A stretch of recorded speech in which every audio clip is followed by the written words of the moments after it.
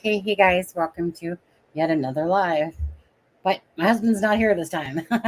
He was on the last live when we were just talking about Sebastian on there. Actually, I'm going to turn off my fan because it bugs me. I hate hearing that noise when it's. You guys can't hear it, but I can hear it, and it bugs me. Anyways, so this case right here, I'm going to start off because when I was looking at the comments from another live, was it the last one? Someone had brought up Carson Hughes, and we cover Indiana, especially with Delphi, a lot. It doesn't matter where a person's from, however, but so someone brought this one to my attention, and these things are killing me. I cannot. It hurts so bad when I'm looking at somebody's face, and when I was looking at the bigger version of his face, I'm just like, he's such a sweet boy. You can tell, you know, nice smile, and so let's bring this one to your attention. Um, and well, I Googled it, right, to get this, but I'll throw it up. Either take a screenshot or I'll throw it up into the community page in a couple of minutes and do that. I put it on Twitter and I sent it out on Twitter. So if you follow on Twitter, please go to the At Criming Shame Twitter and just share it, okay? I don't care if you're not whatever subbed or anything like that. Of course not. That doesn't matter. It's just about sharing it and bringing awareness out there. So this is Carson Hughes, and the Indiana State Police and the Ripley County Sheriff's Office are requesting the public's assistance in locating an 18-year-old male. Carson Hughes was last seen in Versailles State Park in Ripley County, Indiana, during the early afternoon. You don't, by the way, you don't pronounce like the LLES type of thing. It's Versailles. And so anyways, so early afternoon on March 15th, which happens to be my mother in heaven's birthday, which was yesterday. So March 15th, 2024, Carson's truck was found unlocked near the boat ramp with the key still inside the vehicle. Carson's kayak was located on the water.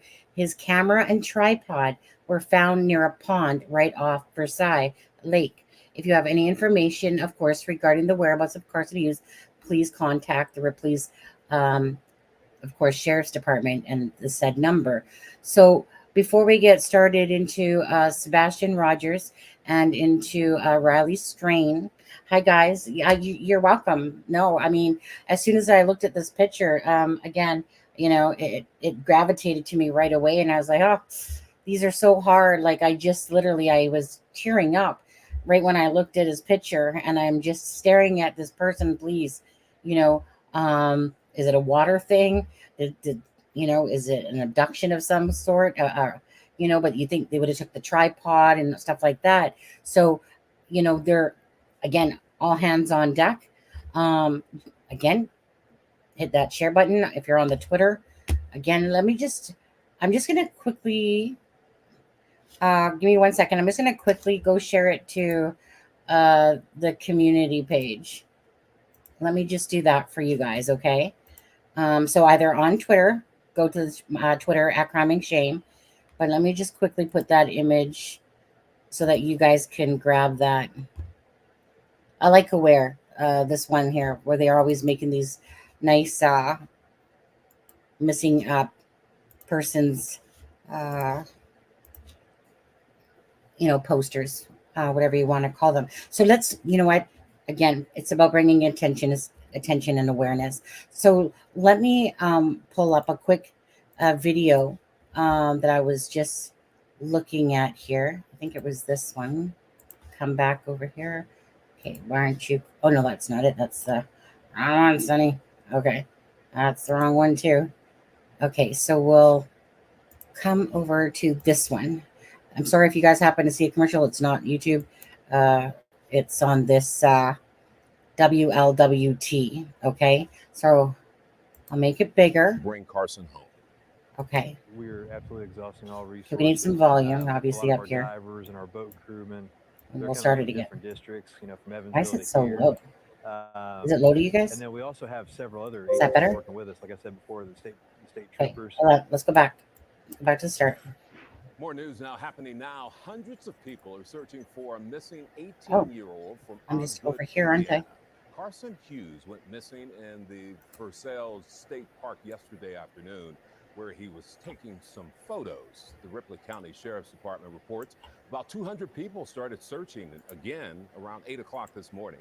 The last man to see Hughes telling us the teenager is a talented wildlife photographer who often works with him. Thank you. When folks from the company Hughes was working for went to check on him, they found his kayak, truck, and camera at the edge of the lake, but no sign of Carson.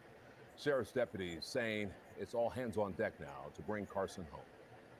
We're absolutely exhausting all resources. A lot of our divers and our boat crewmen, they're coming from different districts, from Evansville to here. And then we also have several other agencies working with us. Like I said before, the state troopers, the Ripley County Sheriff's Department, all the EMA directors. We've even had volunteer crews from Cincinnati come and bring their equipment as well. So it's been a huge turnout to figure out what happened here. And we are told crews will continue searching the area into the night. They say the efforts may continue tomorrow. Well, let's turn our Okay, so again, not exactly sure what has transpired. Like besides that's like the latest update or whatever. So again, prayers for Carson Hughes. And again, if you guys could just again go to the Twitter if you're on it, share it out. Go to the community page, just share it out. If you guys could do that, that would be greatly appreciated. Okay, so let's go to you guys. I just have a bunch of tabs open. I got to figure out where my tab is that I want to watch next. It's not that one. I'll close that one off. It's not that one either. Close that one off. It's not that one. Okay, come on. Where are you? Did I close it off? Did I accidentally close it off? One sec here. Geez, I feel like I did. Oh, darn it. Did I close it off? Oh, no, this is it. Haha. Okay, phew. Right here. Okay, so let's go back to this. So we're going to do Riley Strain now, okay? So if anyone's not following that case, Riley Strain, obviously, he's the 20-year-old that was at the Luke Bryant bar there. And it's been, what? I don't even know. Is it 6 days now? 6 days now that he's been missing? But anyways, so they were staying. Well, I'll show you that stuff in a minute. Let's listen first, and then I'll go back to the mapping. Okay, guys, let's do that. Make this bigger for you guys. Make sure volume's up. Play. Thank you, Mark. A homeless encampment and the Cumberland River remain the focal points of search efforts for a missing Missouri college student, 22-year-old Riley Strain. Good evening and welcome to News 2 at 5. I'm Bob Mueller. And I'm Haley Wilkes. It comes as the owners of the bar where Strain was last seen release new details on what happened that night. The University of Missouri student was kicked out of Luke Bryan's Broadway bar just 1 week ago. Various surveillance videos show him stumbling north. This last time we see him on video near First Avenue and Gay Street. Kendall Ashman talks to a family friend who says they are leaving no stone unturned. Well, this is Friday to Friday, so we're almost a complete full week into this. Chris Dingman is a family friend of the Strains. His son grew up with Riley. While law enforcement and Riley's family search every day in the water, sky, and on the ground, Chris sifts through hundreds, if not thousands, of online messages. In the evenings, I get together with my leads and all the stuff I'm pulling off the internet versus what they've had on the ground, and we put our heads together. So far, these surveillance video clips and a few conversations with the unhoused is the only evidence they have. We have had a very, very good experience with them. We have had a couple more leads that has popped up via them. I actually had a lady that we're working some very good leads with that was actually out in the camps last night about 10 o'clock. Chris has been calling on ride shares to search through dash camera video from Friday night. He's also calling on people that were in this video to reach out if they can recall anything. In today's technology and society, it just blows our mind how in a major city like that somebody can vanish. And we did receive a statement from the group that manages and owns Luke Bryan's bar. They write in part that they handed over all the security camera footage, photos of Riley, transaction records, and staff accounts to law enforcement. Now, their records show Riley was served 1 alcoholic drink and 2 waters.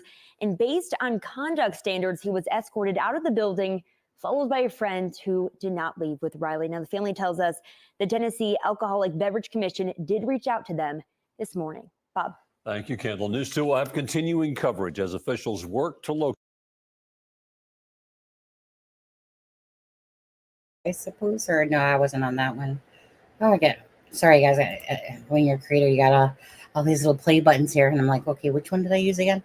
Anyways, okay, so interesting, definitely. Again, there's been a lot of talk about Riley Strain and the homeless, and about the what was it called, Tent City, and there's this lady that I was on, Pascal, that was talking about a homeless guy that was on a bike, and everything pretty much about him was like hands were dirty, face was dirty, but she remembered this shirt that she believes is that shirt.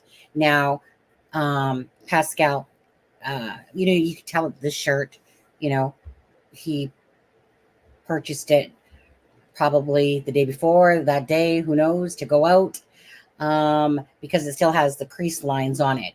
I guess they call it like similar, like a Garth Brooks. The first concert I ever seen was Garth Brooks, actually. I don't do concerts. I hate that many people in one space. No, too many. I like people, but not all those type of people in one space. Forget it. Anyways, I've been to 2 concerts in my entire life, Garth Brooks and AC/DC. And just like hockey games and that, right? I appreciate them from on TV. I'm a social person, but I don't like feeling like I'm an ant amongst all these people, but anyways, so they're calling this a Garth Brooks type of shirt. So maybe it's very common in Nashville that a lot of people might have the shirt, but this is, pristine, like it was just purchased.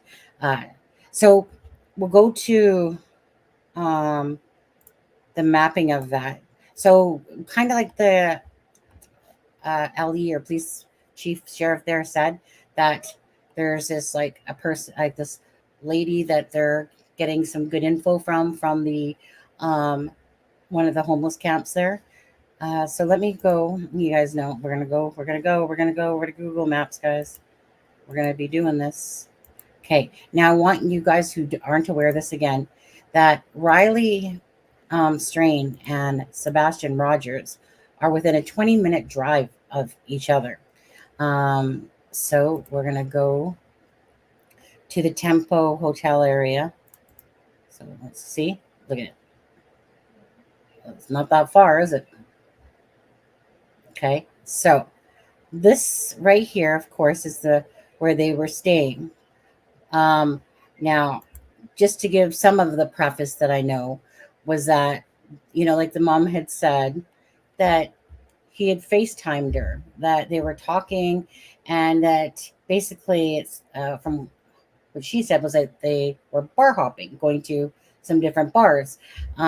So when you hear of 1 drink and 2 waters, well, I mean, that's from, and receipts, that's from Luke's bar. That doesn't mean that was from ones visited before, right? I mean, some people might go, well, he's drugged, that he got drugged, and that's why he's looking at that. I don't know. Don't know about that. All I know is when you are watching him in the videos, he's drunker than a skunk for sure.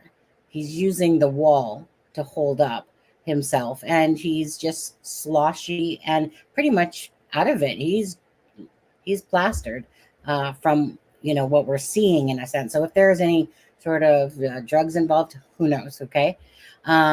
So on here is the pathway that he was taken. So this is where he crosses the street. This is the last sighting of him on camera that they're aware of at this time. And I'll take you down there just to give you the visual again.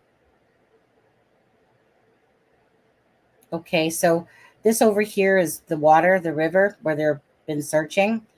And this right here is, if you guys remember, he's crossing the street. There's some other people crossing. He goes this way, then he turns back for a moment, and then he goes back this way. And of course, his phone, basically, this is where, his phone has pinged last. Now, they haven't updated us. They said that they were getting search warrants or whatever for the Apple Watch and his phone. So it's interesting. It's interesting that that sheriff guy is saying that, considering an Apple ID, your Apple Watch or your phone, but especially your Apple Watch, should be providing, information. I feel like it was on Wednesday that they should have had that information back. So I don't know. I mean, like there's these sightings, kind of like I said, what I just showed you. I mean, I can sit there and keep showing you the drunk clips over and over again, but what's the point? It's, he's inebriated. He did a path. The path on here is exactly, it's just going. Okay, so, I mean, this is his path. Tempo to the bar, over and right here. And then First Avenue and Gay Street is where the phone ping last, which takes you down to where, you know what I mean? So did he fall in the water? There's homeless camps here. According to the uncle, there was 2 separate homeless camps the day of the vigil the other day that had said that they had saw Riley. Again, the sheriff is saying that they're getting good information. So they're not like they're giving what a typical update would be, really. Here's some droplets for you. But they're not going to tell us about the Apple Watch and stuff like that at this point, so there's not a lot to go on. Oh, now hold on a second. Let me go back over here. Now, he had said like under the bridge, and you can see it in the some footage of them in the water trying to find Riley. But where did my pathway go? This one? Oh, okay. So this is the old tent city right here.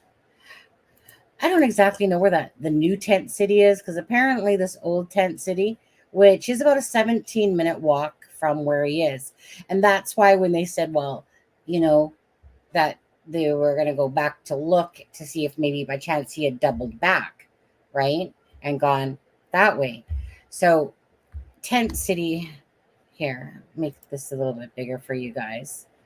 What'd you say, Miranda? I'm scared he fell in the water.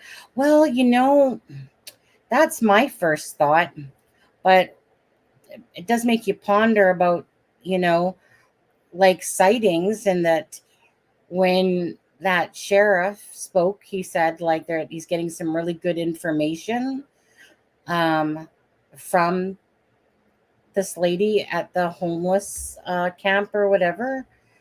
So it does make me ponder, okay, but you just try to think like what possibly reason could prevent Riley Strain from contacting his, family and friends. Like, this isn't one of those things where you go, he ran out, he's trying to hide from life and hide away from people. It's, it's not one of those things that I feel is like the answer there.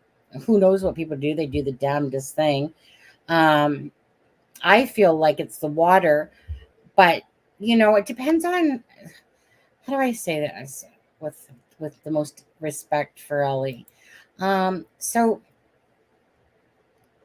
there's people like Adventures with Purpose who, and Chaos Divers and that literally have this amazing equipment that does sides scanning and stuff like that, right? The typical police department doesn't even have remotely, I don't want to say even remotely, but they don't go into the rivers all day long. In a sense, when they're needed, they go do the job that they're entitled to do, which is go search in the water. Their equipment is going to be satisfactory, decent, but it's not going to be that of teams that literally spend their livelihood going into water. That, it's like if you're a gamer, right? You're going to buy typically the best gaming equipment you can, because you all know you guys are going to freak out if you're going to blame everything on lagging and stuff like that. I watch it all the time. Oh, for F's sakes, freaking lag, but typically gamers want the best equipment that they can have so that they can game, because well, first of all, people cheat on those things all day long, but anyways, so it's the same thing here. Adventures with Purpose, Chaos Divers, they have like top quality equipment that sees better, and they're more, I want to say more, I don't want to take away from the police department, but they're more precise in experience of doing it. Because when these people come out typically to do sides, like it could be this, and it could be 2 weeks from now. Maybe they're asked to go in the water again. It could be a month from now. Now, Adventures with Purpose and that they were always on the road, looking for missing people and bodies that were in vehicles. Typically, they wanted to find old cases of loved ones and stuff like that. And if you guys remember the Kylie Rodney case, right? And this is before the whole Jared thing with Adventures with Purpose, by the way. So the whole Kylie Rodney thing is that they all checked Prosser Lake, right? The police department and that, right? And they missed her. They missed her car 14 feet off from shore. They missed her vehicle in Prosser Lake. Adventures with Purpose comes in. Within 10 minutes, pretty much, they found her vehicle. And in your head, you're like, so if a police department says, all clear, couldn't find anything here, right? It's one of those things, EquiSearch. They probably have top gear. I don't know what gear they have, but I'm sure that they have top gear. And, so again, it's only as good as the people using the instruments as well. So again, there's people that go in it and do this all the time. And then there's the police that it's like, okay, come on, you're part of that dive team. You guys get in there, go start searching the water. Do you get what I mean, right? So that's all I'm saying, is that even though they're searching the water, doesn't mean that they're not missed. Now, Audrey Cunningham, you guys remember that recent case, right? And I have Tim Miller, where I see him talking in this interview about how he came across Audrey's, body in the water there. And that's still a video that I want to show. But I'm just saying, they could be searching, and they got a good little area to search in there because, with water and water moving, and who knows where a body might be. Nicola Bully case, a mile from the bench basically is where her body was found. They had drones, they had dogs, they had everything that we're talking about here. And they couldn't find her. A psychic medium saw her body floating in the water about a quarter of a mile beyond, before the mile marker, meaning she ended up about a mile away. But it was when Jason Rothman saw Nicola's body in the water, it was still floating because it had obviously come up, right, from the gases and type of thing, because they couldn't find her for 3 weeks. They didn't even find her still. And we're not talking like, you see how the river is here? The river wire for Nicola Bully was smaller than that. It was like a stream runs through it. And in your head, you're like, how do you miss this person? It's not even that deep in most parts of that river for Nicola bullies. So I'm just saying, people get missed.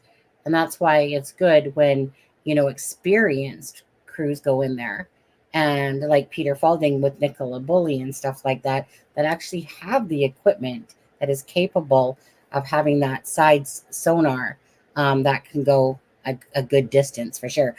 I'm no expert in it, but I know enough to know about the difference between the two levels of experience and the quality. Like I said, just compare it to what a gamer has versus the normal computer user, right? It's that type of level going on. So as for, like I said, Riley, this, I don't know, you guys in chat that, that are watching, you think, like, it just doesn't make sense. You think water, or that you think he's alive still? So basically dead or alive. One or two. Dead, one, alive, two. Put your thoughts in there. And of course, no disrespect to the family, but it's just, again, we're not here to sugarcoat what's going on here. You're hoping for the best outcome.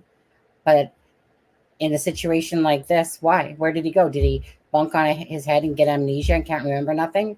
I mean, who knows?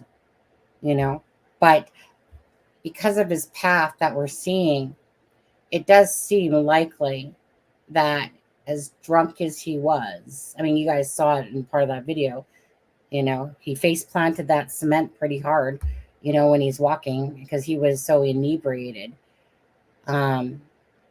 that for him to perhaps look over the side. Let me take you down just to give you a bird's eye view again of, actually, hold on. I need to come back here.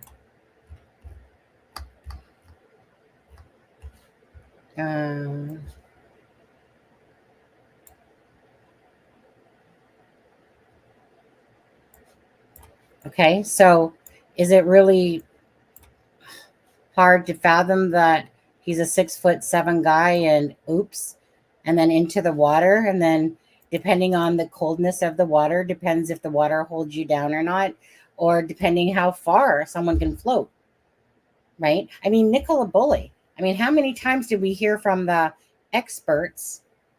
I'm going to use that case because, the experts, which they are, but, it's kind of like a behavioral analyst, body language expert, right?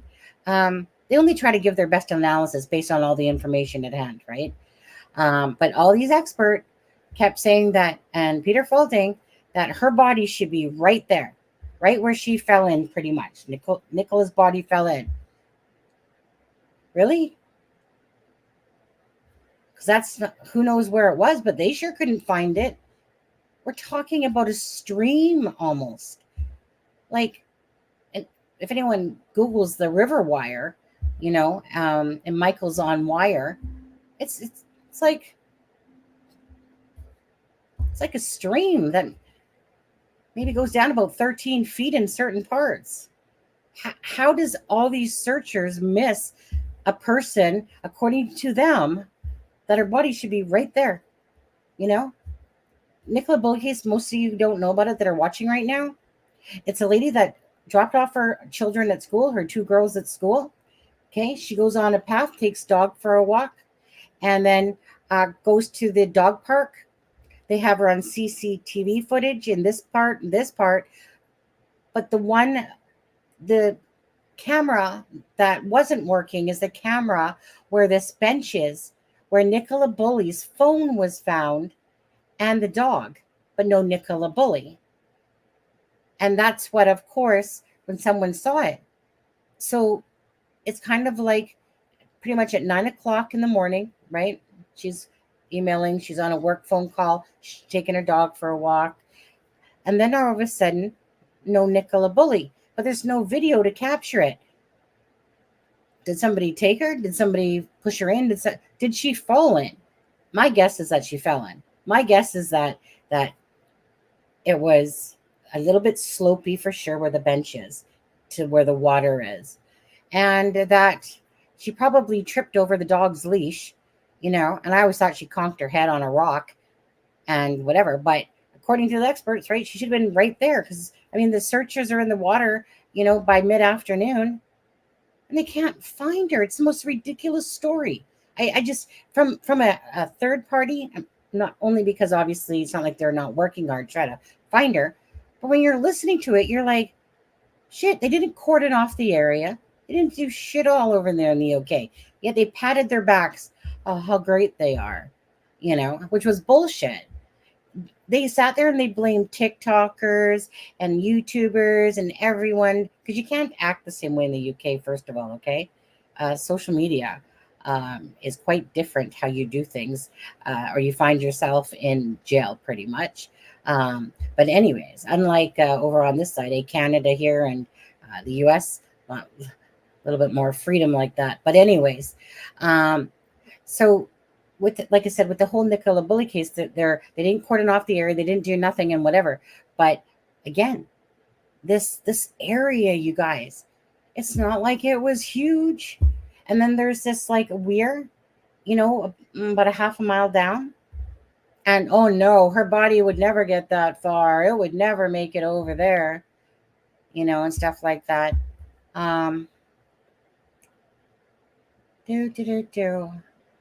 I saw that Tim Miller interview.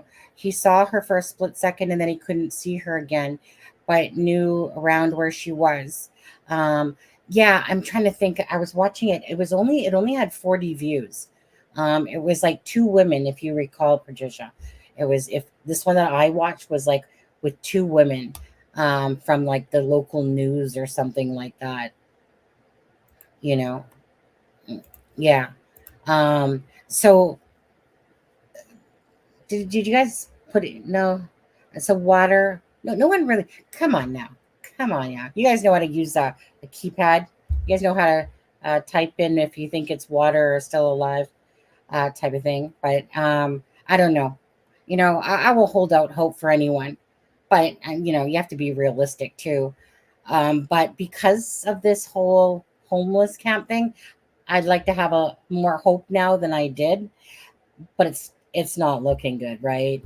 This child is this young boy is not going to be like, yeah, I'm just going to go to the bar and get drunk and, oh, you know what? I'm going to start a new life somewhere, So was he abducted, mugged? I don't know, If he was missing, you'd think he'd be found by now. If somebody, say, mugged him for anything, they'd probably find him on the rocks or somewhere near I don't know. I'm thinking water myself, but, prayers to the family that are going through this horrendous time, sadly. They need to do a better job looking for him in the water. If he's in the water. That's where my gut's taking me, but doesn't mean it's right. It usually is, but not always. I think the dog, took the leash to the bank and play, and she went in and get bent down to pick it up, right? And the dog ran. That's how I saw it too, pretty much. I saw something like that. My thing was, Patricia, this is with Nicola Bully. How did everything go so wrong? Remember the perfect storm? The perfect storm had to have happened. And that's pretty much what happened. That everything that should have happened didn't happen, and they didn't even find her. A psychic medium guy that saw two Pisces fish or something like that had this urge, he said, to go down to the the water, and with a friend, this girl, not that they're girlfriend and boyfriend, but I think that they are a couple. But anyways, they went down, and then they were walking along the path, for Nicola, and then they spotted her body. Now, the conspiracists will think that somebody threw the body in there and stuff like that. I'm not that type of thinker. I'm not really in orbit type thinking. I just try to keep grounded and look at the basic facts. Not that weird shit doesn't happen like the Vallow case, because that shit's crazy. That whole Lori Vallow case, that people actually have that mindset about, oh my God, turning into a zombie. Oh my God, you gotta say, yeah, vampire, crazy. And it's just so disgusting to think that, like Lori Vallow, weirdo, and that Chad, whatever, Daybell, more like Dingbell, would sit there and even contrive to like, so what goes through people's brain? Yeah, you know what? She's turning into a zombie, yeah, better take her life. Better, like, do all these nasty things in a fire pit and all that stuff. It's like watching a Twilight Zone. Really, some of those cases, right? Like those ones are to the extreme, like a Lori Daybell one. Most of them are like got a girlfriend, stuff like that. The police wouldn't listen to the experts and would not let them get on with their job. Police, yeah, they didn't listen to really anybody, did they? Okay, so I don't like. There's not much to say about Riley Strain. Again, if you haven't watched the Pascal show, he has that lady on there. I think I hopefully said Pascal last time I said it. But anyways, Sabrina, you can go listen to that story. But really, again, it's really about bringing awareness to the case and making sure that it's staying in the spotlight, and that the more people see it, the more people become aware. It's no different than this live right now, right? The more you share it, the more it brings awareness to these missing people, to the channel. Absolutely. But for the purpose of this channel is about bringing awareness, a voice for the voiceless, and covering stories and covering the missing, right? So again, this isn't like some self-motivated thing I'm asking of you. It's just the cases. The more people see it, the more answers that can hopefully happen. Like, especially in Riley's case here, guys. There's all those people that were, 1 second here. No, I didn't pick my nose. It's itchy. Okay. Let's just go back to this for a second. Okay,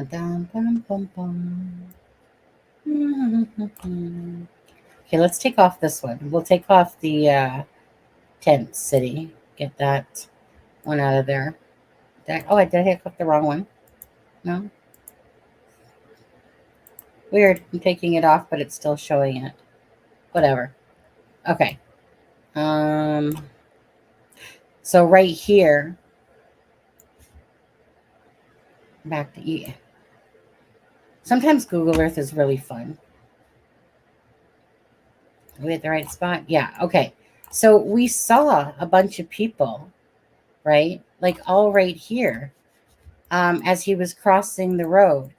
So less my lines, right? That's my pathway. Is that you want to bring awareness to those people that might not even pay attention to the news or true crime and have no inkling about it.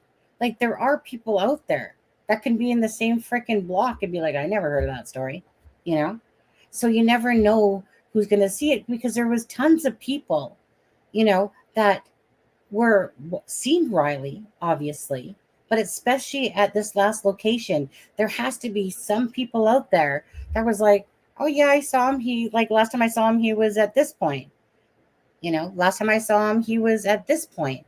That's why it's important, because those people, if they have answers and they have some knowledge, even if it doesn't, solve the case, maybe they can at least give a pinpoint of where they saw him once that last ping happened. Did they see somebody around him on a bike that was homeless that had a new shirt on? Did they not? Who knows? Who knows? I think the police have very difficult jobs, and for the most part, they try their best. And yeah, absolutely. There's some corrupt police and everything like that. And there's lazy ass ones that, type of thing. And I've heard that literally from police officers themselves. Okay. We had Dr. Ken Lang on our show, and he wrote a book, and he was in that book. He talks about, here we need to get these ones all filed today. Oh, yeah, done. Done. So it's not like that stuff doesn't exist, but does the good always outweigh the evil? Absolutely. There's more people that are willing to help out than those shady asses out there in life that are corrupt or whatever, or not doing their jobs. There's always those people that will step up, regardless if you're a police officer and just a everyday human being walking the planet, that will provide food to the search and rescue, that will offer donations and money, right? Um, when when people when something happens, people always will be there to help out, to plan search parties, all the different organizations. Say, the one thing people have a hard time with, and I can see this happening in the Sebastian Rogers case, is that Seth Rogers, you can hear the pain when he's speaking. The world is supporting him. Oh my God, to Seth and whatever, right? Because they feel his pain and they can feel that it's genuine. But because people are looking to the mom, but especially the stepdad, you're not feeling that same, oh, they're there, it's okay.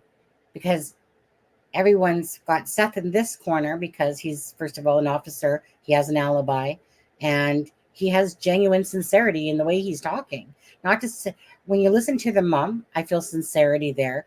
But then a lot of people are side-eyeing, Chris Proudfoot there. And I get why they're side-eyeing him. Of course, he's usually the person to go to. First, he's the stepdad. You know what? So in saying that, I'm going to move on from Riley Strain, because there's nothing I can tell you more besides bring darkness to light, bring awareness to cases, just like at the start of the show there. Oh my goodness, I can't even remember that person's name. Something Hughes. I should know better. Sorry, guys. Carson, that was it. I was like, Gray Hughes? Carson. So Carson there, like I said, only found out about that just right before the live. And just bring awareness to the case, and hopefully he can be found. And if not, just be thankful that you're a good person and kind person that just hit that share button and said, why not? Why not? Okay, so let's take this off the screen. My husband's still at the workshop, by the way, building his windmill. My husband, he's like a jack of trades type of person, but he has it in his head that he's building a windmill. Anyway, it looks good. A wood windmill. Okay. So earlier on the live today, okay, we talked about Sebastian Rogers, and we talked about that flashlight video, and there's some very interesting. So let's go back. Let's take Google Earth, and let's go back over to, before we move on from here, you guys. So prayers to Riley Strain's family and friends. And honestly, from the bottom of my heart, please, dude, be alive somewhere. But regardless, prayers to the family, because any human out there, that cares, honestly, as if you have children yourself, you understand what kind of pain that they must be going through. It's one thing for you get a phone call. It's bad enough that you're told that your child was in a car accident or something. But when you're literally told that he's nowhere to be found, and hands up, like Sebastian's case and Riley, it's the most heartbreaking experience to me ever that somebody can feel when it comes to the murdered and the missing. Okay, so let's go to back to Sebastian's. Again, see, look at that. Take you guys on a ride. This is free of charge, by the way. You're welcome. I wish, to be honest with you, I wish teleportation existed, and I wish magic carpet rides existed, to be honest. On RuneScape, they do, I tell you that much. You got Mr. Little Aladdin guy floating on, you literally see yourself floating on the magic carpet as you travel from Elkahird to the different, within Elkahird anyway. And if you don't know what RuneScape is, it's like World of Warcraft, okay? It was way before World of Warcraft, though. Anyway, so let's go back. I want to talk to you about a couple things really about this, okay? Now, I do have a friend, CD, who is too busy for me today with his kids, as always. Haven't seen him in a while. He's a police officer, retired police officer. He's like one of those guys that just tells it like it is, just straight to the point. But sadly, he couldn't join me tonight because he's always about definitely family first, and he's telling me about the sleepover that I think two other boys come over and having a sleepover. And then I asked Ivy, I was like, okay, Charmaine's out on a date. Well, I didn't ask Aspen because I just assumed that if he wants to come on the live, he'll just pop on anyway. And then I asked Ivy because Ivy's always got very good thoughts and brain cells. Anyways, I was like, okay, fine, I'll just do it by myself. I don't care. I don't need anybody. I love my husband. He's cracked on with a little bit of attitude over the last few months.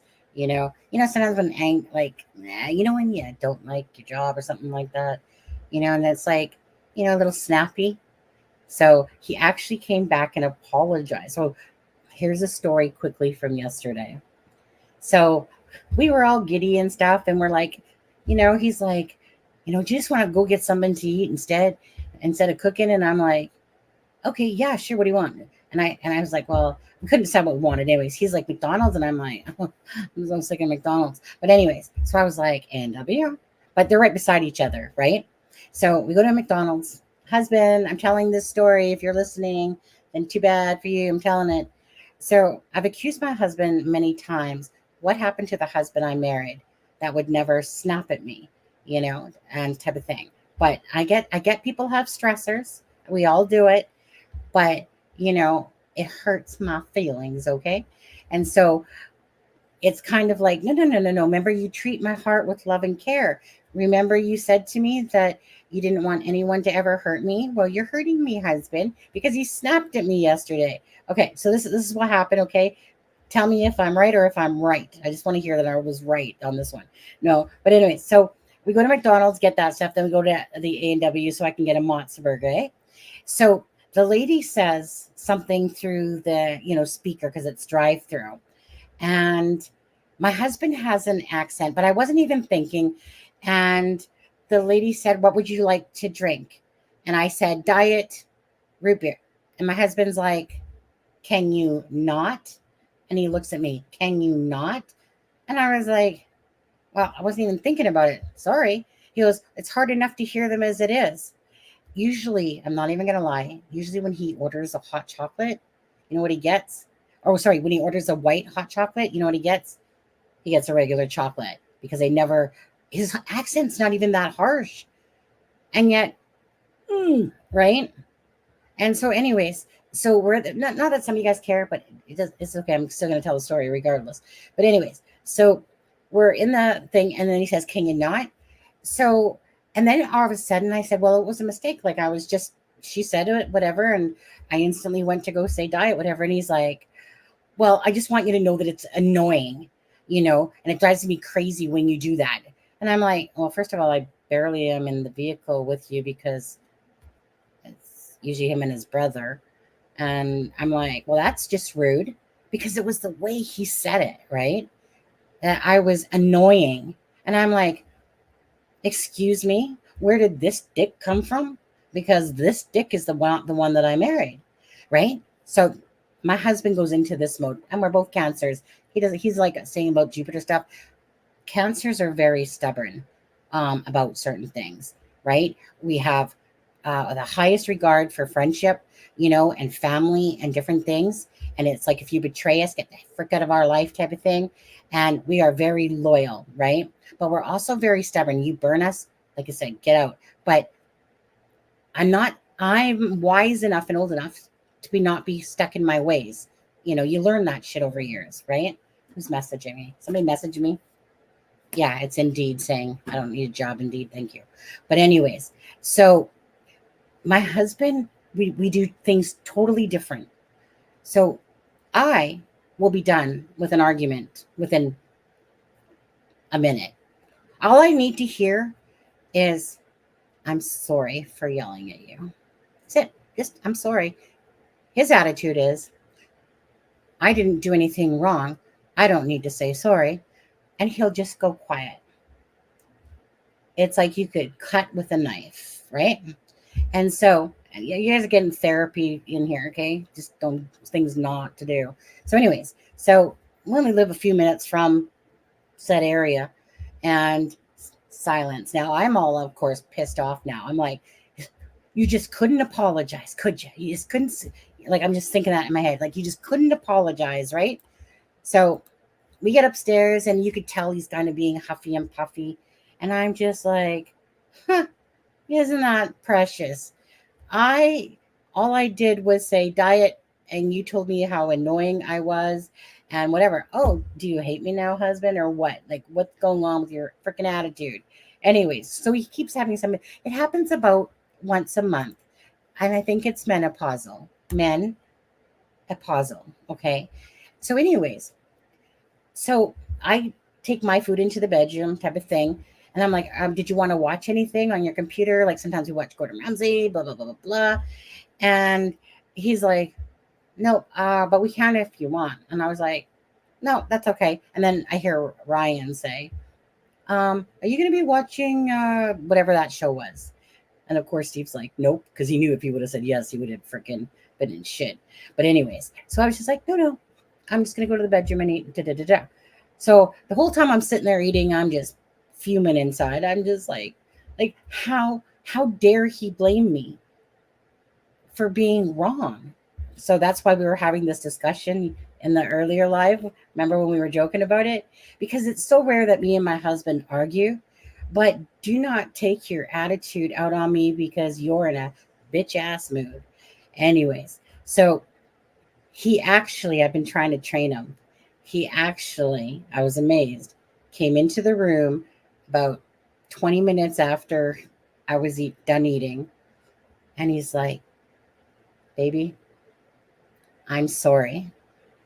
And I'm like, baby, that must have been really hard just to come in the room to say you're sorry, isn't it? Thank you. And I'm so proud of you. Because with my husband, you are always wrong every single time. And it's like someone flipping a switch back on you. Now, I realize apparently that a lot of men do this shit. But anyways, it was like flipping a switch.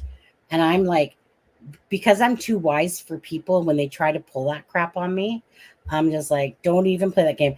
But he looks like he's serious. Like he's serious. Like at what part of that? I never gave you attitude. I was just saying that you were annoying. I didn't say it. No. How you said it was, well, it gets to be effing annoying after a while. That's how you said it. Do you not remember that? So you wish you could record it and put it back in their face. And then they sit there and they deny it. No, I just said that it was annoying.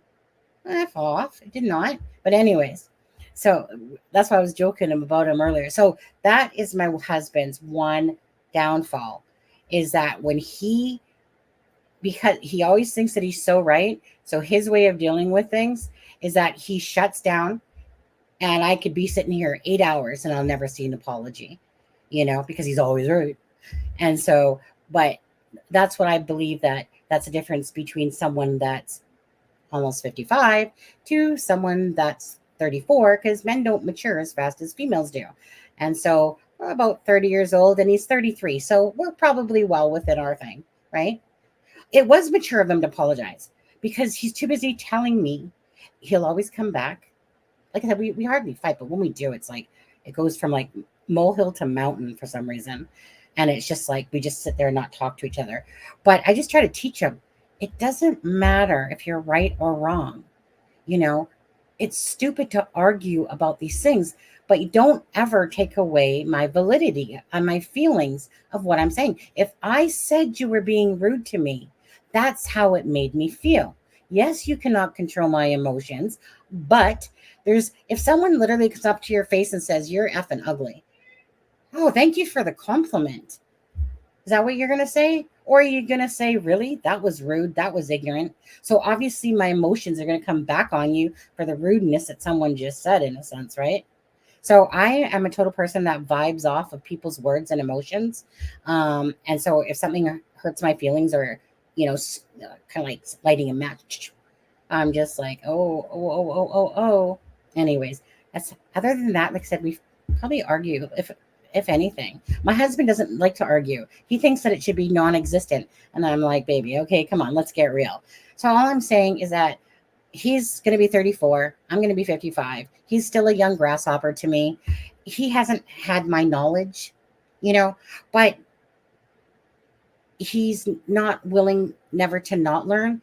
And I'm trying to teach him not to take his bad day out on me, because I ain't your fucking punching bag to anybody. I've been punched around, beaten around in my previous relationships, and I ain't anybody's punching bag. So I said to him, don't ever talk to me like that again. And he said, okay. And I'm like, okay, but you said that last time too.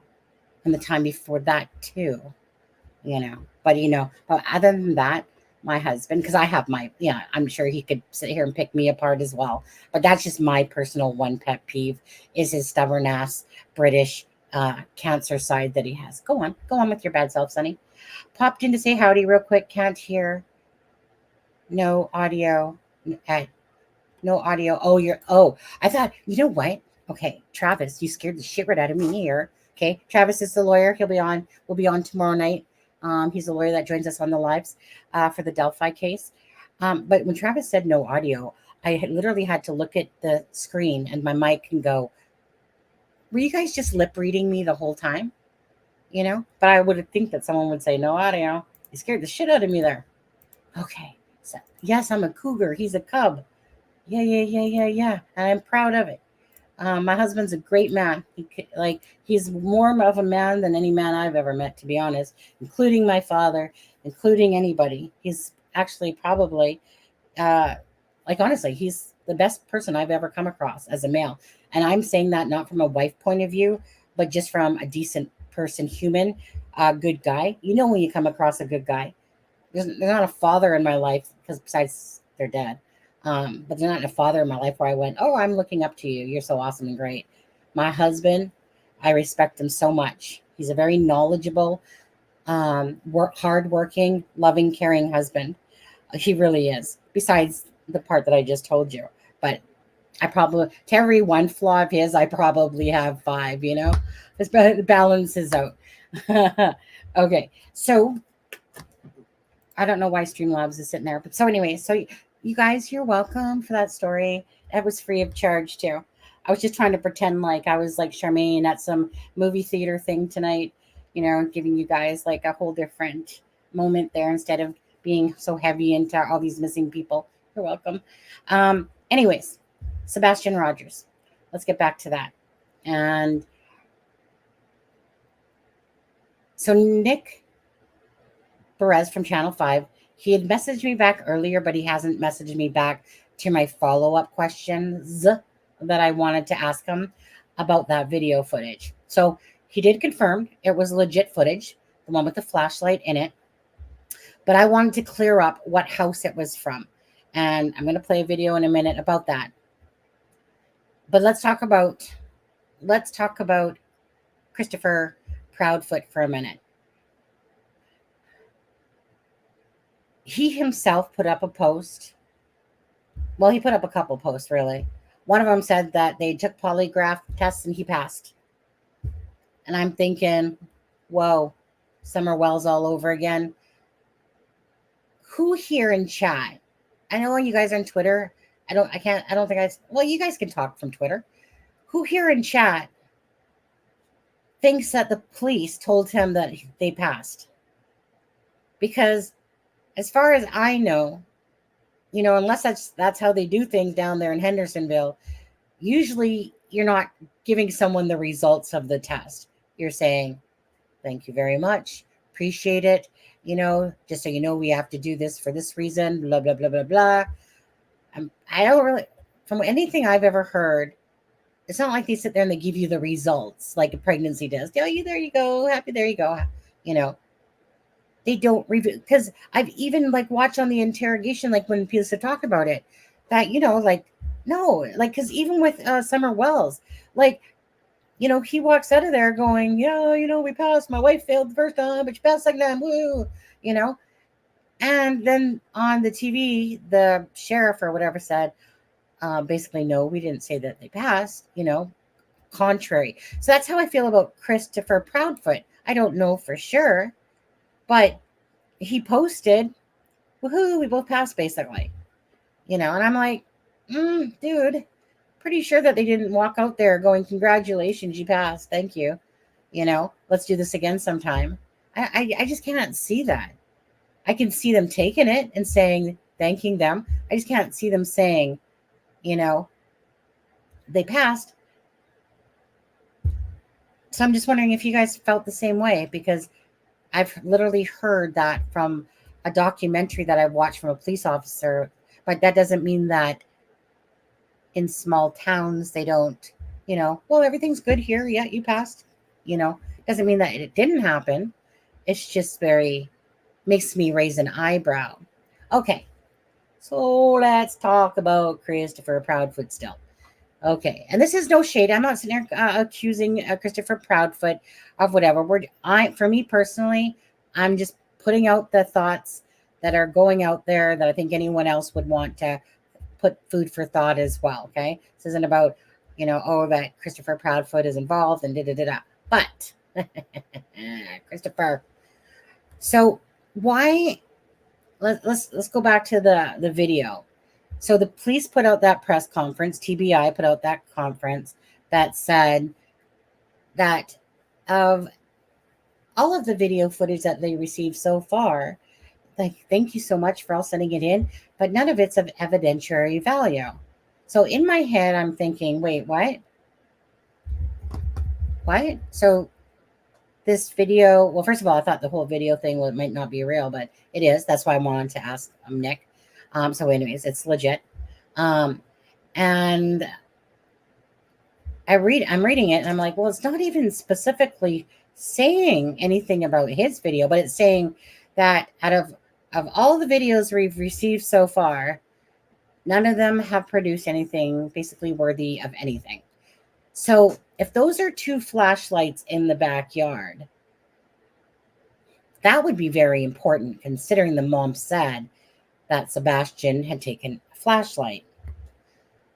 So why would that video not be of any evidentiary value if that video 100% say came off of a home that was showing the backyard or ground, whatever area, common area of the back of the home at 3:10 in the morning on Monday? Why would that not be of any evidentiary value? Right? Why wouldn't it be? You'd think for sure, oh my goodness, this proves that he, no matter what, that we can't see people behind it. But obviously at 3:10 a.m. and it's between 12 o'clock and 6 a.m. that he somehow just vanished. How would that be not of any evidentiary value? Where did the press get the video? I don't know. Nick Perez said he got the video. He just said that he got the footage. So maybe he was talking to an owner. Maybe somebody that had that footage from the owner gave it to him. Maybe they contacted him and type of thing. So maybe they contacted Channel 5 News, and he was like freaking Tonto on a horse, like, let's go get the video. I don't know, to be honest with you. So I was kind of waiting for him to kind of answer me back on the exact house, because I can see where people are getting mixed up here of what his words were. But let's talk about Christopher Proudfoot stuff, because I am not done with you, Christopher. Okay.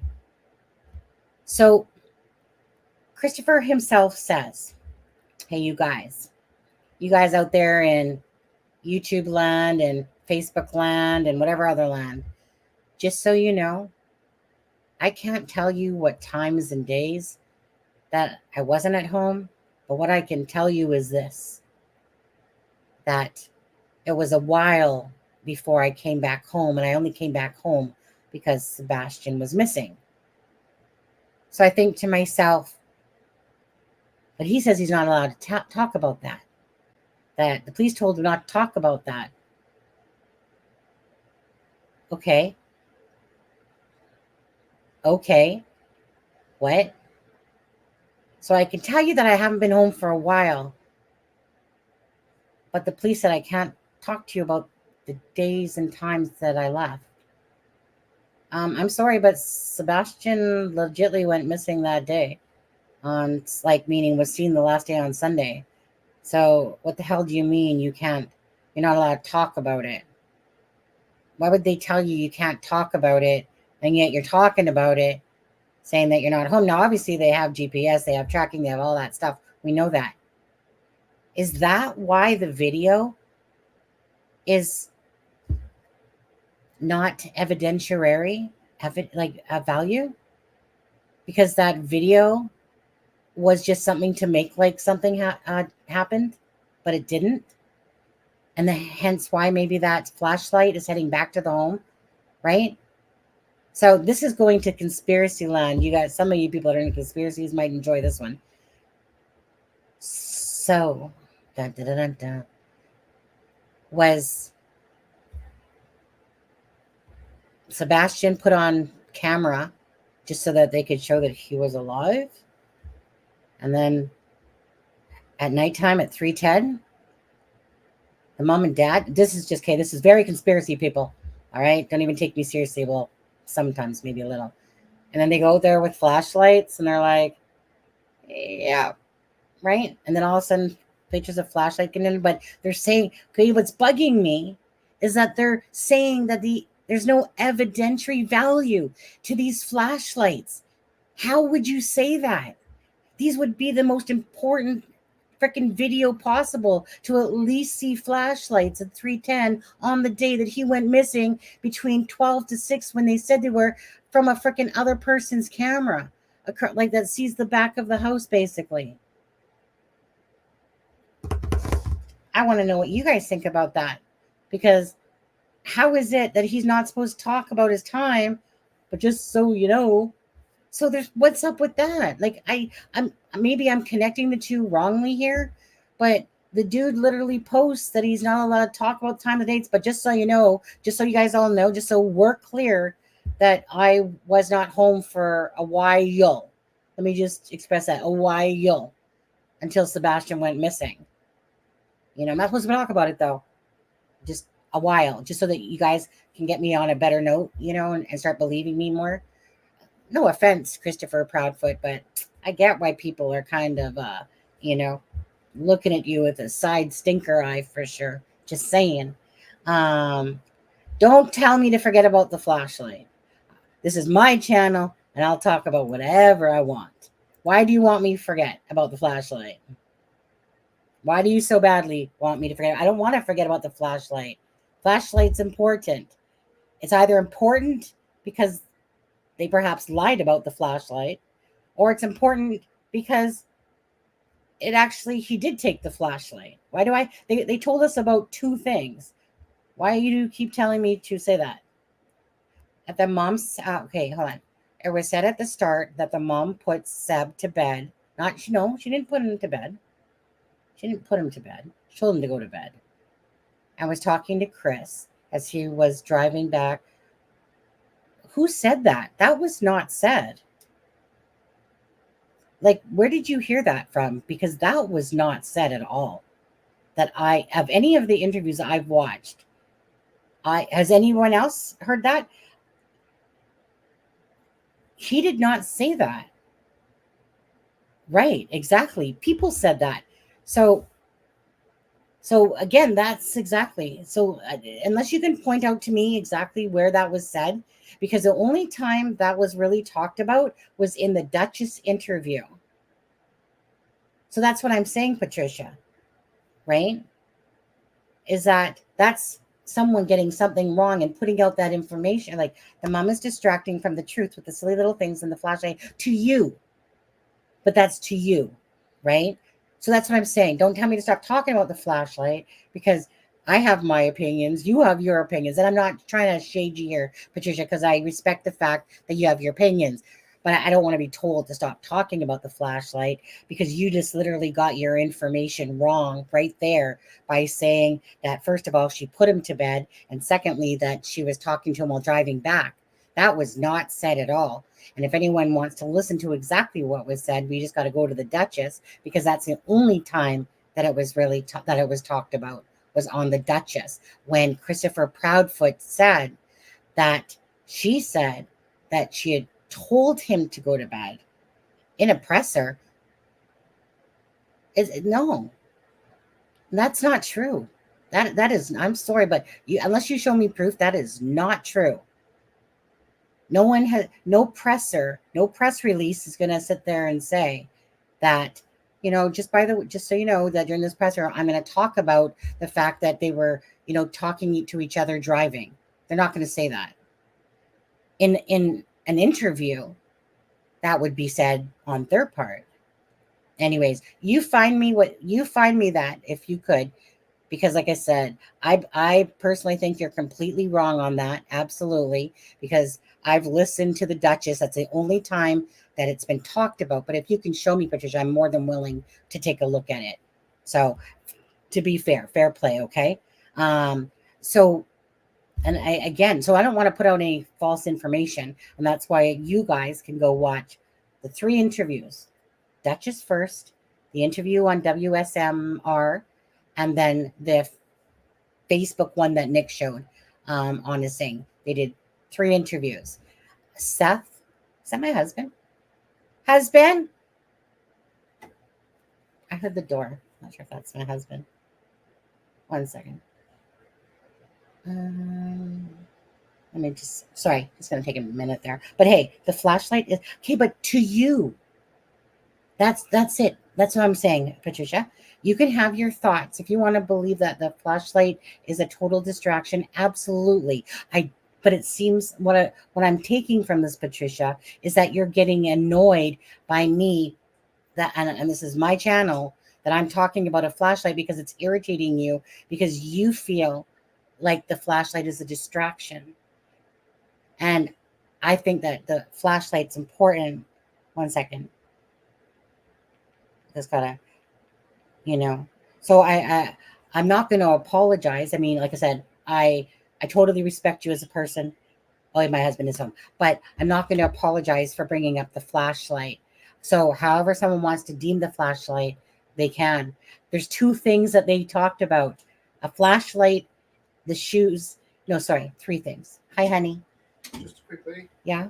I grabbed the Pizza Hut. Did you want it now, or just grab it after the stream? Do you have me a drink? You can have kind of Pepsi here. Okay. Can you? Oh, okay, perfect. No, I'll have some later, honey. Thank you. Okay. Love you. Okay. Hold on. You guys ready for it? You guys remember that? I want a Coke. I want a Shasta. Hold on. Oh yeah, you guys hear that? Her ears. But so it's one of those things. Like I said, the flashlight. Whether you're tired of hearing about, we heard about 3 things: flashlight, no shoes, front door locked. The rest of it would, so besides what Seth said and the interviews, like, that's all we know about that. So of course I'm going to talk about it. It will be huge.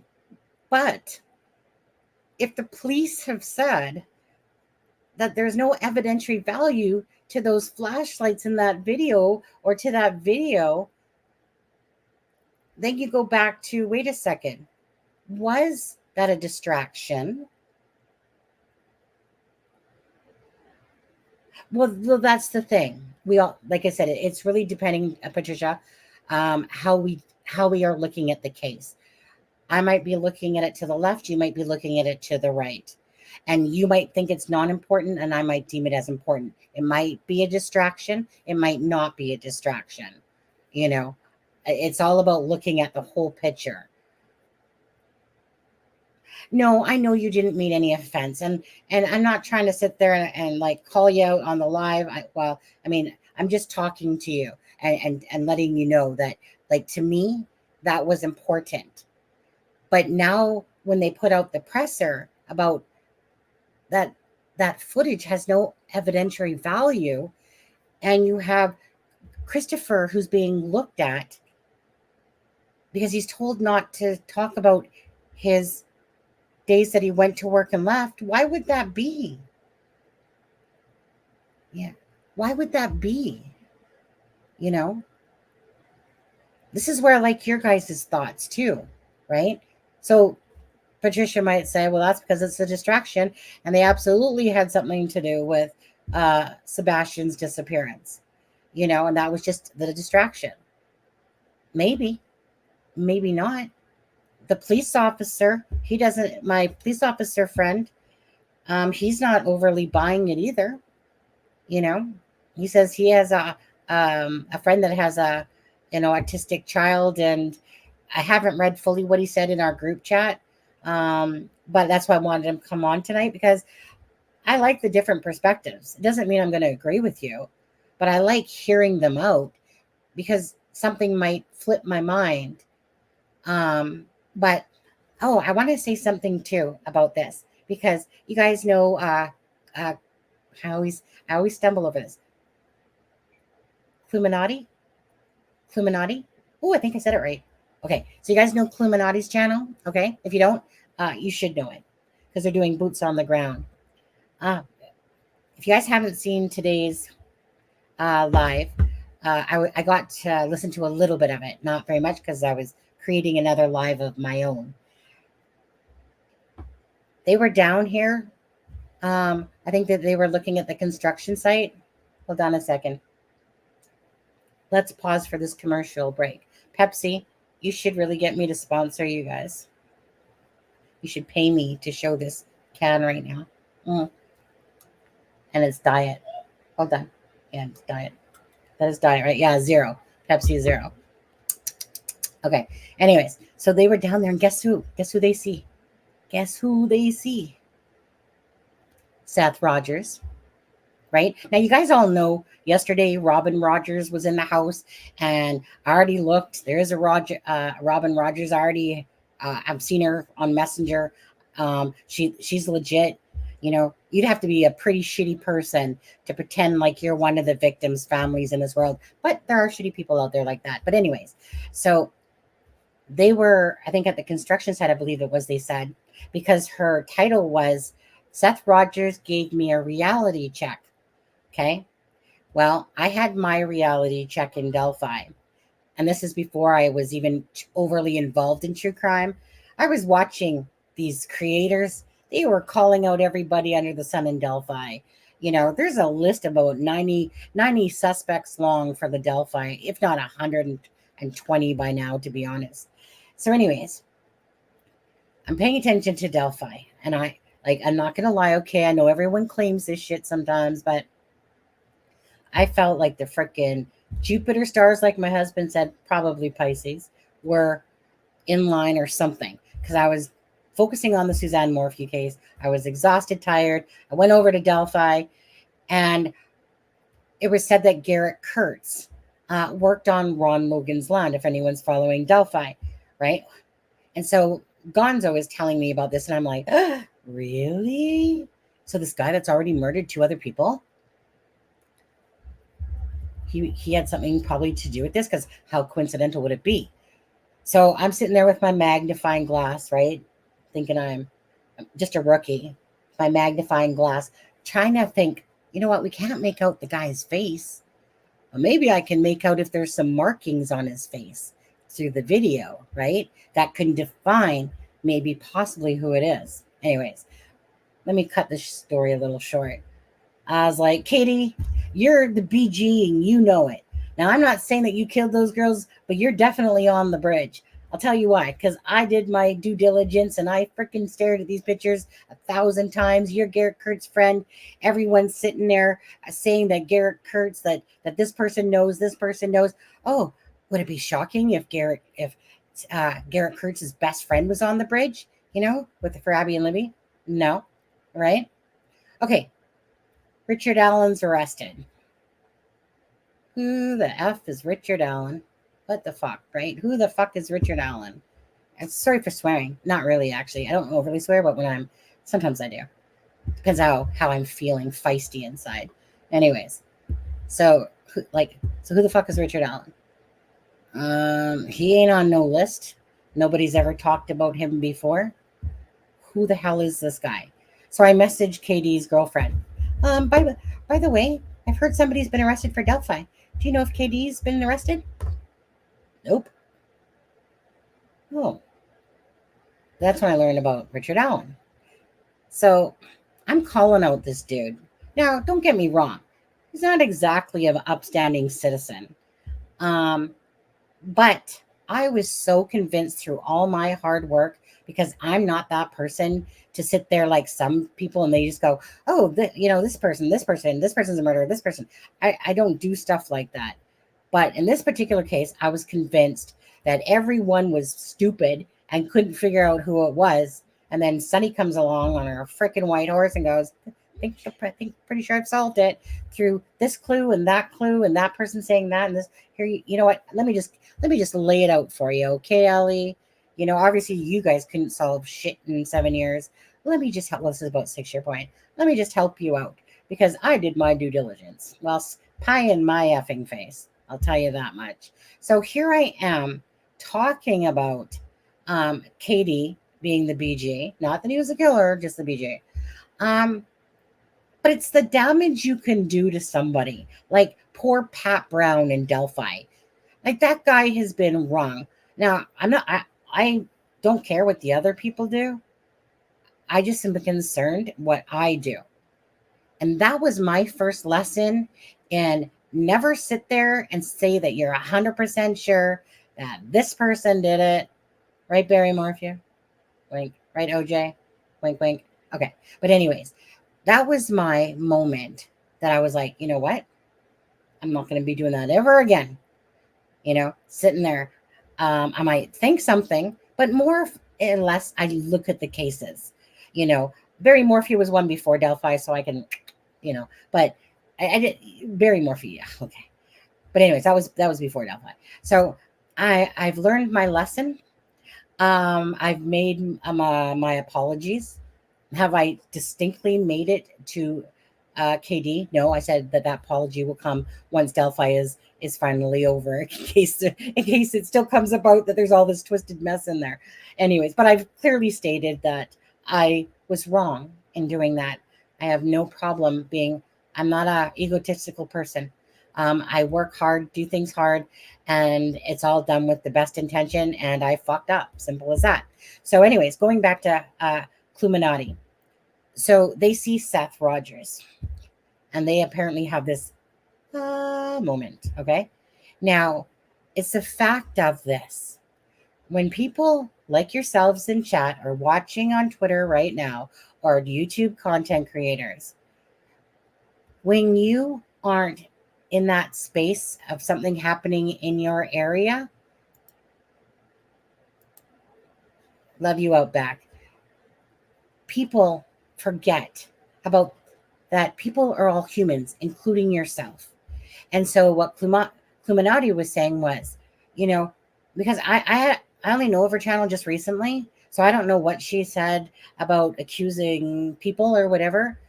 But, this can really impact people's lives by people accusing without even having any facts. I am not willing to say that Christopher Proudfoot had any involvement in this.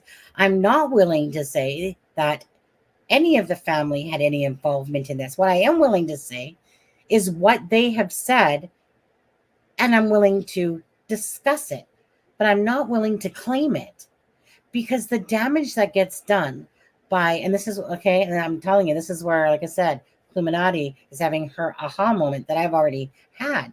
The damage that you can do to somebody online, and people have no care whatsoever. They type away, they become keyboard warriors, they say whatever they want, and you know damn well if someone did it to you, how you would feel. If the whole social media basically shamed you, made you look like you were a killer, all that stuff, right?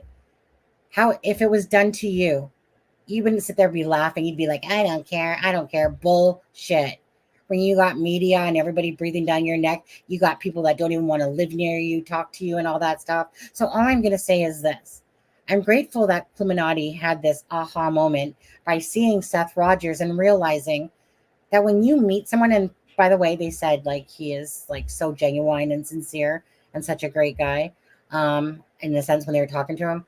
But when you actually physically meet people, like people can call me names all they want. I know for a fact that if you ever met me in person and we hung out, I'd be one of your funnest friends ever, because I'm just chilling, laid back.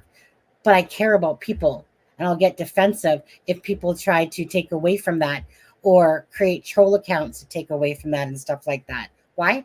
Because I'm not this person that just rolls over and you're like, oh, you know what? Just abuse me. Go ahead with that. It makes me laugh that people take it to that level, but it's also disgusting by the same token. So all I'm going to say about that is, it's one thing to talk about, perhaps, like this is what makes it look sus.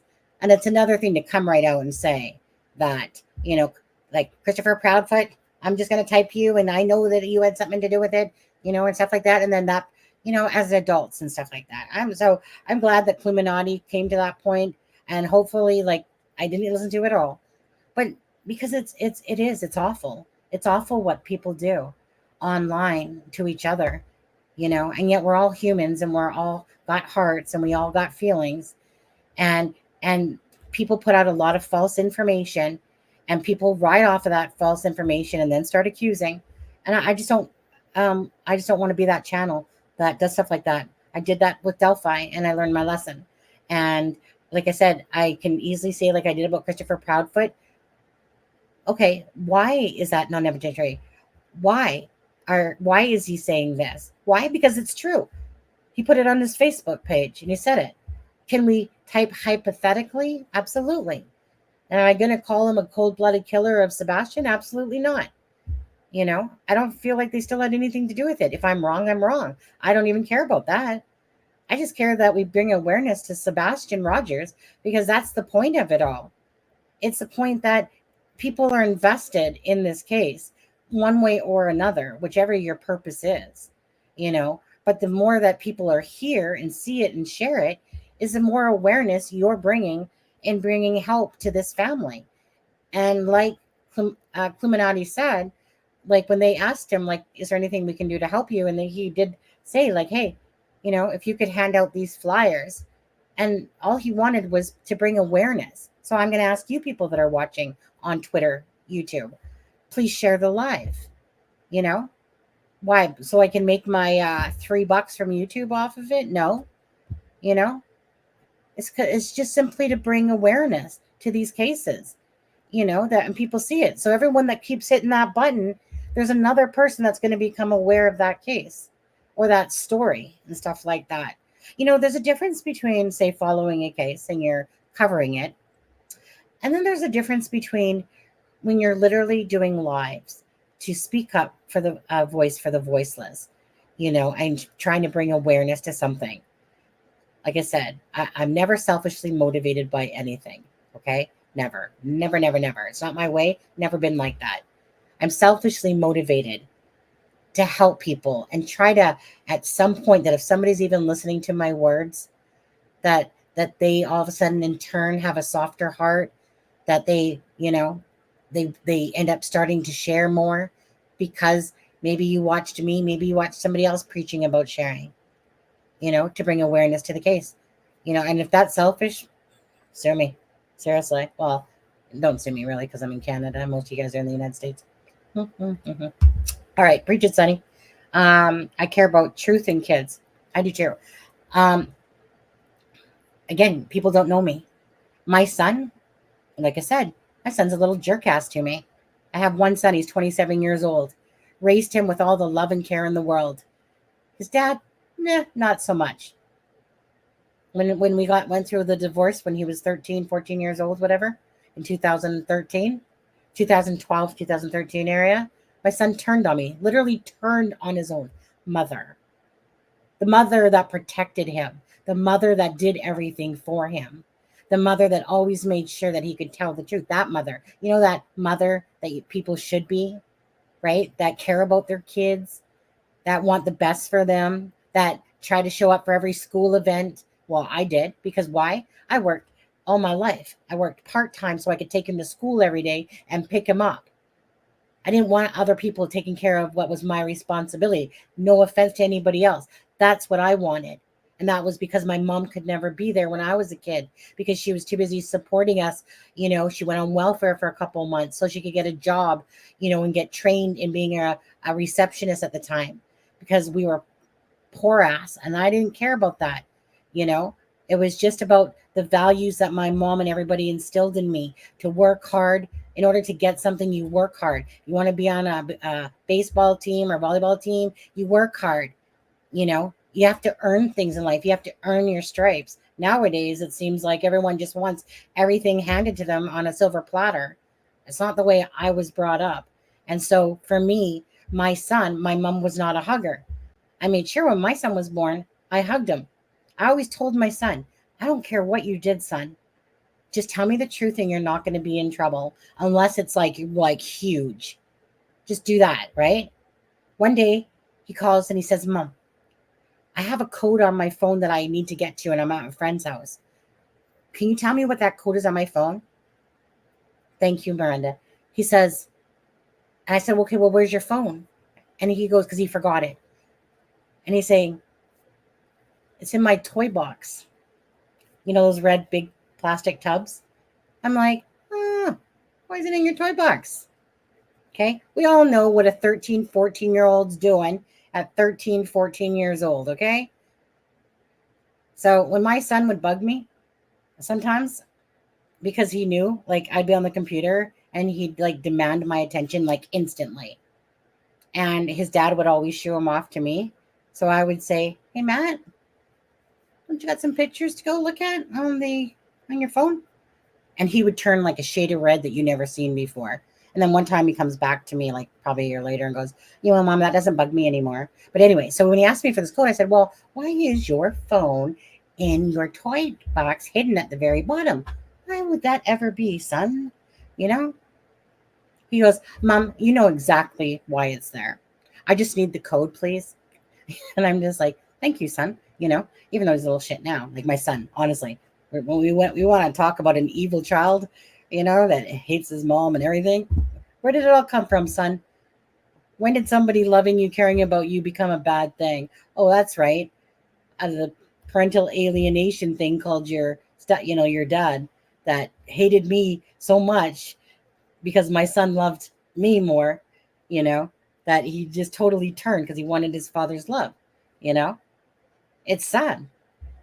Kids mean the world to me, including my shitty son. But kids, they mean the world to me. So when I see these posters, sorry guys, now I'm tearing up. Okay, that's because I'm thinking about the shit. When you see these beautiful faces of these people that are missing, but kids especially,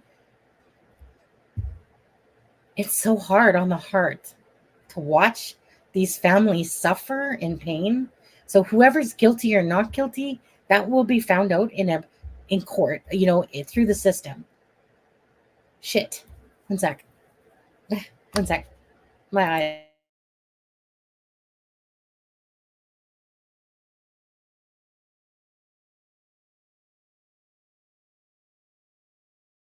All right. Let's try that again. Okay. Sorry. I get very emotional when it comes to children because they are freaking gifts. That's what they are. They're gifts. You got Harmony Montgomery freaking killed. Body probably dismembered. You got Audrey Cunningham killed, by some friend of the family. You have Madeline Soto killed by the piece of shit boyfriend, allegedly at the moment. To see that these faces, Abby and Libby, killed. Why? 13, 14, why?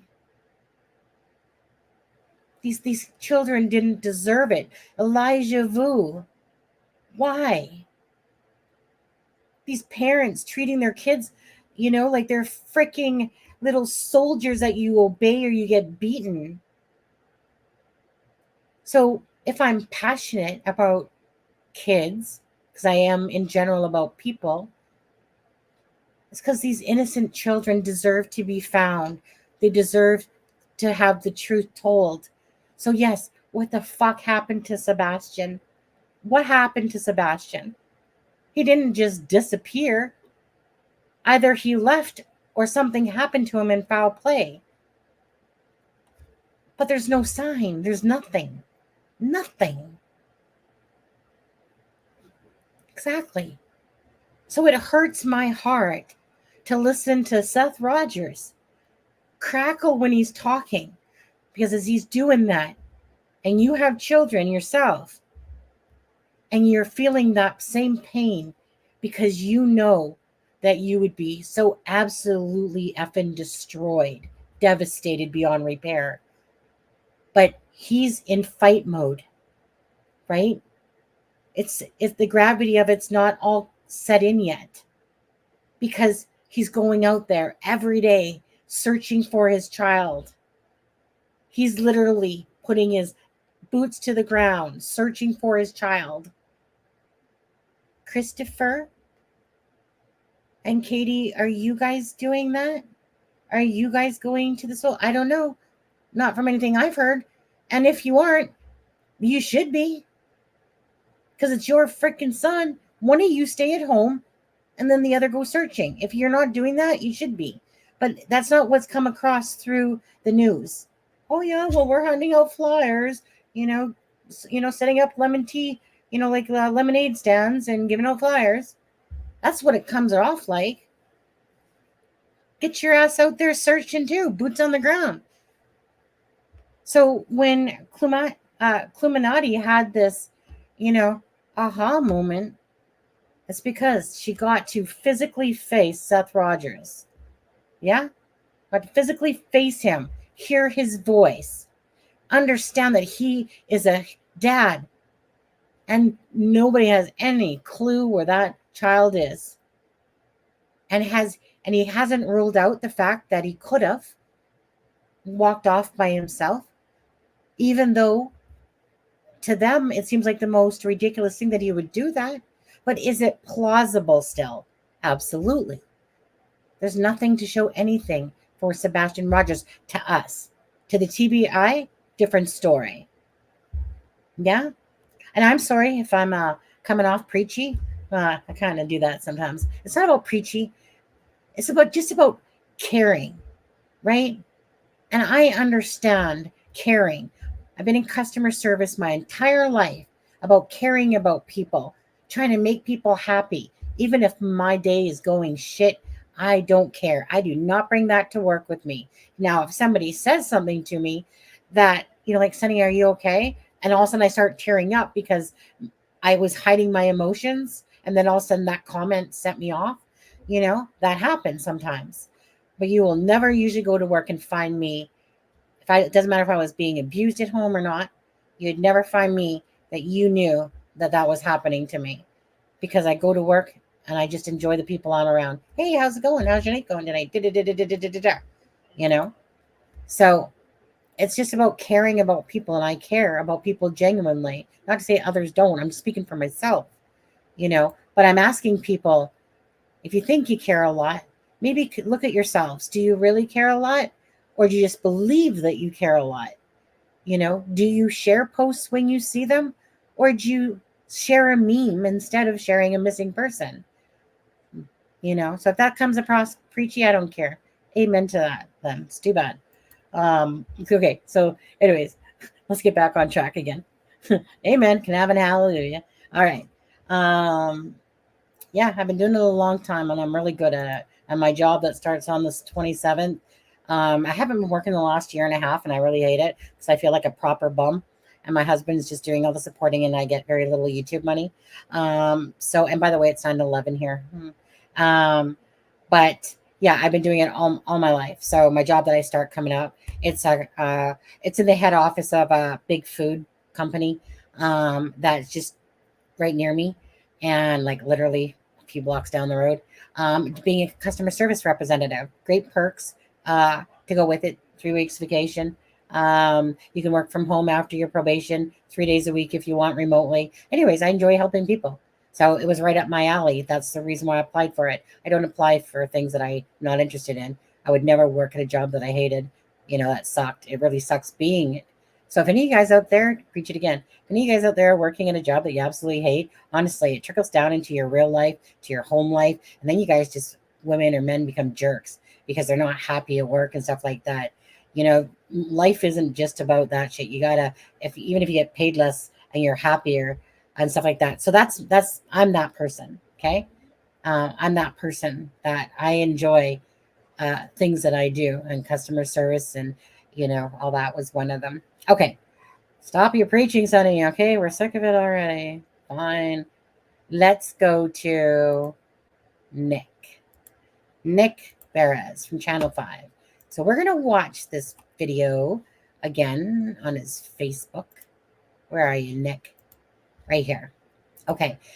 And I'm going to make it bigger. And you're going to, okay, this is what I want you to, because this is a video that he has out. The quality of this that he put out is shitty. He, like Channel 5 one that has it, he did better. Either way, I'm just going to play this one because it's in front of me anywhere. Thank you guys. Yeah. Thank you, Jenny. Okay. Do we know where the parents are right now? No, I don't know if he's in Memphis working because somebody got to pay the bill still. I don't know. I'm sure if they are watching him, like they're tracking his ass regardless where he is, but he's not under arrest. If you're talking about Christopher Proudfoot. As for the mom, I would assume at home. And they got obviously somebody visiting them in a fifth wheel. That's perhaps there to support and help with searches. Who knows? Okay, so in this video, Nick is going to talk about the cameras. And this is where I am confused because the way I interpreted it was that the camera was coming from a home that was overlooking Sebastian's property. Then in a live today, Doodle said, oh, no, it's the common ground camera that he's referring to. And it's from 1001 Stafford. And I'm like, wait, what? Oh, did I have it wrong? But when you watch what he says here, I can understand why people took it two different ways and where this camera angle is coming from. So I'm not going to say where I believe that camera angle is coming from because I'm going to ask you guys that, and then I'll tell you what my thoughts are as well. So let me take myself off screen. And it doesn't matter about the flashlights. I want you guys to look for. Well, I'll stop it, to be honest, when he gets to that part. Okay. Hold on. Around 3:10 a.m. Now, there are no street lights in the Stafford Court neighborhood, so it is at night, pitch black. What you will see here are these 2 points of light believed to be people with flashlights in the area around Sebastian Rogers' Hendersonville home. It is believed Sebastian left his home barefoot and with a flashlight sometime overnight. Since his disappearance, authorities have reviewed security video from homes in the neighborhood looking for clues. We have had several clips that have come in. And this one is getting the most attention, showing signs of activity around Sebastian's home the night he disappeared. You see 2 light sources, which we've circled to help you follow. For point of reference, the security camera was pointed. Okay, so listen to this. Listen to what he says and look at the picture. Toward the back of Sebastian's home in a common area. Here. Circled to help you follow. Play that For again. point of reference, the security camera was pointed toward the back of Sebastian's home in a common area. In the video, you see subject 1 with a light source in the lower right. Okay, so let's go back to this picture. Okay. It's about Video you see. Hold on. Let me go back to that picture. So it's a really shitty picture anyway. So I'm going to show you a better view of that. So actually, I don't want this. I don't need this on the screen anymore for that. So I'm going to stop screen there. And we're going to go back to Google Earth.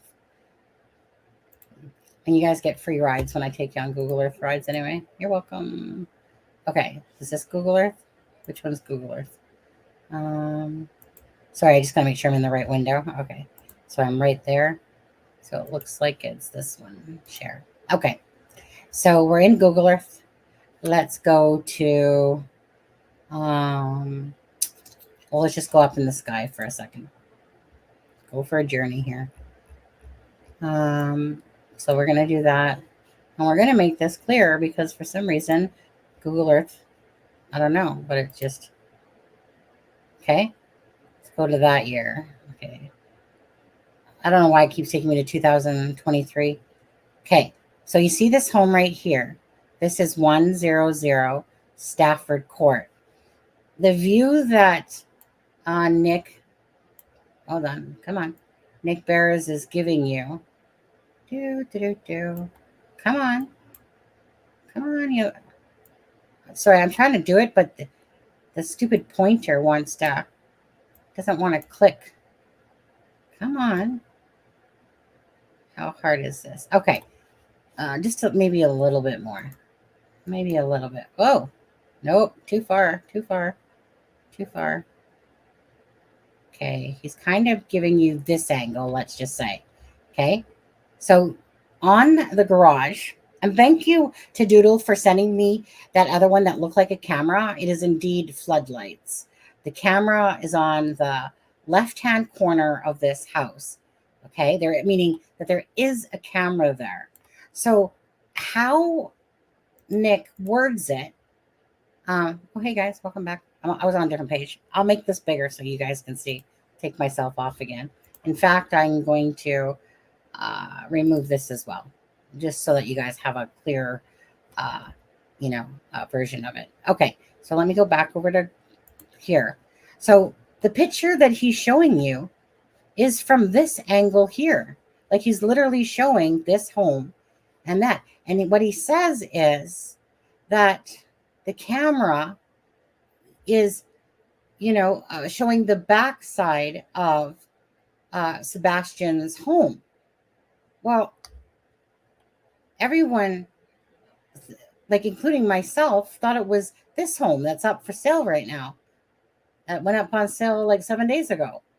On the white garage, perhaps, that was looking at this, and everyone was deeming that perhaps the floodlights here and that they was here, that it was off one of these two homes. But the angle that he's showing in that picture, if I was showing you guys a picture, I ain't going to be showing you this angle. I'm going to show you right in front of Kellen Lane here and to the house. And I'm going to give you that view if I'm going to show you camera footage, because that's a camera footage I'd be showing you.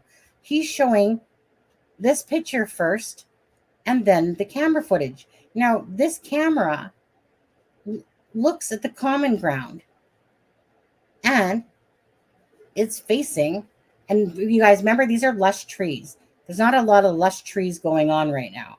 Okay, there's some, but a lot of them are just like sticks still. They haven't flourished yet. So to me, I think this is where people are getting confused. And that's why I reached back out to Nick and said, look, can you tell me if that camera that you're showing is from 1001 or if it's from 1015 on Kellen Lane, or is it from Stratford? And because he's showing this angle, I would, on my best guess, say that it was actually from the 1001 home.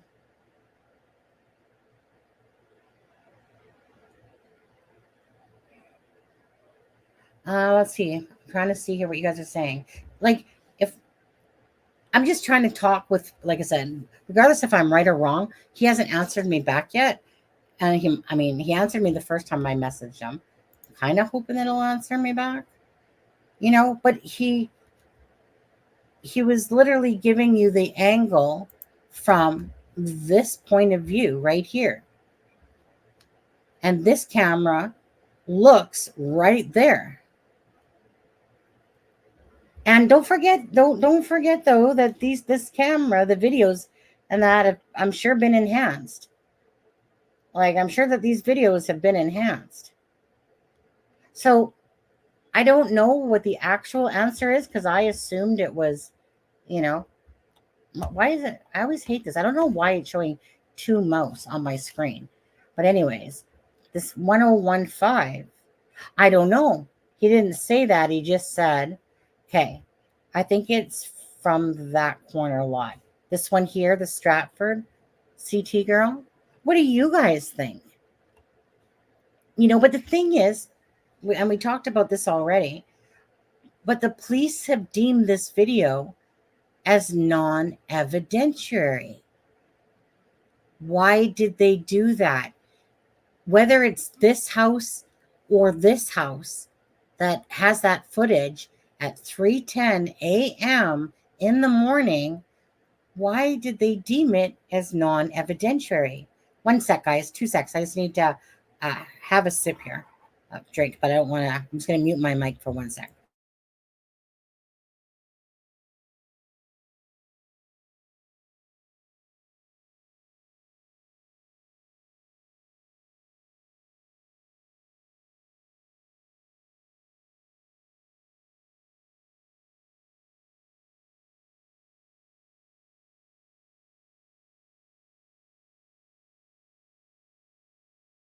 Well, you're welcome, Jenny. Okay, so, oh, hey, that's not a good look, is it? Wrong one. Let's go here. That's better. Okay, so you're welcome. Those Google rides are free, guys. And if you're a member of the channel, we do membership lives where we take you on some sunny air sometimes, take you on some joy rides, have some fun. It's like an open greenway area in between the unfenced yard. It is. So they call it common because obviously, like, there's this river that runs through it, which is really a sewer ditch. Okay, but let's just enhance it and call it like a river runs through it. So that's common area. They don't own that part of the land. So that's common ground. So that's what I'm saying. So here we're seeing this footage, and in the statement, right? Okay, let's stop this for a second. Take this off. Sorry. Yeah. I feel naked. I don't have my border. I'm fine. I'll get it in a minute. Okay, let's go back to this though. Okay, I'll just stay naked for a second up here without my border. Okay, so let's bring this in for you guys to see.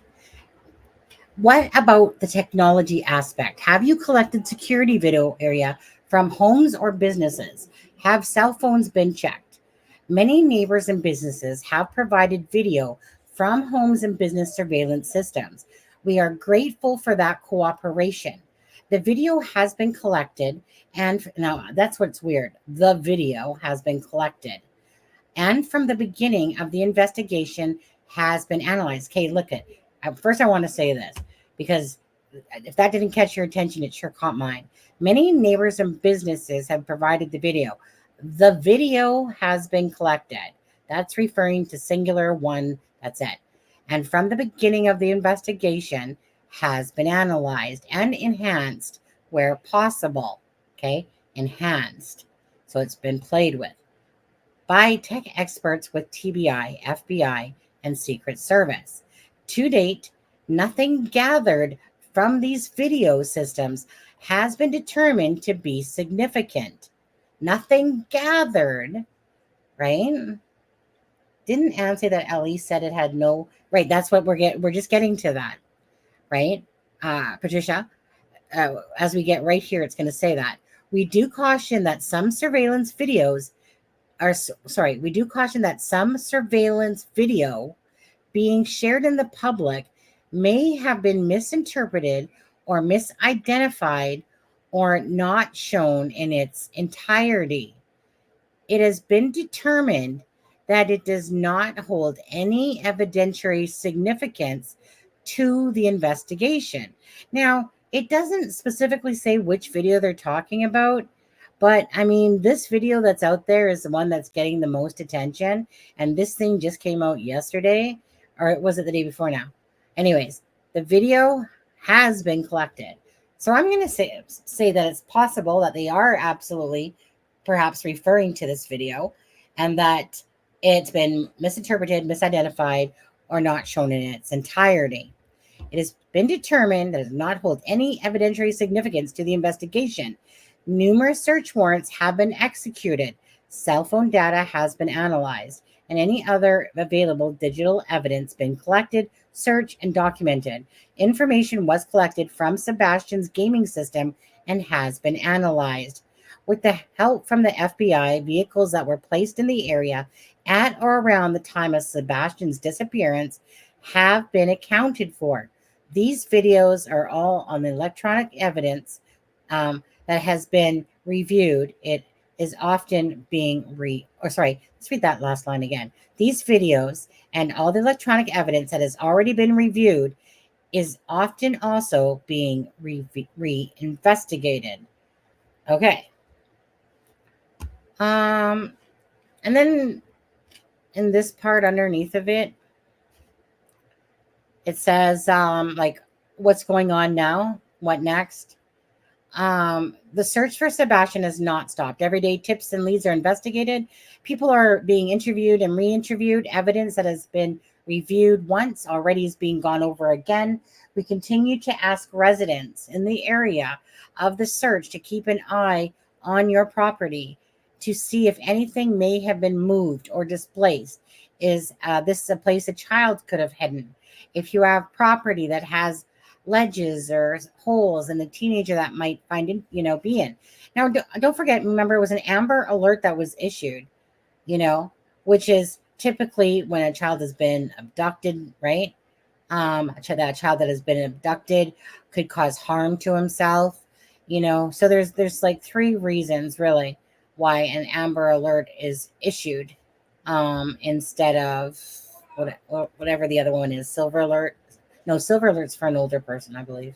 Anyways, so perhaps that's what they were. Perhaps that's why they were looking for footage earlier in the day. Well, I mean, they were footage, absolutely, because they wanted to see what was going on. But don't you think it seems strange? Like, there's something not right there, right, guys? That it's strange that the mom is talking about a flashlight missing. So are they saying it has no evidentiary value? No, because that wouldn't make sense either. The mom said she didn't notice him till 6 a.m. that he was gone. So nobody's going to be searching with their flashlights in that area, searching for Sebastian. So that wouldn't make sense. I was trying to give them an out there, but that wouldn't make sense. So if a video that's showing what you would deem as what looks like 2 flashlights, right, coming through, they obviously either that it's not 2 flashlights at all, that it's something else, maybe freaking a particle that's shining bright coming out, maybe, who knows, or it's because they deemed it as that video doesn't matter at all, even if it was flashlights. Because if it was flashlights, it wouldn't make sense that it wouldn't be evidentiary value, because of course it would be, because it's 3:10 on the morning that he is said to have disappeared. Do you understand what I'm saying?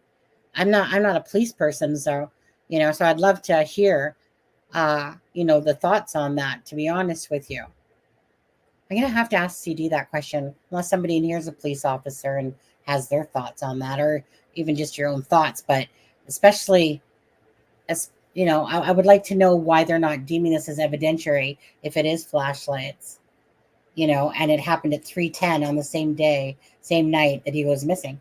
There's something wrong there. Yeah.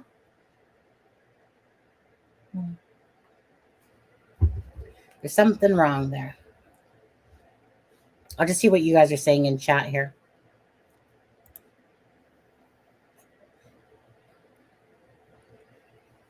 Well, they sure don't know where Sebastian is, or we would have heard that he's been found. I mean, it's one of those things that these people have great experience, great intelligence, and they're not gonna be handing us a whole Easter bag, the whole Easter basket full of information.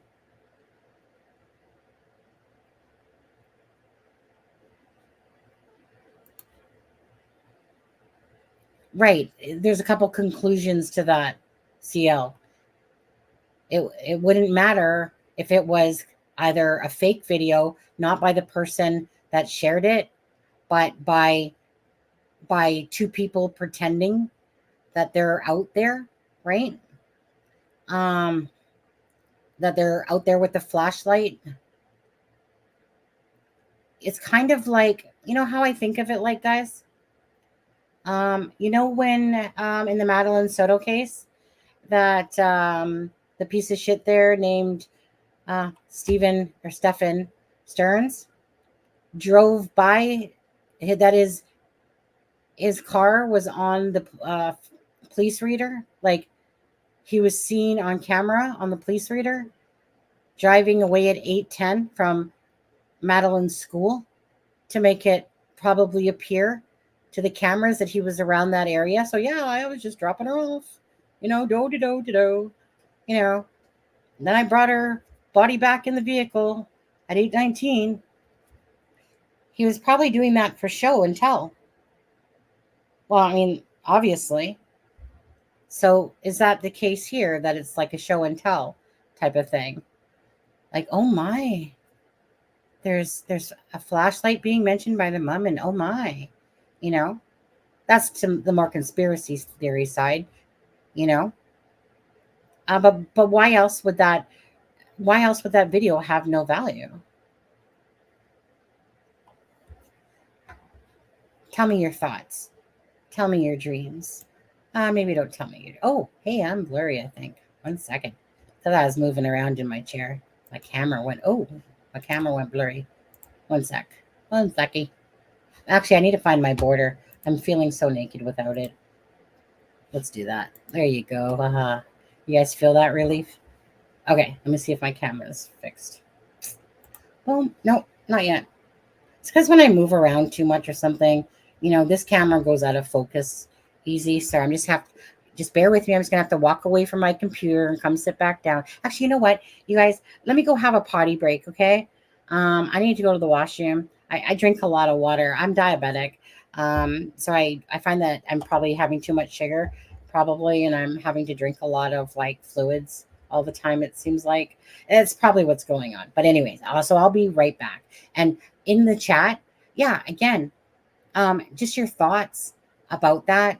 I'd be curious why you think that if it is 2 flashlights, and that literally is at the time of in between that 12 to 6 time, why that video would be deemed as non-evidentiary, considering a flashlight was mentioned by the mom.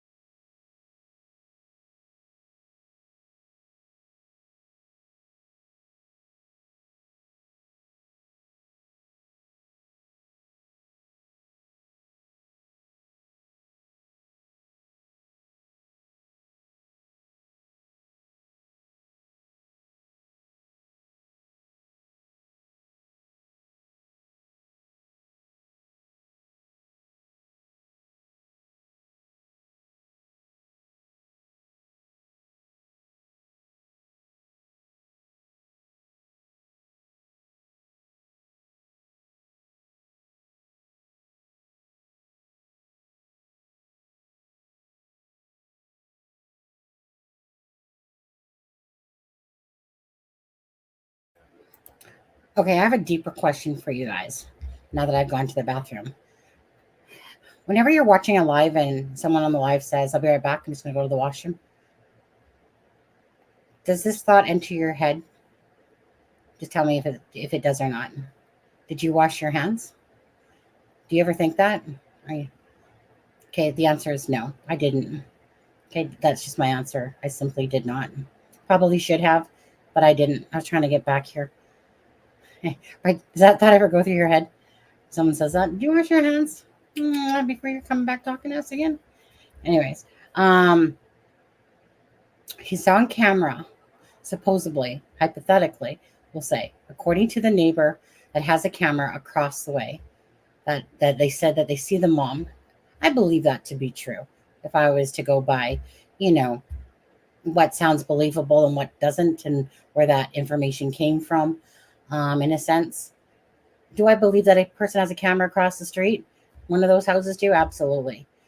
Do I believe that they can see the vehicle and yet they couldn't see the Sebastian leaving the front door at this any point in time? Absolutely. People love to be spies like us.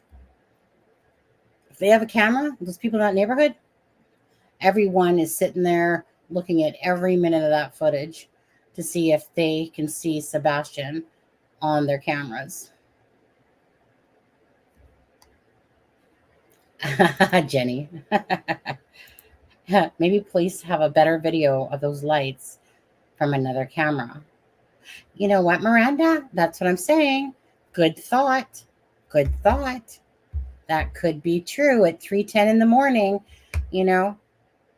It's a weird time. I mean, we're talking 3:10 in the morning, right? That in the back common ground. Hey, you know what? I'm tired of looking at this thing. I'd rather look at Google Earth than that. Let's go find Nick's good quality video. Let's do that, actually, the better quality one. Let me just go to my history here.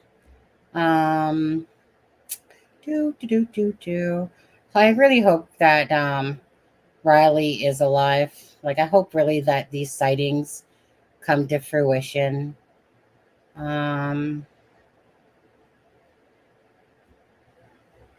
It's right here. Okay, I found it. Let's show that. Take this off. Sorry, Miranda. Taking it down. Let's go to here. Okay, so this is one that we just basically watched that you're going to see. With a surprising development in the search for 15-year-old Sebastian Rogers, who's been missing for 18 days. An exclusive look at new video evidence. Thanks for joining us here at 6. I'm Rory Johnson. And I'm Hunter Hoagland. A lot to get to here tonight. Authorities have scrutinized home security video from that Hendersonville neighborhood, trying to learn what happened to that teen with autism. Now you can take a look for yourself. Our Nick Barris obtained video that appears to show two people near Sebastian's home the night his parents say he disappeared. The video you're about to see is from early Monday morning, February 26th, around 3:10 a.m. Now, there are no street lights in the Stafford Court neighborhood, so it is at night pitch black. What you will see here are these 2 points of light believed to be people with flashlights in the area around Sebastian Rogers' Hendersonville home. It is believed Sebastian left his home barefoot and with a flashlight sometime overnight. Since his disappearance, authorities have reviewed security video from homes in the neighborhood looking for clues. We have had several clips that have come in. And this one is getting the most attention, showing signs of activity around Sebastian's home the night he disappeared. You see 2 light sources, which we've circled to help you follow. For point of reference, the security camera was pointed toward the back of Sebastian's home in a common area. In the video, you see subject 1 with a light source in the lower right-hand corner. Then you see subject 2 briefly appear and move toward the first before that light source is covered or obscured by bushes. Subject 1, a few seconds later, then moves out of frame. Then subject 2 reappears and follows subject 1 off screen. It's a short time later and it's very vague, but then you see one of the subjects moving quickly back through the common area, and that is it. I know there's not much to see here. You certainly cannot identify anyone, but those close to the investigation tell me the mere fact that there is now evidence that someone is in the area around Sebastian's home is significant. This video shows suspicious activity in the immediate area the night Sebastian disappeared. Could one of these subjects have been Sebastian?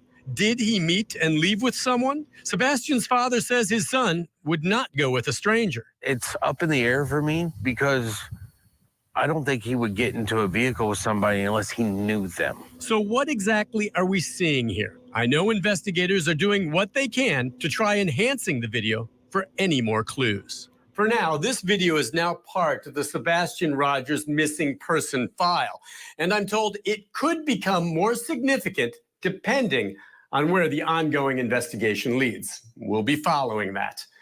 Nick Barris, News Channel 5. Thanks, Nick. Of course, the search for Sebastian continues, with detectives now looking into any possibility of foul play.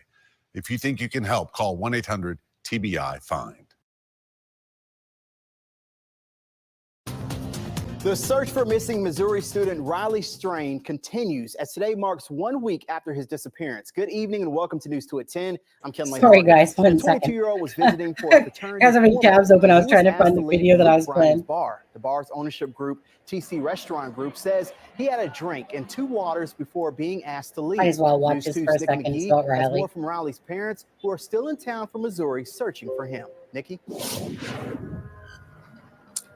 Well, Kinley, it's been 1 week since his parents got the call they hoped to never receive, learning that their son was missing. Ever since then, they've been here on the ground looking for him. However, they say every time they get a text or a ping or a call on their phone, they just hope that it's Riley on the other end.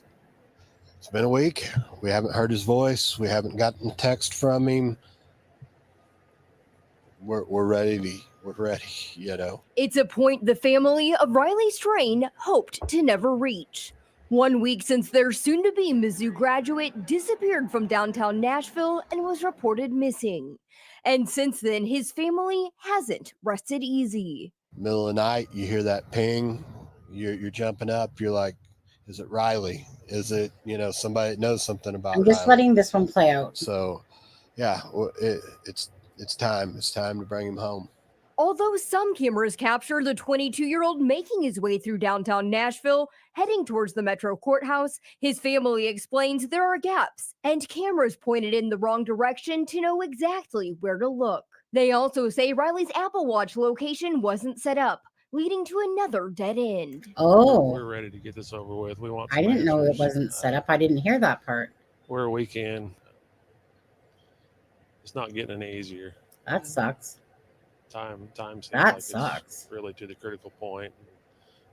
We want to ask anybody if they know anything to please share it. OEM canines, boats, and divers continued checking in and around the Cumberland Saturday, although family says they don't believe Riley is in the river.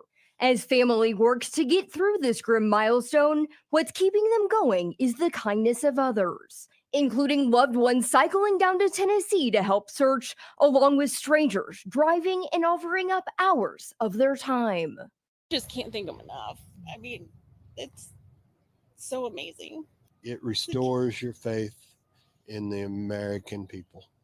You hear so much negativity and darkness, but I can tell you it's definitely changed how I see and how I feel just by the way people are reaching out to us. It's amazing. That's the impact of what people can do. Now, family's biggest hope is that they don't have to return home without Riley. They also told me that on Monday they do have an appointment with police where they hope to review more surveillance footage. Again, if you have any details in the meantime of where Riley could be, even small details, you're asked to call Metro Police right away. Reporting live in downtown Nashville. I'll just leave it at that. Sorry, lady. I'm going to leave your face like that for a minute. I know. You can thank me later. Okay. So I let that play out because obviously we're talking about that case earlier in the live. And I think it sometimes is a good refresher because look at guys, I didn't know. I knew about the Apple Watch, but last I heard, I thought that they were, gaining information from that. But hey, if it wasn't set up, right, then really how helpful is that?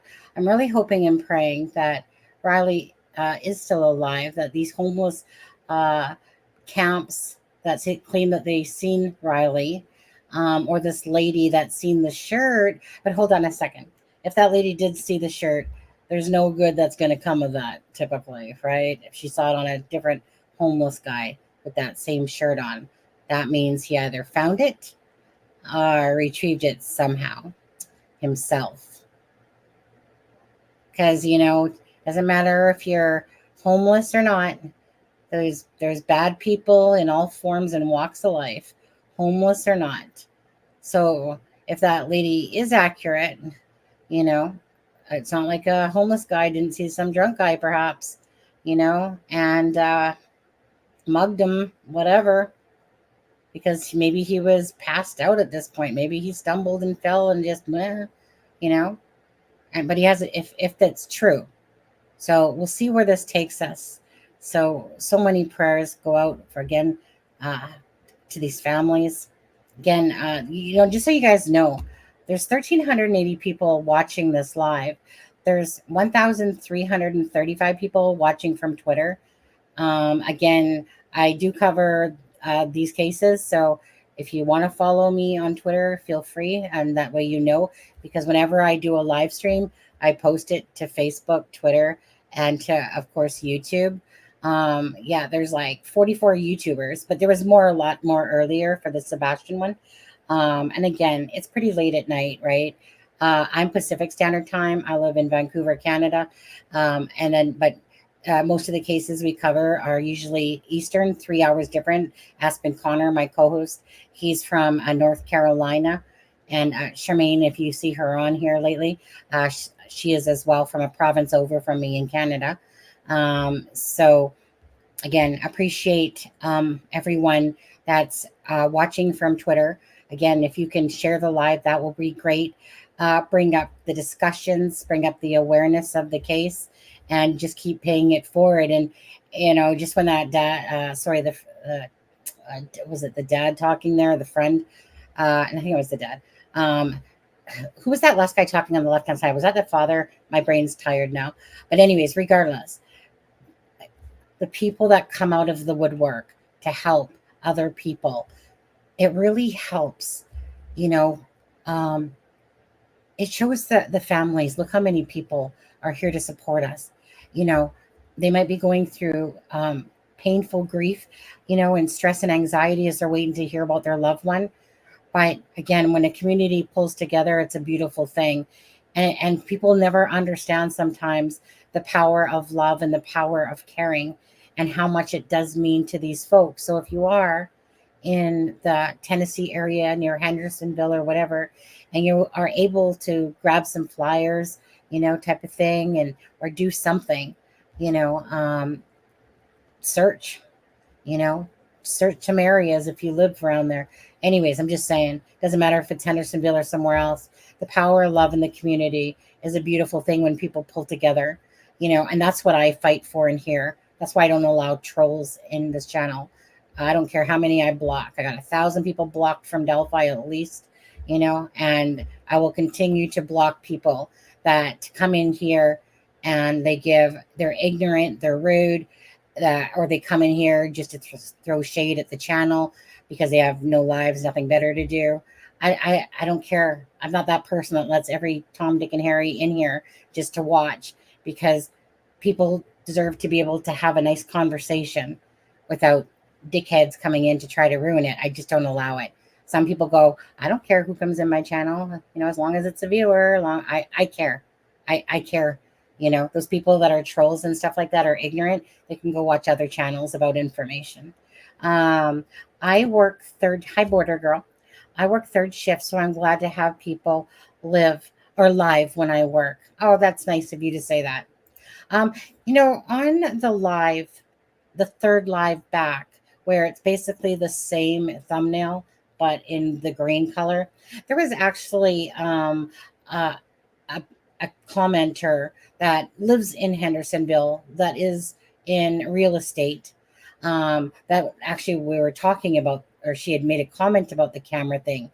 And kind of what she says is what I kind of believed, is that the camera seemed to be being said from the back, but I really don't think so. I really think that the camera footage, and I'm hoping that Nick clears that up. Maybe he will. But if you notice when he showed that picture, he showed that exact angle from that home. He didn't show the home out of respect, in a sense, I will say, that it's kind of like, let's cut off where the home is.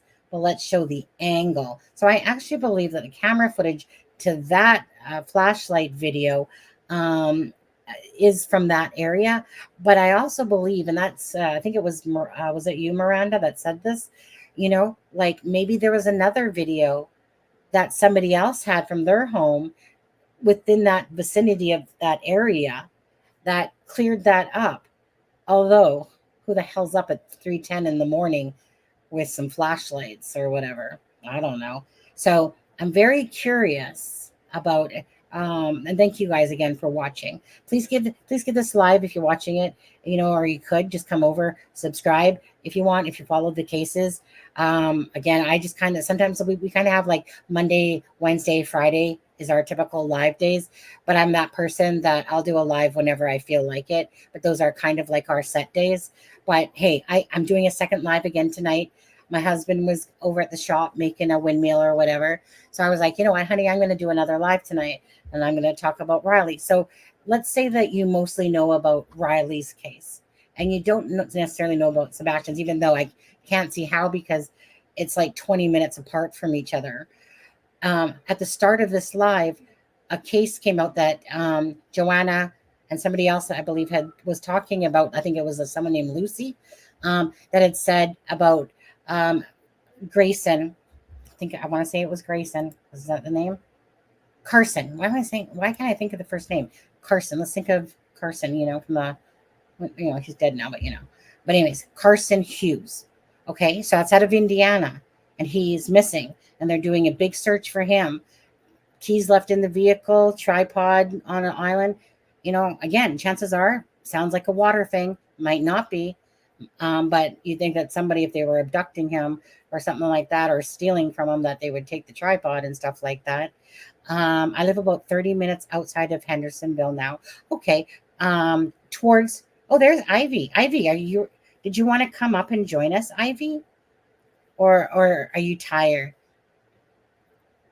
Yeah, Ivy, again, she's a very analytical type thinker, critical thinker. She has a lot of good insight. And I forget what exactly your title is for what you do, again, in the workforce field. Something about helping people, a therapist-y thing. I always forget. I get it mixed up in my head. Oh, no, I'm sleepy. Okay, Ivy, what is it you do? You're sleepy. Okay, Ivy said she asked her if she wanted to do the live tonight, and she said no. And she doesn't usually say no. She usually will if she can. She said besides the instigator. So I'm going to be an instigator here. So Ivy said no, she can't, because she's been lacking giving her boyfriend some time because of doing lives, you know, type of thing. So I basically said, just go have some sex, you know, pass him out, and then come on the live, right? That's what you kind of do. Sometimes you just got to give a little to get a lot back. But now you're tired, so I can only imagine what happened. Yeah, therapist. Okay. So anyways, they were talking amongst our group, inside our group chat, about like CD, which is analysis of a crime with CD.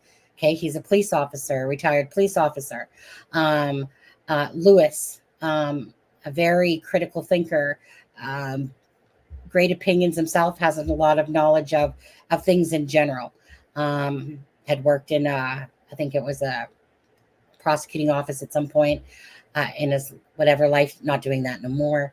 You know, you got Ivy, the therapist. You have Alexa, the profiler, the handwriting, criminal profiler, handwriting expert, stuff like that, you know. So it's always interesting to see their comments in our chat about about these cases, you know. And so, yeah. So, but Ivy didn't have time for me tonight. So sorry. I just had to go solo by myself. So when I went to the bathroom, I literally said, okay, I'll be right back. And then there was a gap, Ivy, but you could have been here for me, but you weren't. Yeah, you're too busy giving your boyfriend time, eh? I haven't seen Lewis in quite no, because things changed in his life. Yeah, I've asked Lewis about 10 times if he wanted to do a live. After the 10th time, I stopped asking because he's been busy. Before, when he had this certain job, he could go to work and he was a security dude, so he would just have nothing to do besides sit there and watch cameras. So he would just join the lives and talk. when that job ended, things all changed up. So he doesn't have that type of time. Plus, he has a lot of health issues going on as well. So hence that. Where's Aspen? No idea. He knows I'm probably live. He's probably going to claim he was too tired. I don't care. I can do a lot. Like this is my channel. I'm the one that brought this is my channel from years ago. Aspen Connor was following me during Delphi, and he came up on the panel because I said, "Hey, if you want to come up, Deb, if you guys ever see Deb's True Crime Notebook." So Deb's True Crime Notebook and Aspen Connor were constant co-hosts on the channel. Deb now does her channel, and Aspen Connor, he's too lazy to do his own channel. He has a channel, and he'll do something with it eventually. How he keeps getting subscribers when he doesn't even put out content hardly on his channel anymore is beyond me. But Aspen, he likes to, me and him like to hang. He likes to hang, but I can do solos. He can do solos, but he doesn't make him happy to do solos by himself. So usually I'll be like, it's very rare that I say I can't do a live, but there's times where he's hosted it, like the other day or last week with Travis and with Charmaine. And I'm like, you guys can do it. Let's go. Come on now. Right? Because sometimes people like me, I'm a very independent person in a lot of ways. I'm a people person. I can talk to you guys for 24 hours straight if you wanted me to. And I could be happy doing that, to be honest, except for my husband has to go to bed. But if I didn't have a guy around, I'd probably be pulling these 12-hour lives pretty much all the time, to be honest with you. But anyways, so Aspen Connor, the question was, where's Aspen Connor? He's just pretending like he doesn't know that I'm live. And then he's going to be like, oh, yeah, I seen you, but I was so tired. There's Doodlebug. Hey, Doodlebug. I wanted to say thank you again for earlier in the live. I'm not sure how long you've been watching for. Doodlebug was very helpful in giving me pictures of the camera from 1001. Actually, let's take her mug down, eh? Let's take her mug down and let's pull up what I'm talking about that Doodle had showed me earlier. Let me go grab that picture. Okay. Well, maybe we'll grab the picture. Should I grab the picture? Okay, I'll grab the picture. No, I don't know why it keeps opening up like that. Edit with PhotoPad? No, I don't want that one. Okay, fine. I don't know why this one's trying to open up in another program, but let me open it up in Paint 3D just to show you guys. I don't know why it's doing that. Probably already have it opened up. Okay, right here. Share. See right here? Whoops. Hey, I can draw. Camera. Right there. Okay. So you've seen the view that Nick gave? Bet your bottom dollar it's from this house over here. Now over here on Google Earth, it's floodlights. So I was like, Doodlebug, I'm pretty sure that other one looks like a camera, because it really did. Anyone looking at the picture from Google Earth would go, they wouldn't even look at this one. They'd be looking at the wall going, that one looks like a camera. But because somebody had taken a picture, oh, Doodlebug, I have to laugh. Okay, give me a minute. I'm going to tell you a funny in a second. Okay, but then Doodlebug sent me the picture, and those are clearly floodlights. So I was like, thank you. You help me. Because you know what I mean? It's hard to on Google Earth because it's it looks clear, but yet it's blurry by the same token. So the camera looked like it was the one that was in the middle of the wall, and really they were floodlights. But each angle you took, it was like, no, you look like a camera. Come on, prove it to me. It's kind of like the wheelbarrow picture. It's a freaking wheelbarrow. There's no people in that. It's a wheelbarrow, because even I was fooled by us for a second there, because normally before I put up a picture, I usually try to do my homework about it. But even I was like, oh yeah, I can see where there's what, but why would it be lighter? And who got this picture of that? How did they get one? And I'm like, and then when Trev Time, if you guys don't know who that is, of course, Trev Time, he covers this case as well, Sebastian, and other cases, Summer Wells. He put the side by side of the wheelbarrow and the whatever that thing was, stack of wood, and And it was like, so if any person out there is thinking for 1 second there's people in that picture, I'm here to tell you right now that it's not. You can clearly see, even in that shitty photo that people are releasing, that the same handle of the wheelbarrow, you can see it. It's a wheelbarrow, no person in it. So, right. Without zooming in, it does, right, Doodlebug? So I didn't do my homework because Charmaine had only come across them like while we were in the live, and she's like, "What the F is these?" And I'm like, "Oh, is that two boys in that picture? Could the case be solved?" So wrong. Anyways, it's a wheelbarrow, okay? It is 100%. Actually, no, 1000%. I will say that. Now, what I wanted to say to you specifically, Doodlebug, that I had to laugh so hard at. So earlier in the live, Doodlebug sent me some pictures, and she said that she had emailed me them. I look at my emails. I look in the spam. Nothing, right? She says, "Well, let me check," and then she basically, sends again, and I'm like, "No, still no email." My husband's like, "Well, can't you just the email's right here, right? Criming shame." This is what happened. I look in chat and I see Aspen going, hold on, I gotta show it first. Stop screen, present screen. So in the group chat, Aspen going, "Here's somebody sent me this picture and they didn't even say what it was about. There was no thing. Just someone sent me the picture." And I'm like, "Doodlebug, you put in truecrimeaspen@gmail.com. That's why Adam got the picture." So I LOL'd so hard because here he, unknowingly knowing that I'd done that live and that you had sent me pictures, is like, "What the hell is this random person sending me a picture for with not even any wording behind it?" I sent it there third. Well, oh, you sent it there third? Okay. Well, you would know because you said you were emailing. So I'm like, so when Adam and I seen that, though, it just made me hella laugh because I knew exactly what picture it was. And it was this picture. So this picture, amongst those, one other one I just showed you, was of somebody that is there. I'm not sure if it's from the Cluminati or them or somebody else. Anyways, that picture is this from Cluminati, by the way, since they're the one doing boots on the ground over there? Or is this from somebody else? Okay, what's your thoughts there? Ivy. Never would I have guessed yelling, "It's a fucking wheelbarrow" at my phone. Oh, right. I'm so sorry, Ivy. So, another funny. So when I see this picture that Charmaine puts into the messenger and I pull them up without doing my due diligence, I'm like, "Yeah, I see two picture." I'm like, we're making fun of Ivy. We're like, Ivy's like, "I don't see people. I see a wheelbarrow." We're basically going, how the fuck do you see a wheelbarrow out of that picture? Like, where are you seeing a wheelbarrow from? Clearly, that's two people in that picture. Didn't we have pie in our face, Ivy, knowing that that was a wheelbarrow once the two pictures were side by side?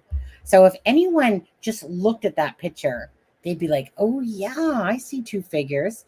And Ivy, I'm like joking, "Ivy, can you put on your glasses? Like, Ivy, you been drinking tonight or something? Because obviously you can clearly see that there's two white type faces in that picture." And that's how much people can be deceived, because it really does look, if you just saw the one and didn't see the actual real photo, meaning the side yard of the garage beside it, you can easily see where that would get misinterpreted. And sure as shit, even I looked at it going, "Are you blind, Ivy? Like, freaking grow a brain here. How do you not see it?" Anyways, so Ivy was right. So I can understand Ivy yelling at the phone, "You bunch of,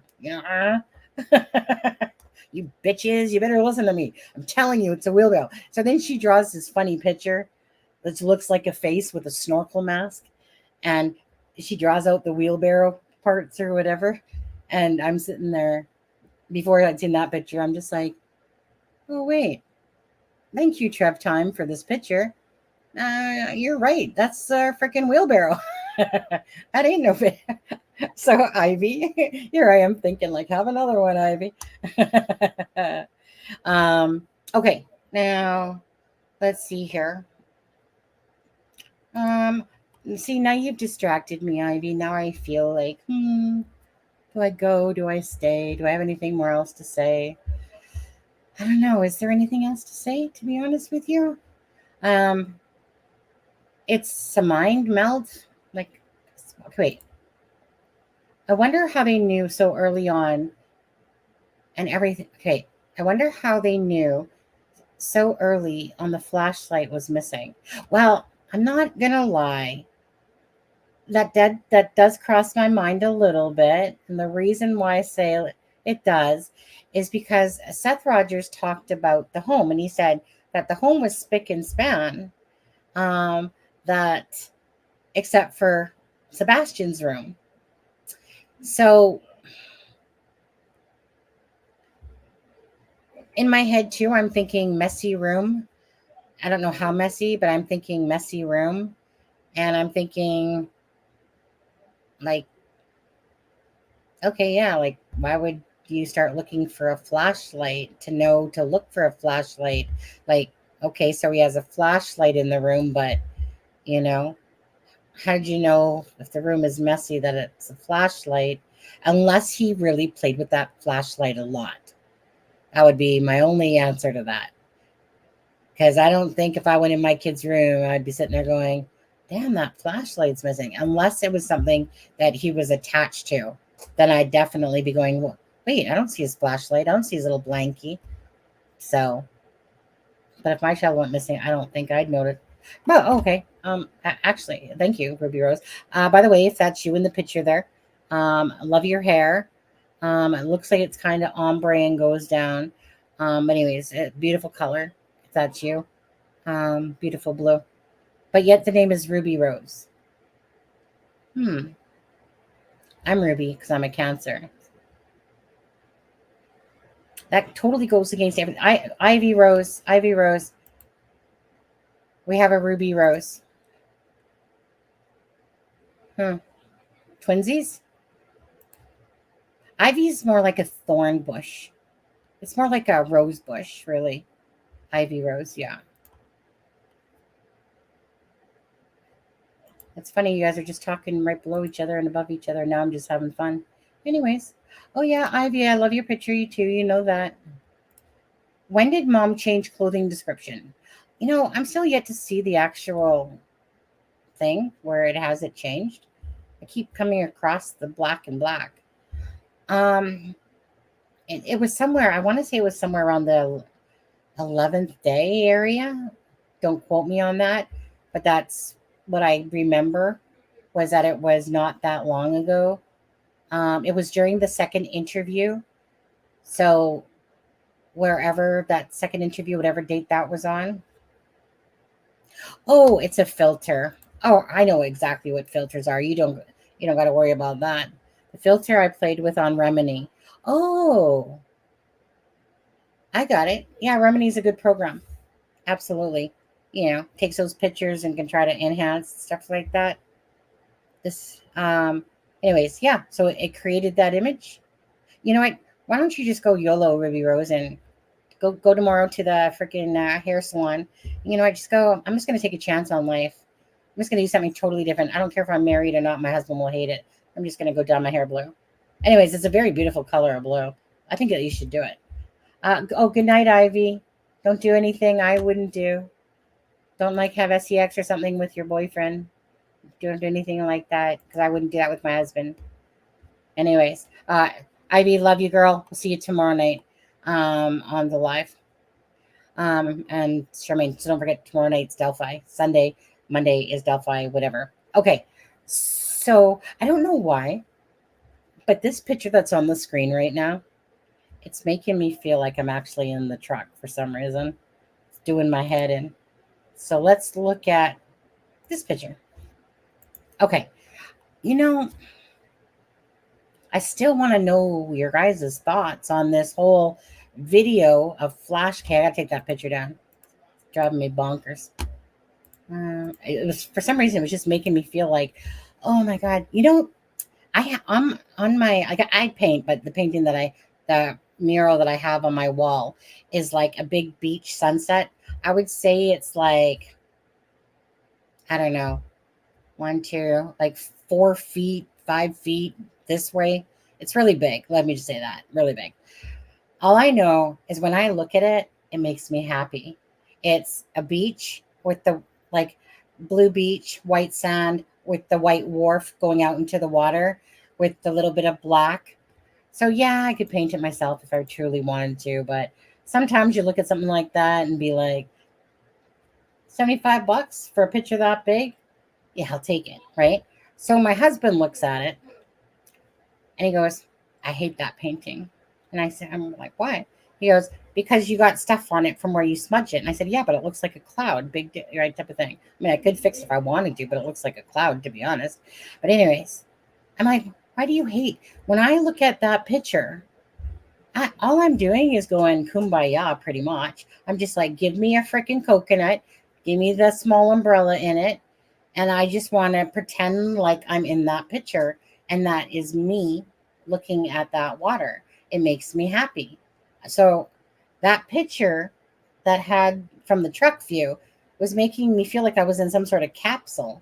And when I look at this and I look at greenery and just open space, like most of Canada, by the way, not everywhere, but it's just the sun is shining down and it makes me happy. I'm happy anyway, but it makes me happier, you know? So I kind of just am one of those ones, like if the sun's shining outside, sky's blue, few clouds, nice little breeze coming at you. You talking about the simple things in life that make you happy. Oh yeah. Talking about the Christmas lights on the Christmas tree that blink, little blinkers, ding, ding, ding, ding, ding, all different colors, whatever. It's like, that's like free therapy right there, looking at that stuff. Anyways, I just like things that make you feel like they're just space and at the water, at the beach. Actually, you guys, I think I'm going there tomorrow. You guys, okay. I know we're getting off topic here, but I want to show you where I go to. I think we're going to go there tomorrow. I'll have to ask my husband. Hold on. Let me pull up a picture.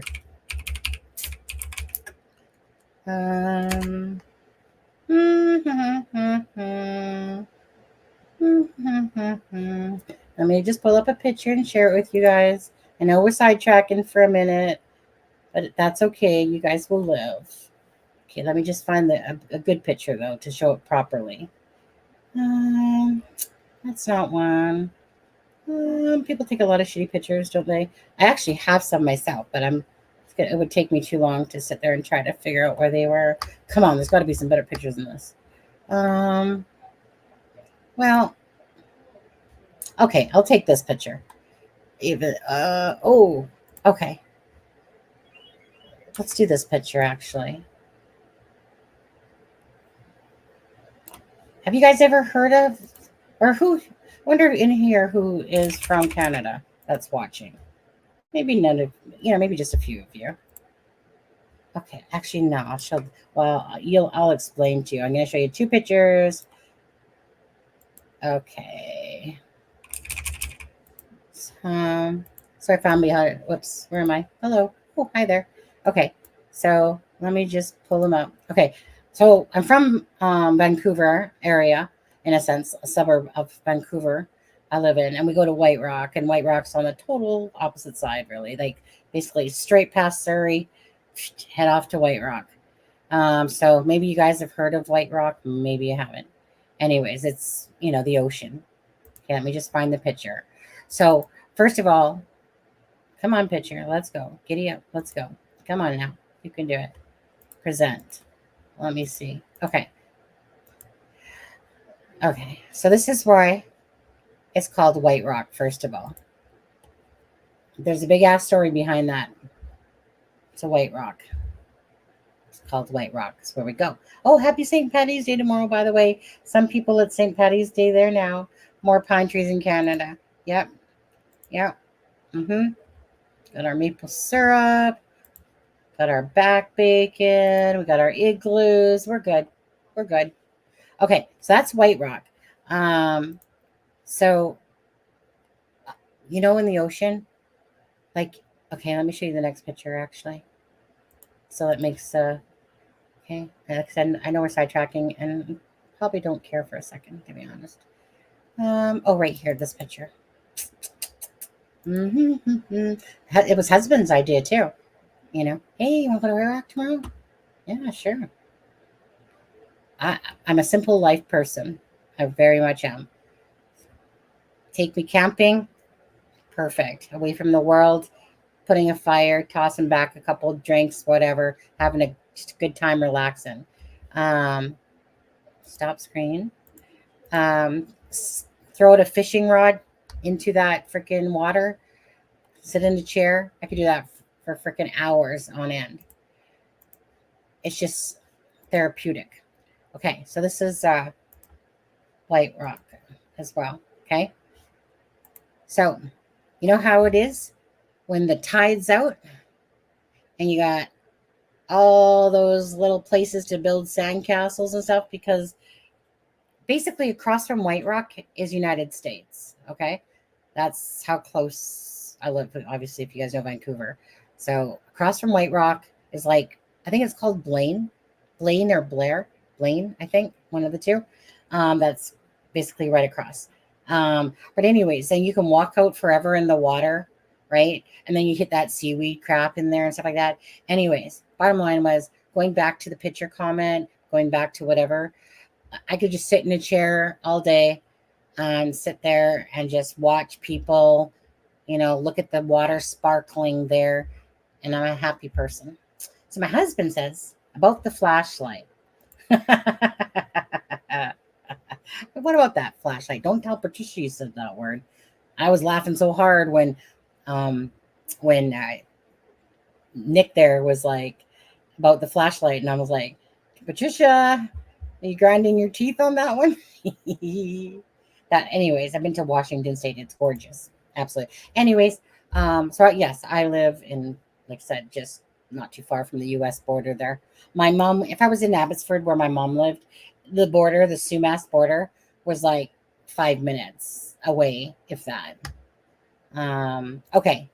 So going back to Google Earth. Okay, fine. But I like playing. Oh, 1 second.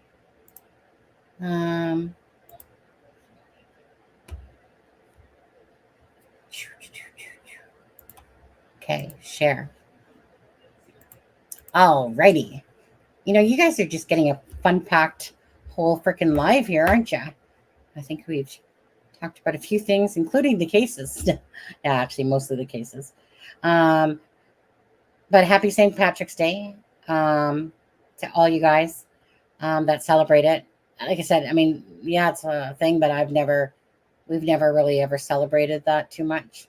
It's St. Patrick's Day, like maybe in certain parts, like maybe in Quebec or something, maybe in certain parts people do, but Canada and school and that, you know, yay, happy St. Patrick's Day. It wasn't an overly big thing at all, you know. To some people, maybe because they're Irish or just enjoy drinking because it's, you know, St. Patrick's Day or whatever. You know, I like find 4-leaf clovers, but it's just not a holiday I think about. The only reason I remember it is because somebody says it's St. Patrick's Day. Or that St. Patrick's Day is around the corner. Hence my stupid ass said, happy St. Patrick's Day on the 15th. Because I thought, well, isn't it the 17th? But if I would have looked, I would have realized it was the 17th. And I thought, well, maybe it's because it falls on the 15th. And I'm like, duh, like that day doesn't move. It's always the 17th. But somebody said it. So that's why I said it back. Like, yeah, hey, happy St. Patrick's Day, everybody. You know, when really it's tomorrow. Okay.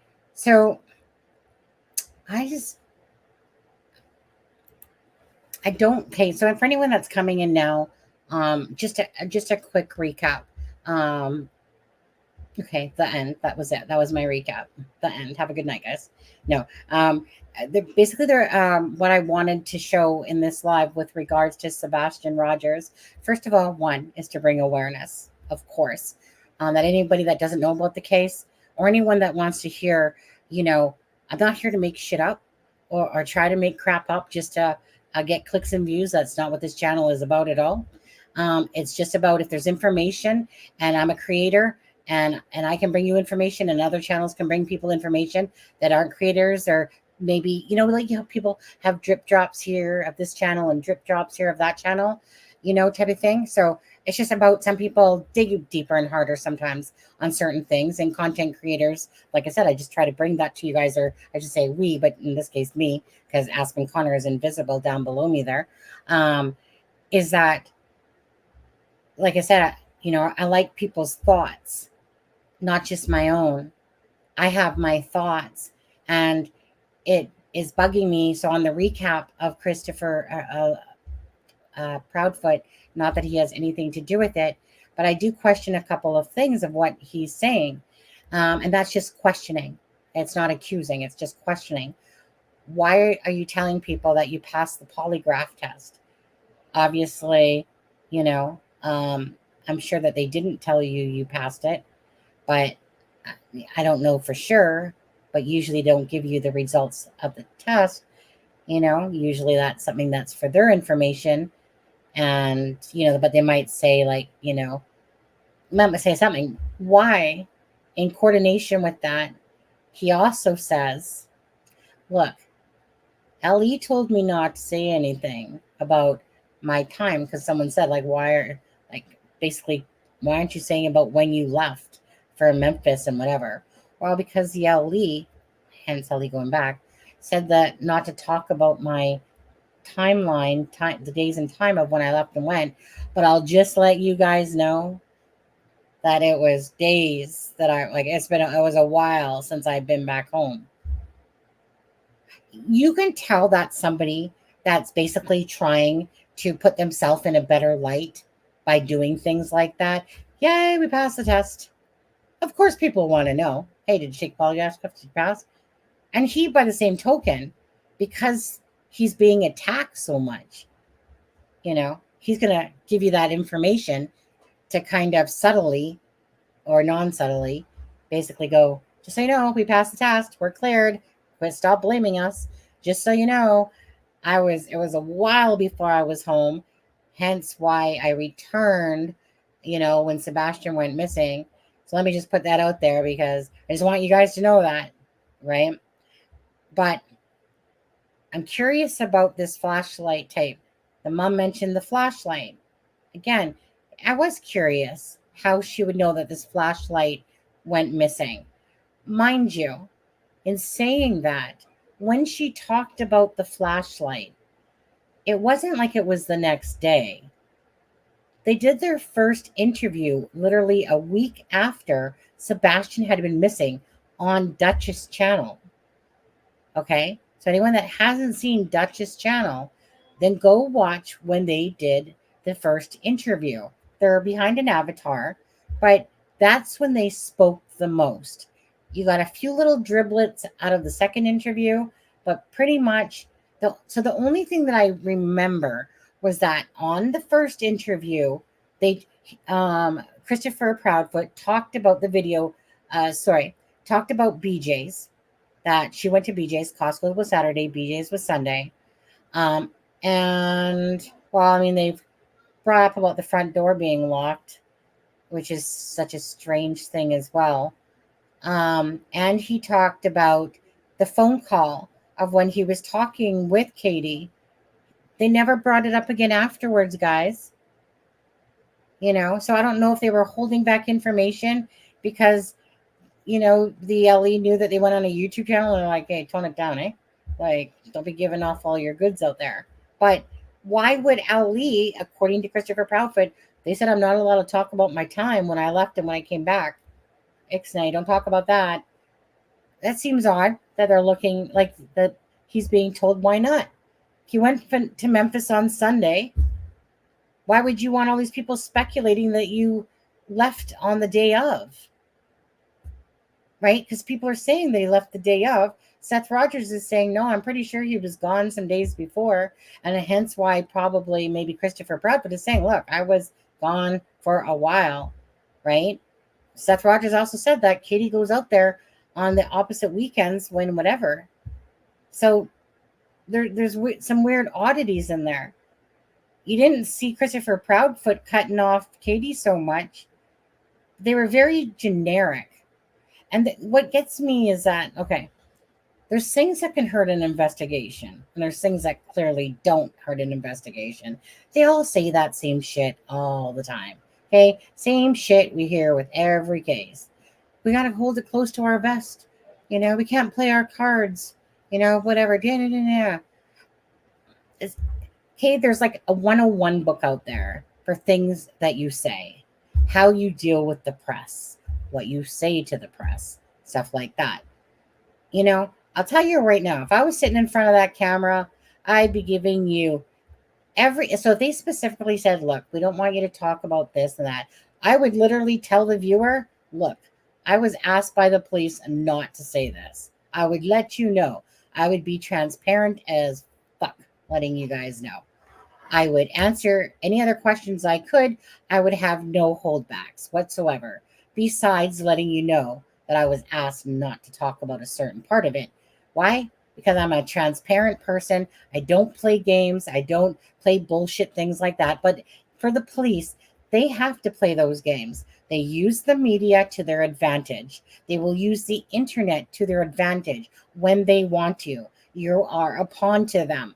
Okay, that's exactly all you are. You are a pawn to the police. They know exactly what they're putting out. They know how to use the media. They know what to say. And they have a book, basically, that how to guide like this. So they know what information they're putting out to the public. And they want you to have that piece of information. Why? Because they know that the internet rocks the world when it comes to spreading and disseminating information.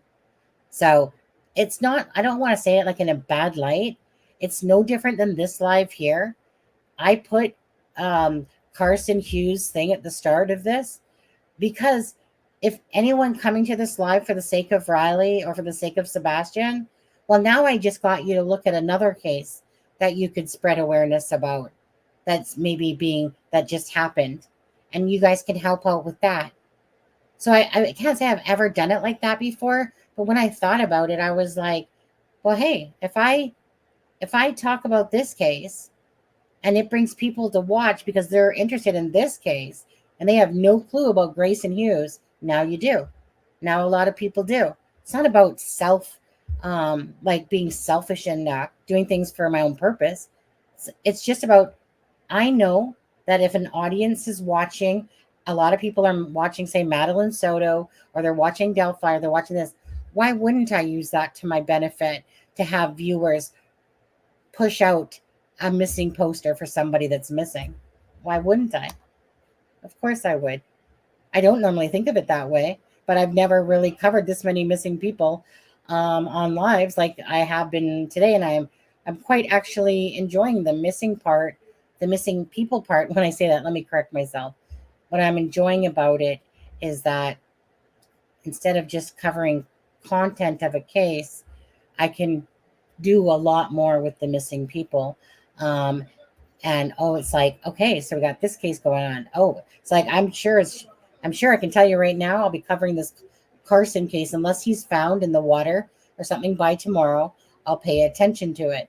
And because it's catching my attention, because somebody sent it to me and I'm looking at this boy's face, or this young adult's face, and he's breaking my heart. So now I want to cover it because I want people out there to push the story because I want this person found. If he's out there, he might be dead in the water, you know? True story. A person in Calgary went missing. He was fishing by himself. He just disappeared. Literally, they found him. Like, let's just say he's 6 foot tall. They literally found him like 10 feet deep, like standing up with his wader boots on because water got into his wader boots and he drowned because he had the water filled up in his waiter boots. So there he was standing up still, crazy, right? Hello, friend. The thing that keeps bugging me is on the flashlight video. Why did one of the flashlights go back to the house?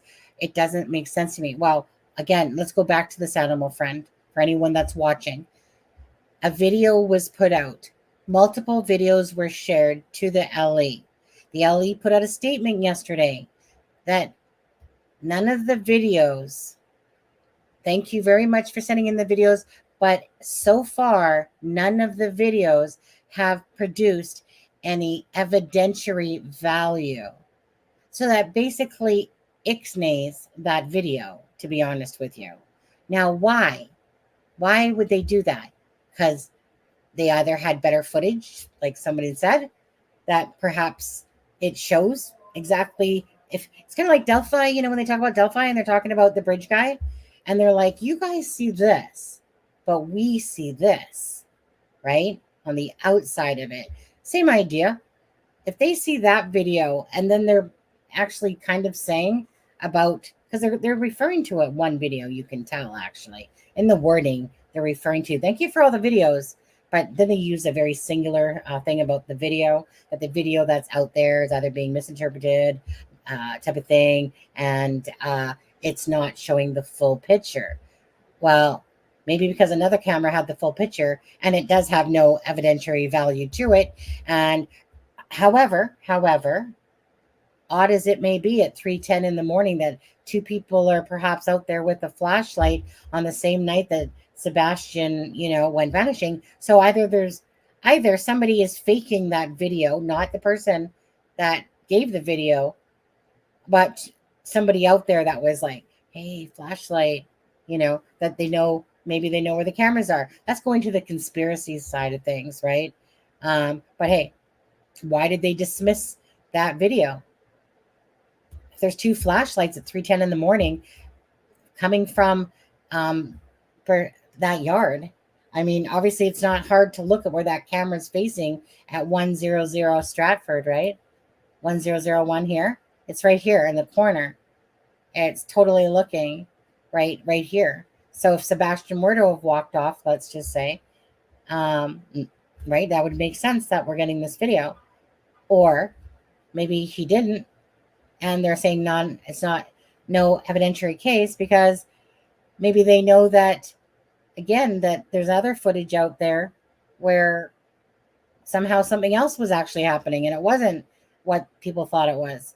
Or third option would be that somebody faked making that video, flashing lights type of thing. Oops, by the way, Sebastian's flashlight was gone. Just saying. Possibly, right?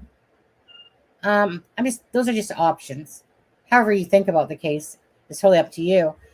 I just want to bring awareness and talk about Sebastian's case because I'm not understanding, like you guys aren't, where the frick is Sebastian? What happened to him? Why is this considered a criminal investigation now? So is it because they didn't have that? There was nothing to show that he was missing, so they had to move it to a criminal one because now it seems suspicious. Makes sense. Prob right, Seth Rogers, according to Cluminati, I guess, like I said, they had a conversation today because they bumped into him when he was at the construction site. He said he's not against thinking that Sebastian might have walked off. Does it seem likely to him? No. Is it plausible? Yes. It's weird. It is weird. It's so weird all the cars in the area were vetted. Right. So when you're looking at this case, right, you're looking at what they've said, you're looking at the vehicles, you're looking at what's been put to us, everything like that. When you think, actually, give me one sec.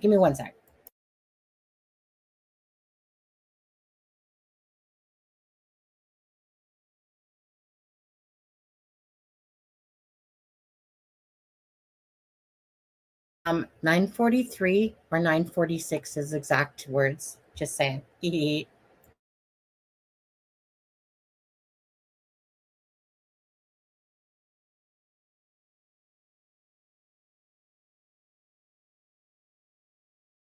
I think it's one of those cases, Doodlebug. You're damned if you do, and you're damned if you don't in the public eye. It's a matter of if you give a shit or not. Because I wouldn't give a shit what anyone had to say. I would just care about finding my son. Right? If I got nothing to hide, I don't need to hide behind a camera.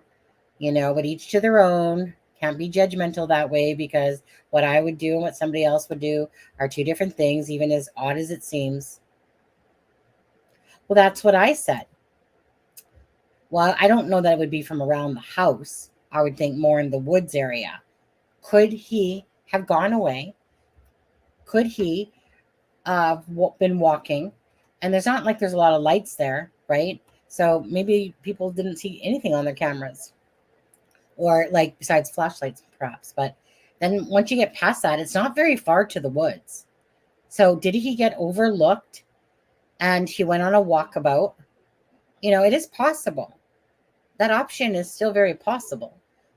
And the searcher just missed him. Like I said, we can't sit there and they sit there and say, well, we've had drones, we've had this, and we can't find them. No, I can tell you so many cases, where they literally have overlooked a person, right? And it's because they're not perfect. They do their best. They search a grid. They do a grid search, but again, you're relying on a bunch of other people to do that work and to do it well. And you could just missing. Yeah. So I'm thinking argument after dinner went wrong. Phone call of panic while someone, right, was driving a long distance home. Wait, which phone call are you talking about? The one on the way home?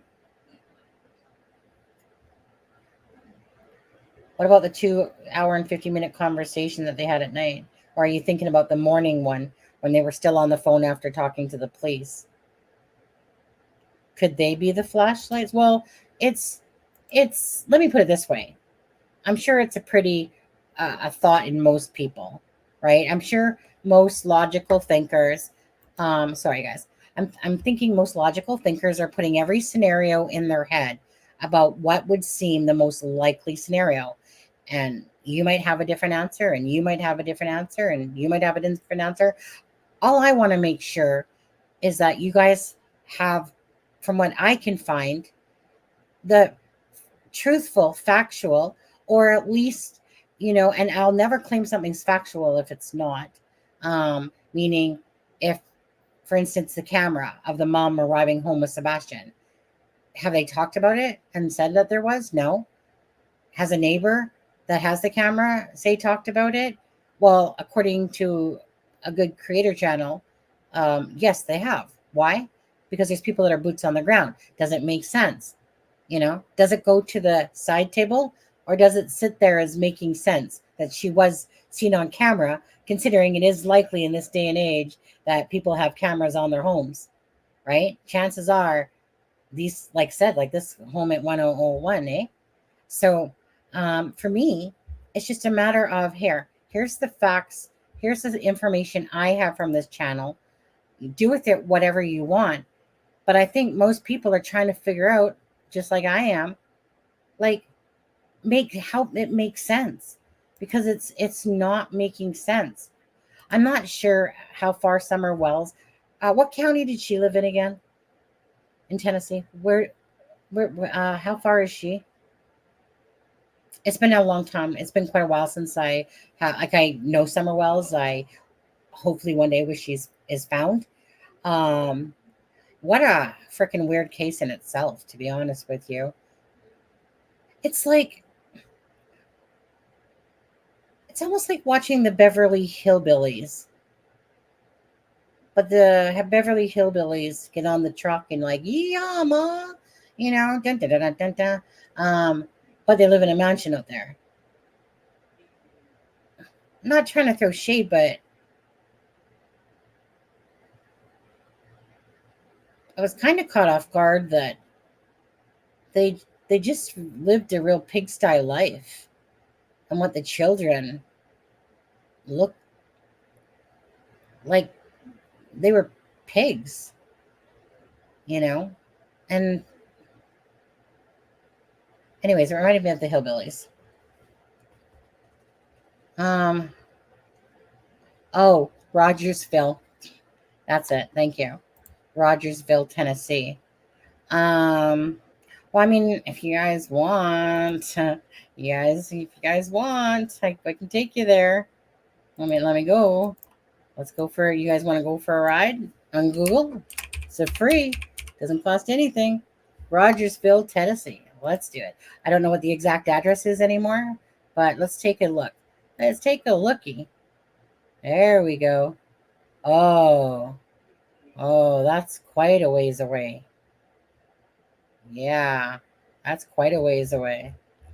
Let's take a look on the map. Okay, those two places, Luke's Bar. Riley Strain. Oh yeah, Rogersville. I don't know how far that is.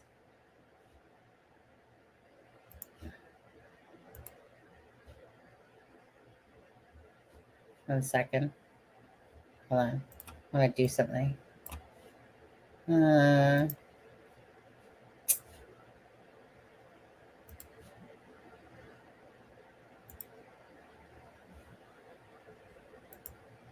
About 200 miles going straight. About 200 miles, yeah.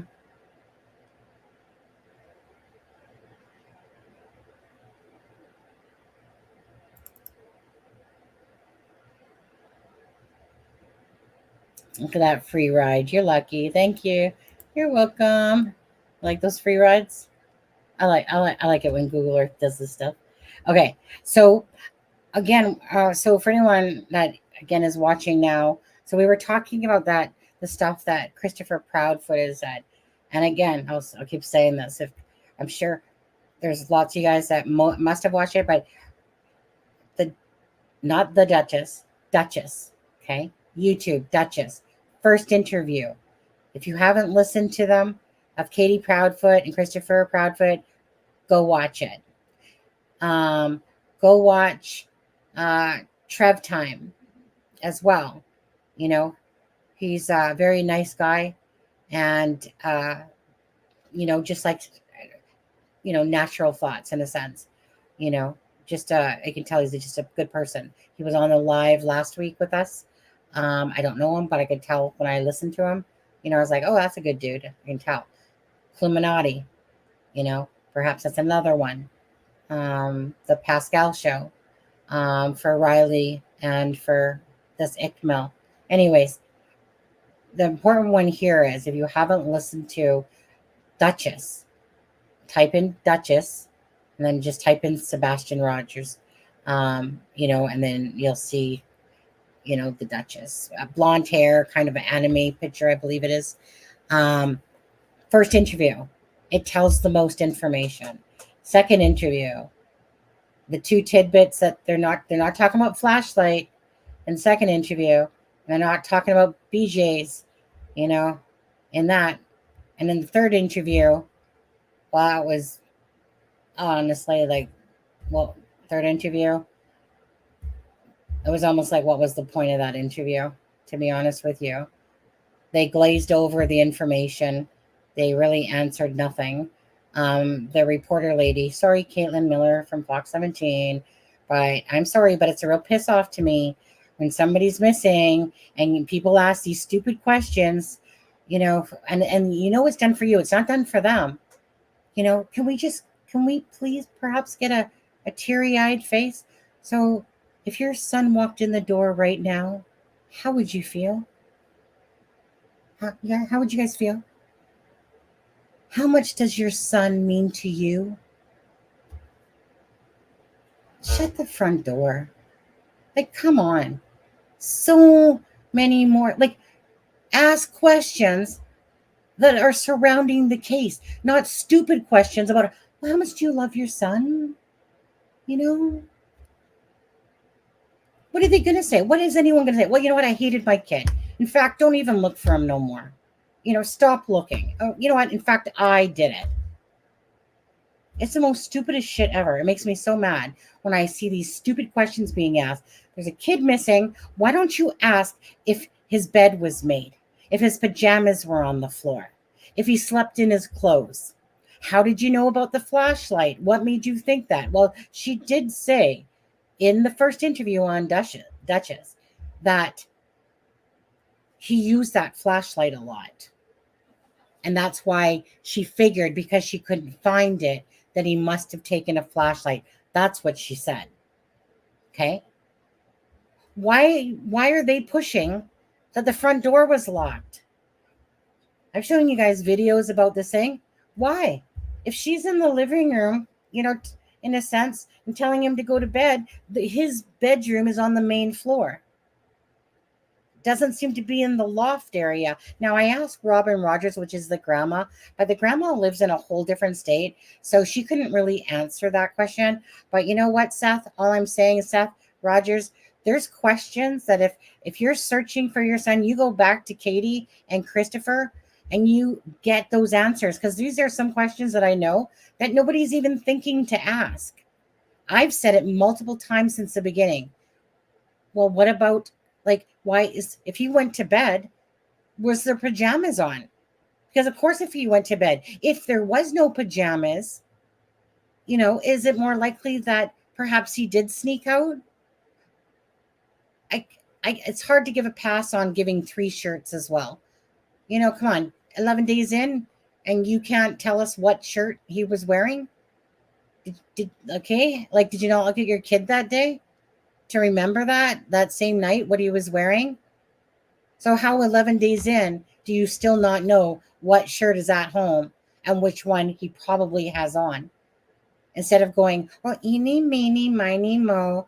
Oh, you know what? I think today it might be the Minecraft. Wait, could be wrong about that. It might be black striped pants and not just black. Okay, wait, hold on. No, it might be the Halloween shirt. No, maybe it's the Star Wars. We're not sure. Stuff like that, people pick up on, eh? But anyways, I'm not a reporter, but it does piss me off, when I'm watching them ask the stupidest questions, because they're doing it for clicks and views. That's not the stupidest questions. Well, how do you think I'm going to feel? No, I don't want my kid to come walking through the door. So those are just made for emotions, right? Can I get a tear of you? Oh, do you want a Kleenex? I hate to have to ask these hard questions like, how would it feel if your son walked in the door? But here you go. Here's a tissue, And then on the third interview, so can you tell us about the Sunday? Okay, good question. Can you tell us everything leading up until, the day on the Sunday? Yeah, from Katie. Yeah, pretty much by this time, third interview. Yeah, we're so emotionless that we can't go on to the camera and talk about, my child, because they're emotional here. But we could go on a YouTube channel first before the media, and we could do a live with showing their faces. But no, they didn't go on it. It's not because they were too emotional. Not to say that they're not emotional. It's because they didn't want to be judged. Because after that second interview, they know that people were judging every movement of their face. They didn't want to be judged. That's my analysis. And I'm not an expert, but that's my analysis. Okay. But when she talked about Sunday, she was like, yeah, we went out and did some errands, at 6 o'clock. We came back home. Or sorry, my bad. That we came back home after having something to eat. 9 o'clock comes along. I told Sebastian he had to go to bed. I love you, Mom. I love you, doggies. And I'm not saying that there's anything to that, because honestly, if I love my child a lot and that stuff stood out what he did, I would repeat it. I'd probably say it more for a soothing thing that, yeah, he was saying, I love you, Mom. I love you, puppies. So I don't really read much into that. By the fact that she keeps repeating that he said that, I think of that as more of a soothing thing for her. But anyways, but she just basically said that. And then she goes, and then I went to go wake him up at 6 o'clock and he wasn't there. Oh, really? That's an amazing timeline. you totally didn't talk about the phone call that you talked about on Duchess that you wanted to be so transparent about. So did the LE said, hey, ixnay on the mouth bay, and were they just glazing over it because you know how it is sometimes, right? People come off and they don't realize that the vengeance that the internet can have, and they speak and they could be completely being honest, and you're going to have every Willy Wonka underneath the sun sitting there going, he did it, she did it, and they get attacked. It's normal. Whenever we're watching a case, there's usually a villain, good people, and then the villains type of thing, right? So I think that they didn't realize the impact of the internet, and they took a lot of, slack for it. And I think that happened more so after the second interview. And then when the third interview came along, they're like, yeah, we're good. No faces on. We're too emotional today. Yeah, can't be showing our faces. Let's just show our hands and me soothing, my thumb type of thing. And then we're going to point it at the interviewer the rest of the time. Weird, strange, but maybe that's simply why they did it. And the thing is that it's nothing I would do. I would be front row and center for my child. There would be no holdbacks. I don't play games. I don't give a shit what anyone thinks of me. Honestly, I know I'm a good person. I know that I would be doing the right thing that I could. I wouldn't care if I was being judged by this Tom, Dick, and Harry. I wouldn't care. It would be my son. That would be the bottom line. I would be in such, I don't even know, you guys. I literally, if this was happening to me, what's happening to them, I would be losing my shit, because my son is my world to me. And the thought of, if everything's legit, they had nothing to do with it. The thought of my child being out there, that somebody maybe has killed him, that somebody has taken him, and I'm not protecting him. And right, I would not only feel like I was blaming myself because I let this happen somehow, but you would not stop me from getting on a camera and begging and pleading for my son's return. So for me, I don't have a lot of patience when it comes to these people like, it's too emotional. Yes, I absolutely. You're devastated. You're heartbroken. So get your ass on the camera and let people see that side, instead of, let's just do a hands video. Oh, nothing to see here. Nothing to see here. And make yourself look suspicious, because we all know it doesn't matter, right? People are going to judge, whatever. Preach it, Sonny.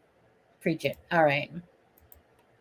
Yeah. I mean, I don't know. Maybe I'm floating my own boat, but I think I have pretty good common sense, about things. And you know what? Maybe the world isn't set in certain ways, but there's kind of like this standard level of kind of like moral compasses and things that people would do normally. Like if you were handed a napkin, you're going to say, thank you. Can you please hand me something? Those are normal things. If your kid is missing, you know what? Let me just give it a week. Let me think about that for a second. No, just, I would be all over the house going crazy. I would be talking to whoever I could to put my son's information out there. And I'm sorry, and I could be totally wrong, and some people could totally blast me, but I'm sorry. It's my kid. Get the F off the couch or whatever onto the freaking stream, like meaning their camera, and talk about your kid that people are looking for. I found it offensive a lot bit, when Katie said, well, you know what? We just want people searching for our child. That's what they should be doing. Really? And you should be on camera showing your face, talking about your kid. How about that, Katie? Okay? That's why I have sympathy, but I don't have sympathy when this is your child. It's not yours. It's not yours. It's yours, Katie. And it's Seth's child, obviously, and Christopher, the stepdad. I'm glad when Seth Rogers actually spoke up, because, for a bit there, we didn't know exactly what was going on, where the biological dad, come to find out, not too fairly early on and stuff like that. And, but it's not shade to either of them. But the thing is, it's kind of like, again, it's your child. The media is your best friend when you want it to be. That's why the police will use it. Here's the drip drop. Here's something. Here's some dingling. Here's some cheese. Come on, people, take the bite, spread it for us. And it's a beautiful thing, to be honest with you. We all have our purposes here, right? The police have their purpose to capture the person, to find out about the crime, to investigate it, to bring charges against a person. The news media, right? Their job is to, of course, besides clicks and views, to push stories out. Why? Well, first of all, cha-ching, hello. But they're covering, news. They are news. Of course, they're making money from it. But if it's happening in their own area, especially, they're likely to cover it even more so. But they're there to disperse the information to those people that still watch TV, which I don't, that watch TV, that know about News Nation, that know about all those channels. And then you have the sleuths of the internet that can not only find out pretty much every dirt that they want to find out on a person, but we can spread it in minutes across the freaking entire nation. That's how fast we work, right? In no time flat that everyone, as soon as this case happened for this one, everyone's Googling Christopher Proudfoot. They're looking up every little piece of information from all of his divorces to what kind of history does he have? Does he have abuse history? Does he have any sort of drinking and driving charges? Everyone's looking for that. Everyone's going to be looking at Katie, but first they're going to look at Christopher Proudfoot. Everyone's going to be looking up at Seth. But when it was said that Seth Rogers was a deputy sheriff, all of a sudden it's like, whoa, okay. He has an alibi too. Don't really need to look him up, but we're still kind of gonna, see it. I looked him up, found his address in Clarksville over there, right? I wanted to see the distance because I was trying to learn who Seth Rogers was. This is the father, but is he in Seth's life, Sebastian's life? Where does he live? Okay. Well, once I put two and two together right near the beginning, and on that one interview that a lot of people probably didn't see, when the guy said that he worked for Davidson County, well, it wasn't too hard to sit there and go, police department, Davidson, Rogers, and then the name Seth pops up. And I knew his name was Seth then from that on, and he lived in Clarksville. And I knew from Facebook, so I could easily find to attach that and know that that was the father, whereas I don't see, that's stuff that I do. I don't necessarily go, well, let me just go right off of other people's information. I'll use it if there's something that I need to show you guys, like a post that's being shown about Christopher Proudfoot. So first of all, in Canada, I don't, like I said, screw our government when it comes to Facebook, because right now it's for us to, it always will say you cannot see this content when you're from. So I'm really probably tomorrow, remind me, going to get my VPN back up and running. Screw you, Canada. I'm going to get my VPN so I can look at all that shit. I'm tired of not being able to see that shit. And it's all about money. It's always about money. Canada feels like Google and that monopolizing, and they want their cut of the pie, and that everybody should have the cut of the pie, and that they're monopolizing it and making all this money. And they want, they feel like people should have a piece of the pie in all this, right? I don't give a shit. It's always about money, right? I just want to see the content. I didn't think it was going to bug me at first. Now it bugs me because sometimes when I go click on a channel, even, it would be like, sorry, your channel cannot give this to a company. If you guys don't have a VPN and you guys see shit like that, get a VPN, okay? A VPN is your best friend. You can put yourself in the United Kingdom, you can put yourself in the USA, you can put yourself in freaking wherever you want, pretty much, right? And it acts like an IP for you. So it will act like I'm in the US when I'm really in Canada. And not only that, and I don't even have like some sort of thing that I'm promoting here. I just know about VPNs. And so it's hard to, like, first of all, trace you, right? Or have, you know what I mean? If you want to use a VPN and everything will typically show your IP address to people. So it tracks you. It knows where you are. Here you go. You're in this area. Let me tell you about Rogers Cable. Rogers Cable is your cable company. Why don't you stop going to TELUS and come over to Rogers Cable? Fuck off, type of thing. And a VPN, like, basically hides where you are. That's the best way I can explain it in simple terms. And you can act like you're in the States when you're really not, just so you can view movies that you might want to watch, and stuff like that. Anyways, it's a good thing to have. They're typically about $11.95 to $13.95 a month for a VPN. You can get free ones out there, but honestly, just purchase it. Do yourself a favor. If you're in that space that you have trouble, like in the United Kingdom, there are certain things I can't watch there. But if I have the VPN, I can watch it, right? It was happening during the Nicola Bully case, and I was using my little free Tunnel Bear from my computer, but it only gives you like 500 megabytes a month or whatever. But it's not good enough. It's just that I had a VPN before, but I always forgot to use it, really. And I never really had a use for it, so I canceled it. And my husband thought he had one, but he canceled it. So I'm going to have to get me it again, because this whole Canada thing and not seeing Facebook posts and stuff like that, it's pissing me off. Like I go over to Christopher Proudfoot's, this content is not available in your country. Anyways, what about Christopher Proudfoot's custody case? So what about it, Miranda? He has one going on. She asked for she filed for an emergency custody of their daughter. He's apparently been married 5 times. If anyone really wants to know about Christopher Proudfoot, you'd probably be better off watching JLR's channel for that. It's one of those things that, yeah, I could sit there, and tell you some up and stuff like that, and look at every best friend or friend that he has and whatever. But JLR's done a lot of coverage on him. Whether you agree that he's guilty or not, if you want more coverage on that, perhaps go watch JLR when it comes to Trev Time as well, guys. He did a video where he was bringing up the custody thing, the emergency thing. Anyways, either one, go watch them. So again, the truth will come out with regards to the parents. I'm not going to sit there and accuse them of something if they didn't do anything. I will talk about speculation. I will talk about inconsistencies. I will talk about things that he said that he blatantly said himself.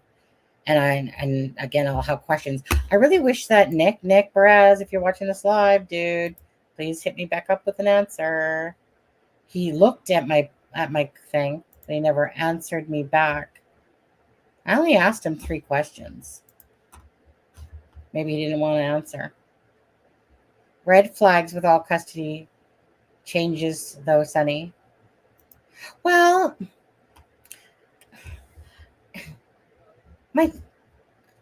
it really depends how you look at it, to be honest with you, Miranda. I mean, someone can look at it and say, well, like, what does his case have to do with Sebastian's case? Like, he's fighting for custody, so of his child or whatever it was, right? There obviously, like I said, court battle going on with that. Like, but it's the mom that we know of that was home alone with Sebastian. It wasn't him, it was the mom so far that we know of, right? If his timeline didn't check out, it wouldn't check out. But again, why did they say don't talk about your timeline of when you came in back? Is there something behind that? Or is there nothing? Is it a nothing burger? But for me, it's kind of one of those things like, here, bring my daughter to me. I want to have custody. I want to make her disappear too. Oh, hey, by the way, Katie, do you want me to, want us to out your son over there? I'm not seeing it at all. I'm not seeing this mother that was to me in grief, unless something ever happens where okay, I'm going to use this case pathetically, but the Harmony Montgomery case, okay? He punches Harmony in the face, head, whatever area, like 4 or 5 times. Did he mean to kill her? No, he didn't. Would he have eventually at some point? Probably, yes. But he did. He hit her in the wrong spot. It caused her to die, right? And then, of course, they try to freaking cover it up like total morons, right? Here, let's just tote her around from freaking this place to this place. Let's put her in ice buckets, take her into works, put her in the freaking bottom shelf. Like, oh my God, right? So that's the only thing that possibly enters my mind at all is if something happened where you didn't mean for something to happen, but I don't feel that in this case. I really don't. It's my own personal intuition and gut feeling. And if I'm wrong, hey, and it happens, I don't care. Well, I do care, because obviously, if the parents are involved or a parent is involved, but then obviously the life of Sebastian instead of him being alive, obviously. But I just don't understand why people are so like the mom was at home. You think the mom was like, I think tonight's a good night to get rid of my child. When he's in a custody battle, that doesn't make sense. He might not be the most upstanding citizen in the world, and he might be a piece of shit. Who knows, right? Don't know his life.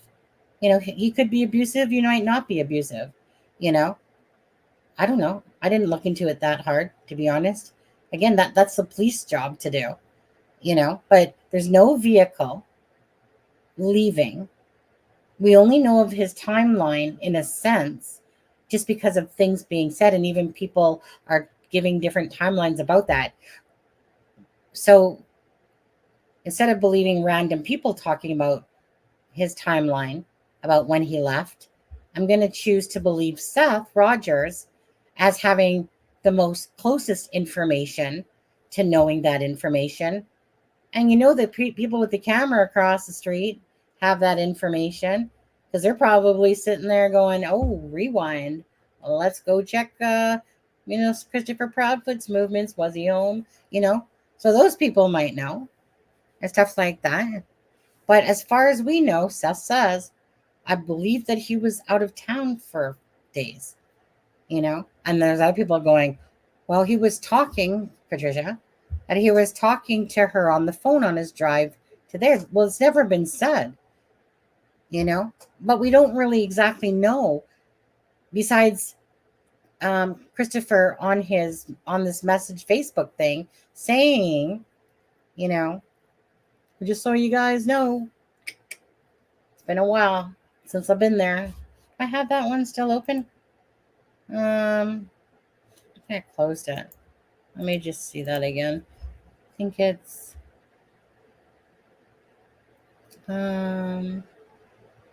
is it this one? I think. 1 second.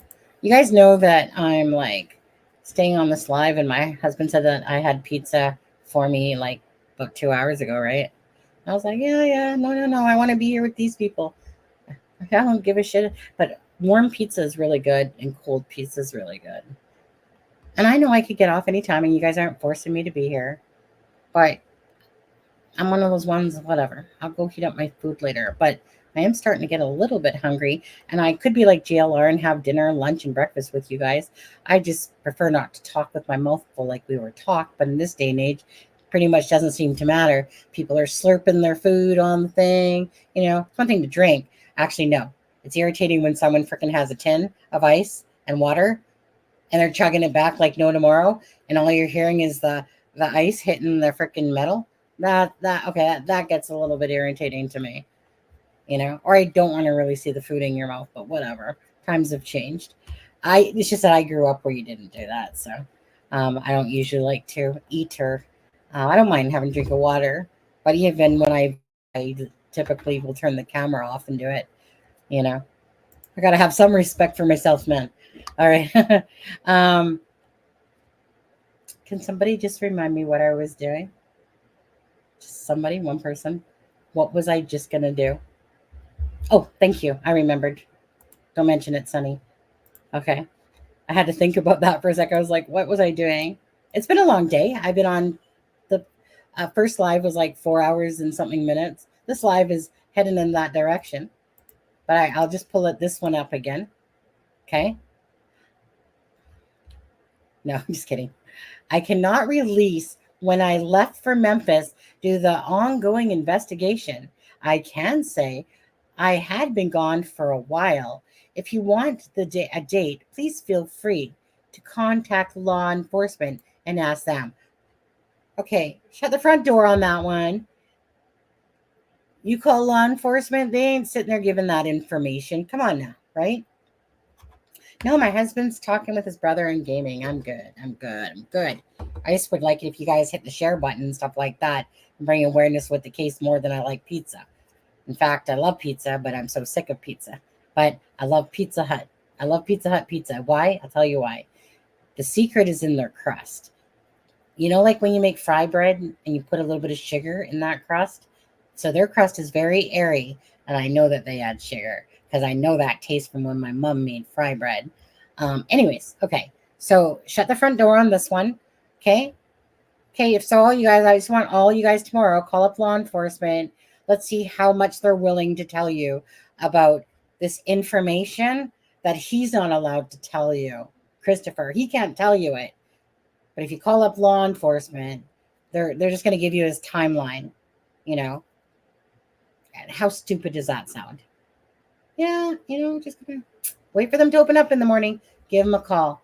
They're gonna like laugh in your face, like, "Are you kidding? You think we're really gonna give you an ongoing investigation time frame of when Christopher Proudfoot was home?" No, some nosy neighbor might that wants to become part of the case because they're like any typical neighbor would, right? You know what happens when something goes on in the neighborhood? You're like, what? Wait, what? And you start looking out your window every way. Is there police still in the front there?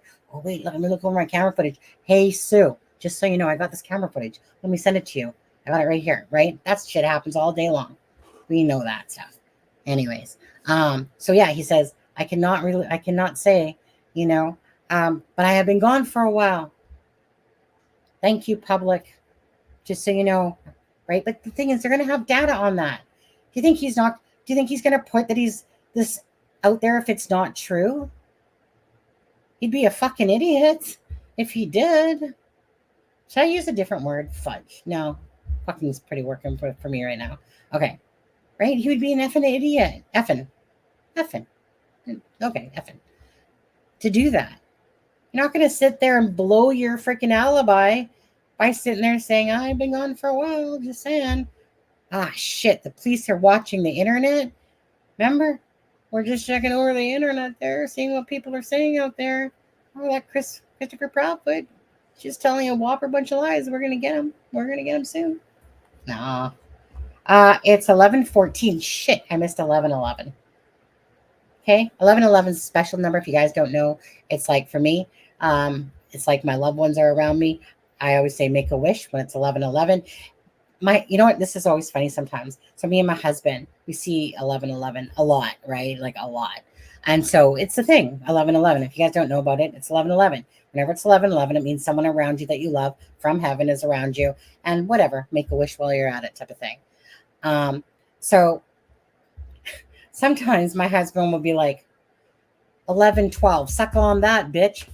And I'm like, or 11:19, suck on it, right? Because he missed it.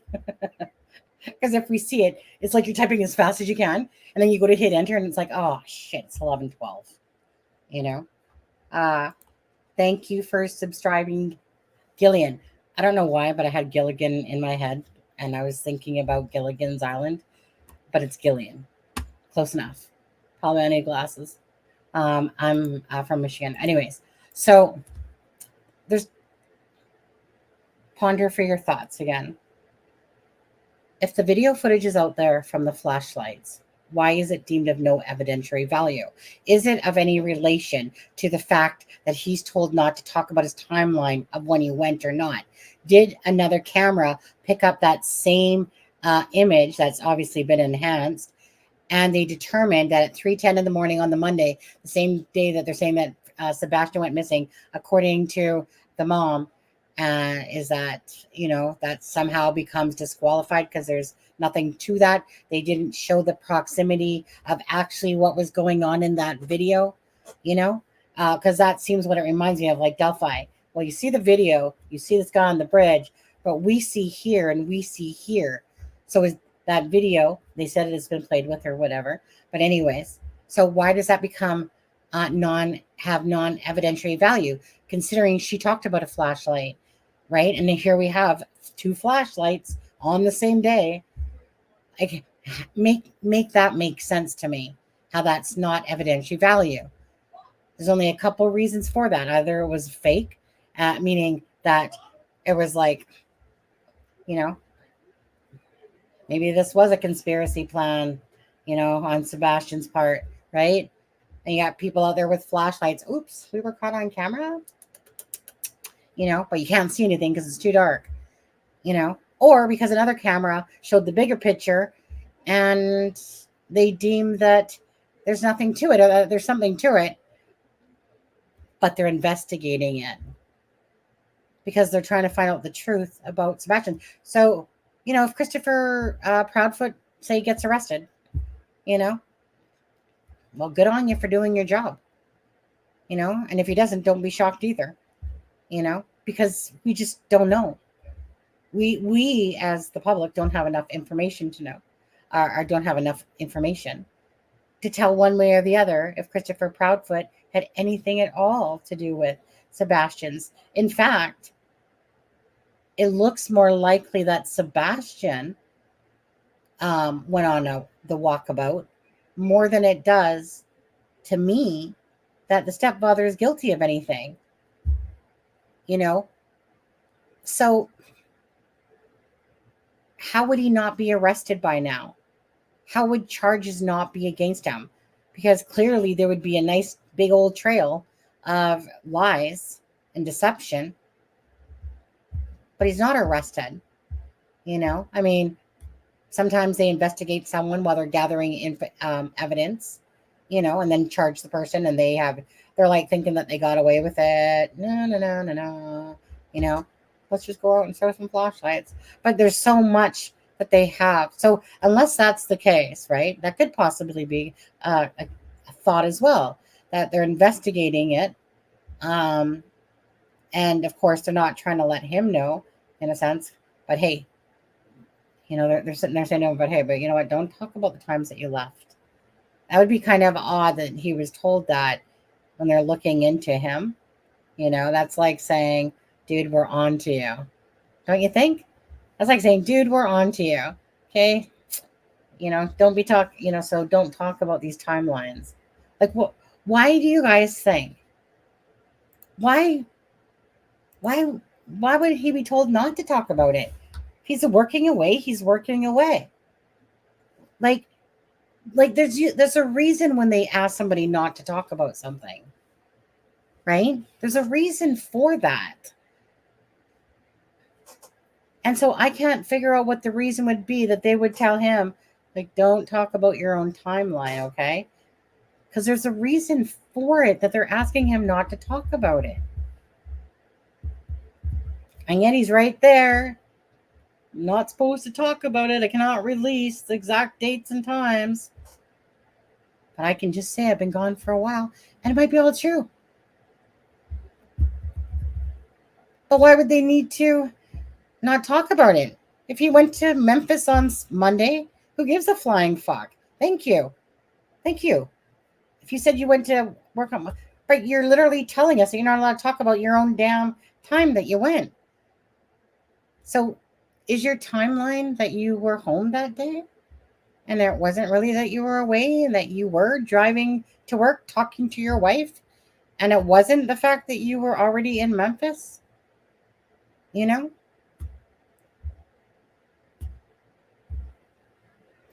They went back for a reason, to re-look over everything. So why would you be asked not to talk about that? There's a reason. I don't know what that reason is, but it's a reason. Hello from Scotland. Hello from Canada. I'm just wearing the red. Maybe because I like red. I never used to like red. My husband wanted me to wear red, and it's my birthstone. I'm Cancer. But anyways, once I started wearing red, and when I like something, by the way, when I like something, I usually buy one of every color pretty much. And sometimes if I really like the color, I'll buy two. Why? Because when I like something, I just like something. And I'll be like, I'll take you in blue, green, red, pink. There she is. Doodlebug, doodlebug, doodlebug. Say that 3 times. That's like saying Beetlejuice, Beetlejuice, Beetlejuice.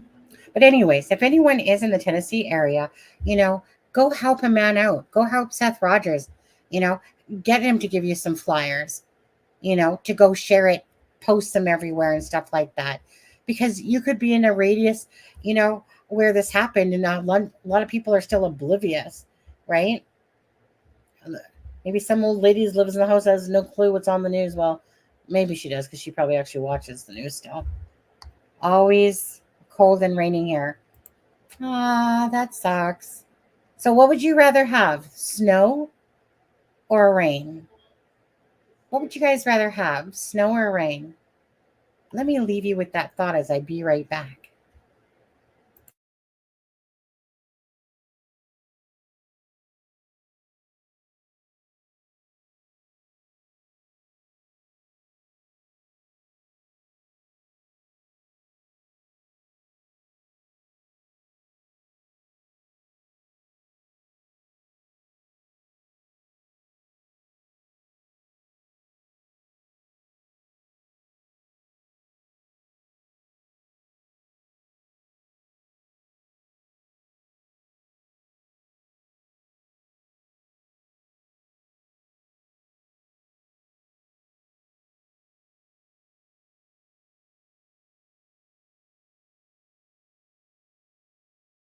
Ruby Rose,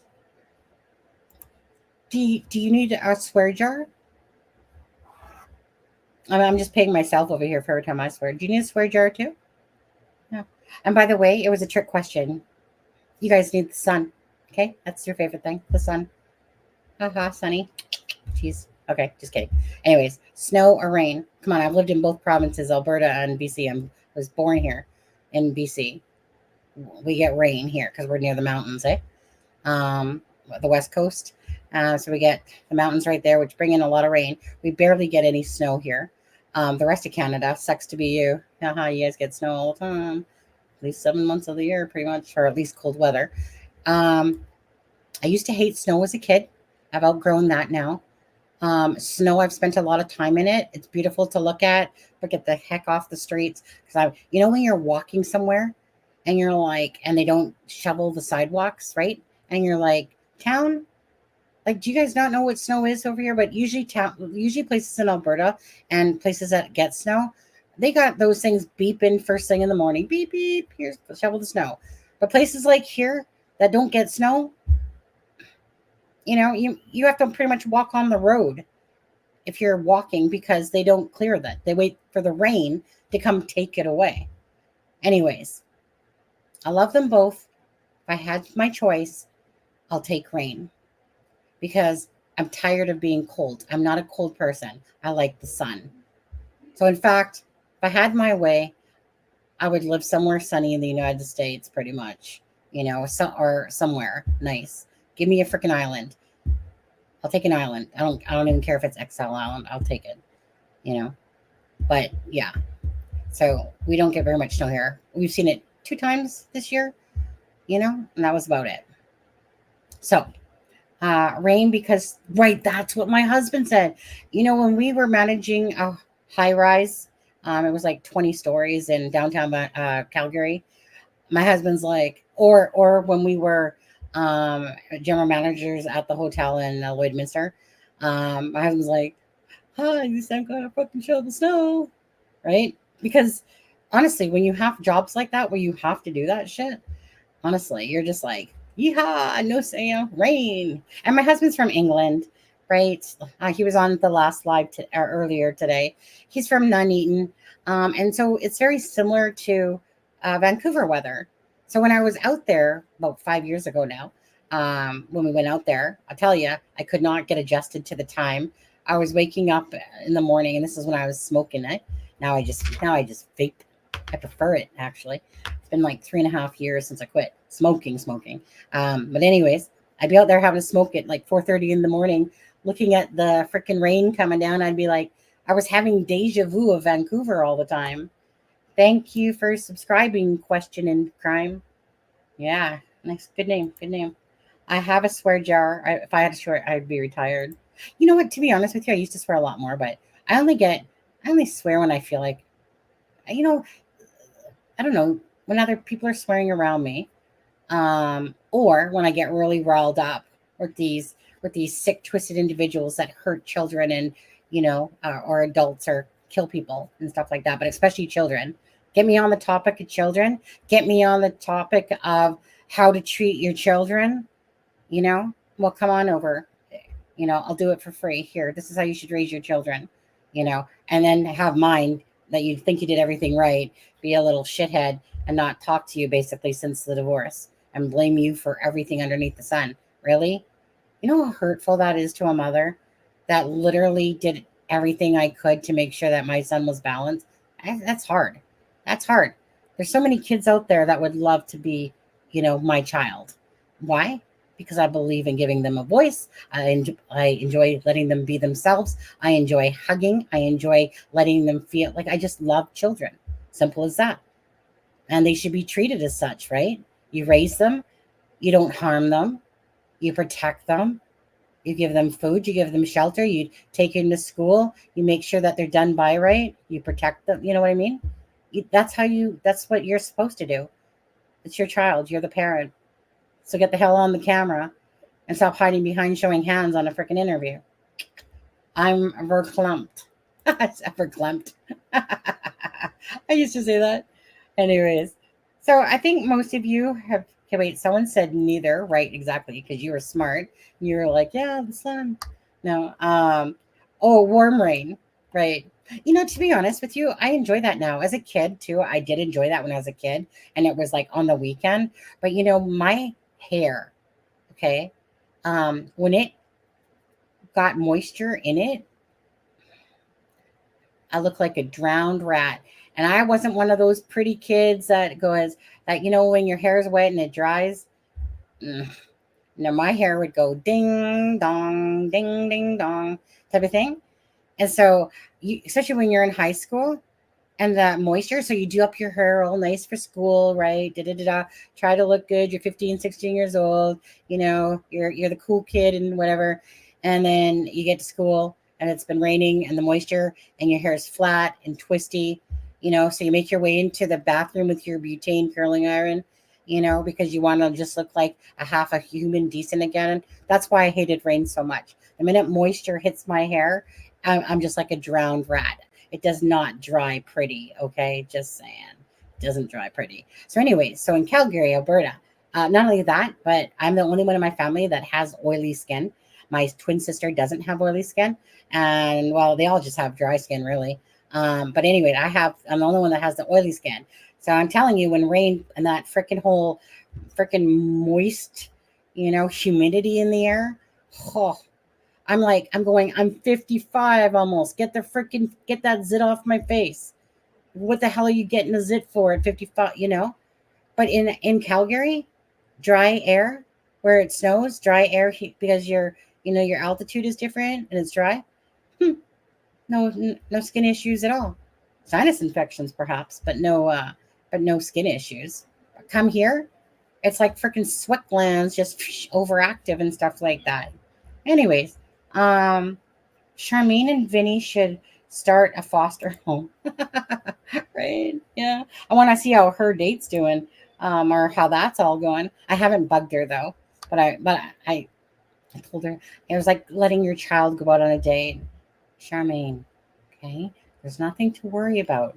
It's just a movie theater, You're gonna enjoy it. It's funny. It's comedy, So it's like, okay. So I feel like I'm like her mother, being now. There you go. This is what you need to happen, I'm kind of one of those ones that this is my third marriage, people. Okay, 11 years abusive, 17 years part abusive towards the end.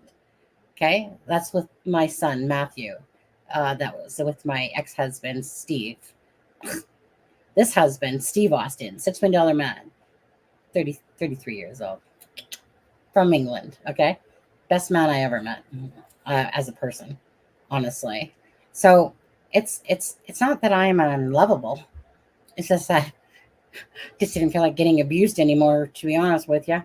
You stick it out. But I think that 11 years, 17 years, and my marriage now is like, we'll be celebrating our 9th year coming up from 2015. I think that's pretty good. Doesn't sound good when you say 3 husbands, but hey, live and let live, right? So Christopher has 5. Maybe all of the females were abusive and he's the innocent victim in all this. Must be, but anyway. Wait. Oh, that's my husband messaging me. 11:32. He's like, "You still live, baby?" That means I'm tired and I want to go to bed. Yes, she's on a date. Yes, she is. Does he have a brother? Asking for a friend. Okay, you little sleuths out there in the world that are watching right now. I don't know, but I know that he has a nice home in Salmon Arm. Telling you from a friend. Anyways, bottom line is you never give up on love. Never give up on love. Right? You never give up on that shit. Anyways, because not everyone's the same. There's some good apples in this world. There's some good women in this world too. Anyways, I gotta get going, you guys. This has been a good live. Thank you so much. Hopefully I covered pretty much everything I wanted to talk about between the 2 lives. I think I did a pretty good job there. Jenny, a brother? Well, you talking about my husband? You talking about my husband's brother? The 24-year-old almost? The good-looking brother-in-law? I didn't know I was good-looking as my husband. But he's good-looking in female standards. You talking about that one? 6'3"? Yeah. I'll sell him. I've already sold him to Charmaine for, I believe, a camel and a jug of water. But, I'm willing. I even actually told him, like, seriously, Charmaine is willing to marry you just to get you your green card here, your immigration, if you're having issues. Charmaine was willing to do that. And I was like, you're such a good friend. Thank you so much, Charmaine. So I actually told Ryan that. I was like, Ryan, got Charmaine over there, 40-something years old. I know you're whatever, but hey, if me and your brother, are living happily ever after, what the hell? Why not, right? Yeah, 3 alpacas. Exactly. I'll pay. Anyways, you guys, please on Twitter, you guys, again, if you're not following me on the It's a Crime and Shame Twitter, that's where I post much of my stuff. Perhaps you want to follow me on that. If not, doesn't matter. If you want to just catch lives, but whenever I post, when I come in here, I post to Facebook, YouTube channel, and to Twitter. So regardless about any of that stuff, just spread awareness, share the live, spread awareness about the 3 cases that we've talked about today. At the start was a shorter one, only because I've just learned of that case. Hopefully they'll find, my God, why do I keep forgetting his name? Carson. Why do I keep wanting to call him Grayson? I keep wanting to call him Grayson because I know a Grayson. But Carson Hughes, again, I put his poster on Twitter and on the community page for that. If you're in the Tennessee area, and again, maybe offer just to help. It's very impactful to the parents, like of Riley. Again, that people are so generous with their time, whether it's through food, whether it's through donations, whether it's just through, I'm so sorry, I'll say a prayer for you type of thing. It doesn't matter, right? I only have YouTube. Well, you need to get with the times, animal friend. How old are you? Asking for a friend. How old are you? All right. Because if you're like 55, so I'll be 55 on July 3rd. Close enough. It's coming up. Let's go. Actually, I got time. I'm 54. I never said I was 55. 54. I still got a couple months to go. Anyways, I'm not sure how old you are, but most of the people that watch are of a pretty decent age. 62. That's what I thought. That's just a spring chicken right there. Okay. So I understand why you only have YouTube. I get it. Trust me. I thought I was done when Messenger came out. Then all this TikTok-y stuff came out and freaking smart, whatever it is, like that. What's that one again? That you guys, it's on the tip of my tongue. Come off. Anyways, I was in the days of ICQ. All right. Way before Messenger or any of that stuff. ICQ, Yahoo, and all that stuff. But what's that one I'm talking about? Where Abby and Libby's phone was living. I want to say smart, not smart. Come on, what's that app, you guys? Ones where you take a picture and then you see it for so long and then it goes away. Why can't I think of it? Come on, you little fart. You guys know which one I'm talking about. I'm 46 and lonely. That's on a different channel, okay?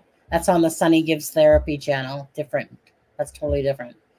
47 and single. Again, it's for the therapy channel. Snapchat. Thank you, Jenny with a J. All right. Snapchat. I don't know why I couldn't think of it. It was just like, it was there. And then I was like, gone.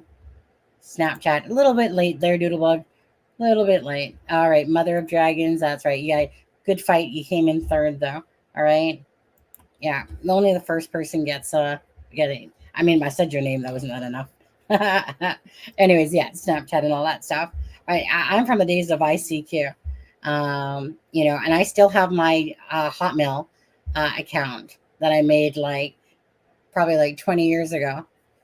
You know, designer123@hotmail.com. And that's why, because it's called that because back in the day I sold designer sunglasses. I 1 for 13 or 2 for 20 designer knockoffs, right? And they'd be like, compare our prices to Armani, compare our prices to Oakley, those ones. Okay, I was like taking money from a baby, having those kiosk booths. I'm keeping AOL. Okay, I never did the AOL thing, honestly. The AOL dial-up, dying. You know, when you wait for that noise, yeah, that noise is like no tomorrow.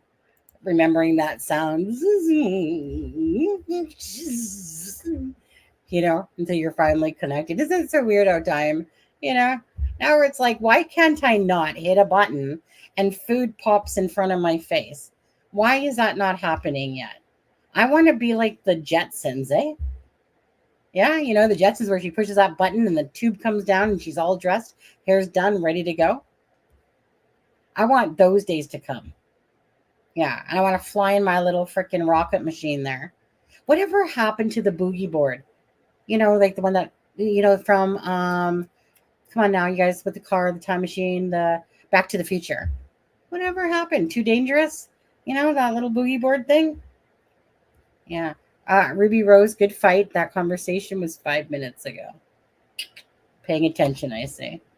What were you doing? Were you going to the bathroom? Were you getting yourself something to eat? Yeah, I did, but it was without George Jetson. Right. Meet the Jensens. Do, do, do, do. Yeah. Yeah, and Back to the Future. I love that Back to the Future one. So Michael J. Fox, right? He lived in Burnaby, just over here. I don't even know if he still lives in I don't even know if he has a home in Canada here, but anyways, he lived in Burnaby. But that was one of my favorite parts when he gets that guitar, you know, and then he's sitting there, you know, go, go, go, Johnny, go, right? And then all of a sudden he looks at the crowd and he's like, oh, this is before your time. Anyways, that's my favorite part of Back to the Future. Not gonna lie. All right. Okay. My husband needs to go to bed, guys. I'm probably gonna go to White Rock tomorrow. I'm probably gonna go to Walmart tomorrow night. No, I have a live tomorrow night for Delphi. Right. So yeah. See for these cases here. Well, see you when I see you on it. Probably I'll have to say depends because Delphi, the court date is Monday. So yeah. I don't know if we don't go to White Rock tomorrow, but I know my husband wants to do something. If we don't go to White Rock tomorrow, I'll probably do a live again. If we do, I probably won't be covering this case for at least a couple days, unless something really urgent comes out. But still, I have lives for Delphi, and your hubby has it, and your hubby has a windmill. Absolutely. I don't know how far he got with that windmill. He was showing me different stages, but it's looking good. I'll show you it once it's complete. Okay. He already made this pot plant thing, and it's really nice. He likes to work with his hands, and I took no offense that he just didn't want me to come with him. I was like, "Are you sure you don't want me to come?" He's like, "No, I'm good," and I'm just like, "Well, that's fine. I'll go do a live. I love you too, stinker." But anyways, I get it. Sometimes men just need their man time. Never happened before his brother came, I'll tell you that much. Happens nowadays. But anyways, I'll show you that windmill when it's done. Anyways, you guys have yourself a great night. Thank you guys so much for joining the thing. And of course, please like and share. bring awareness to the case. And thank you. Have a great night, guys. Oh, I thought you said sorry. I had to go to the loo. See, told you. The loo even. I was like, sorry. What I thought you said there, Ruby Rose, was sorry, but I had to go see my boo. That's what I thought you said. Boo boo. Right. Green hearts for Sebastian, guys. Riley Strain, of course. Again, hopefully answers come soon. As for Sebastian Rogers, again, it's a mind fuck. It's like a Vok, a Spock mind meld lock, whatever you want to call it. Anyways, it's a really it hurts the brain because you're trying to look at everything, and then you're going, okay, so this puzzle piece goes there. This doesn't make sense, so we'll put that there, and then you just type of thing. Sonny, you never look bad. You know what? I appreciate that. That's what I tell myself in the mirror all the time. You know, you're so great, Sonny. You're so awesome. You're so amazing. And then my husband walks in and says, like, what are you doing? Oh, not much. Just telling myself how much I love me. Since, you know, I know you tell me too, honey, but I'm just trying to fill my love cup up. Anyways, guys, that's it. I'm going to play the extra right now. And thanks for being here. Good night. A Norfolk night, the world is cold. We stand surrounded, we are not alone. Within my reverie, there's holy light. Without an unknown, we stand and fight. A Norfolk night.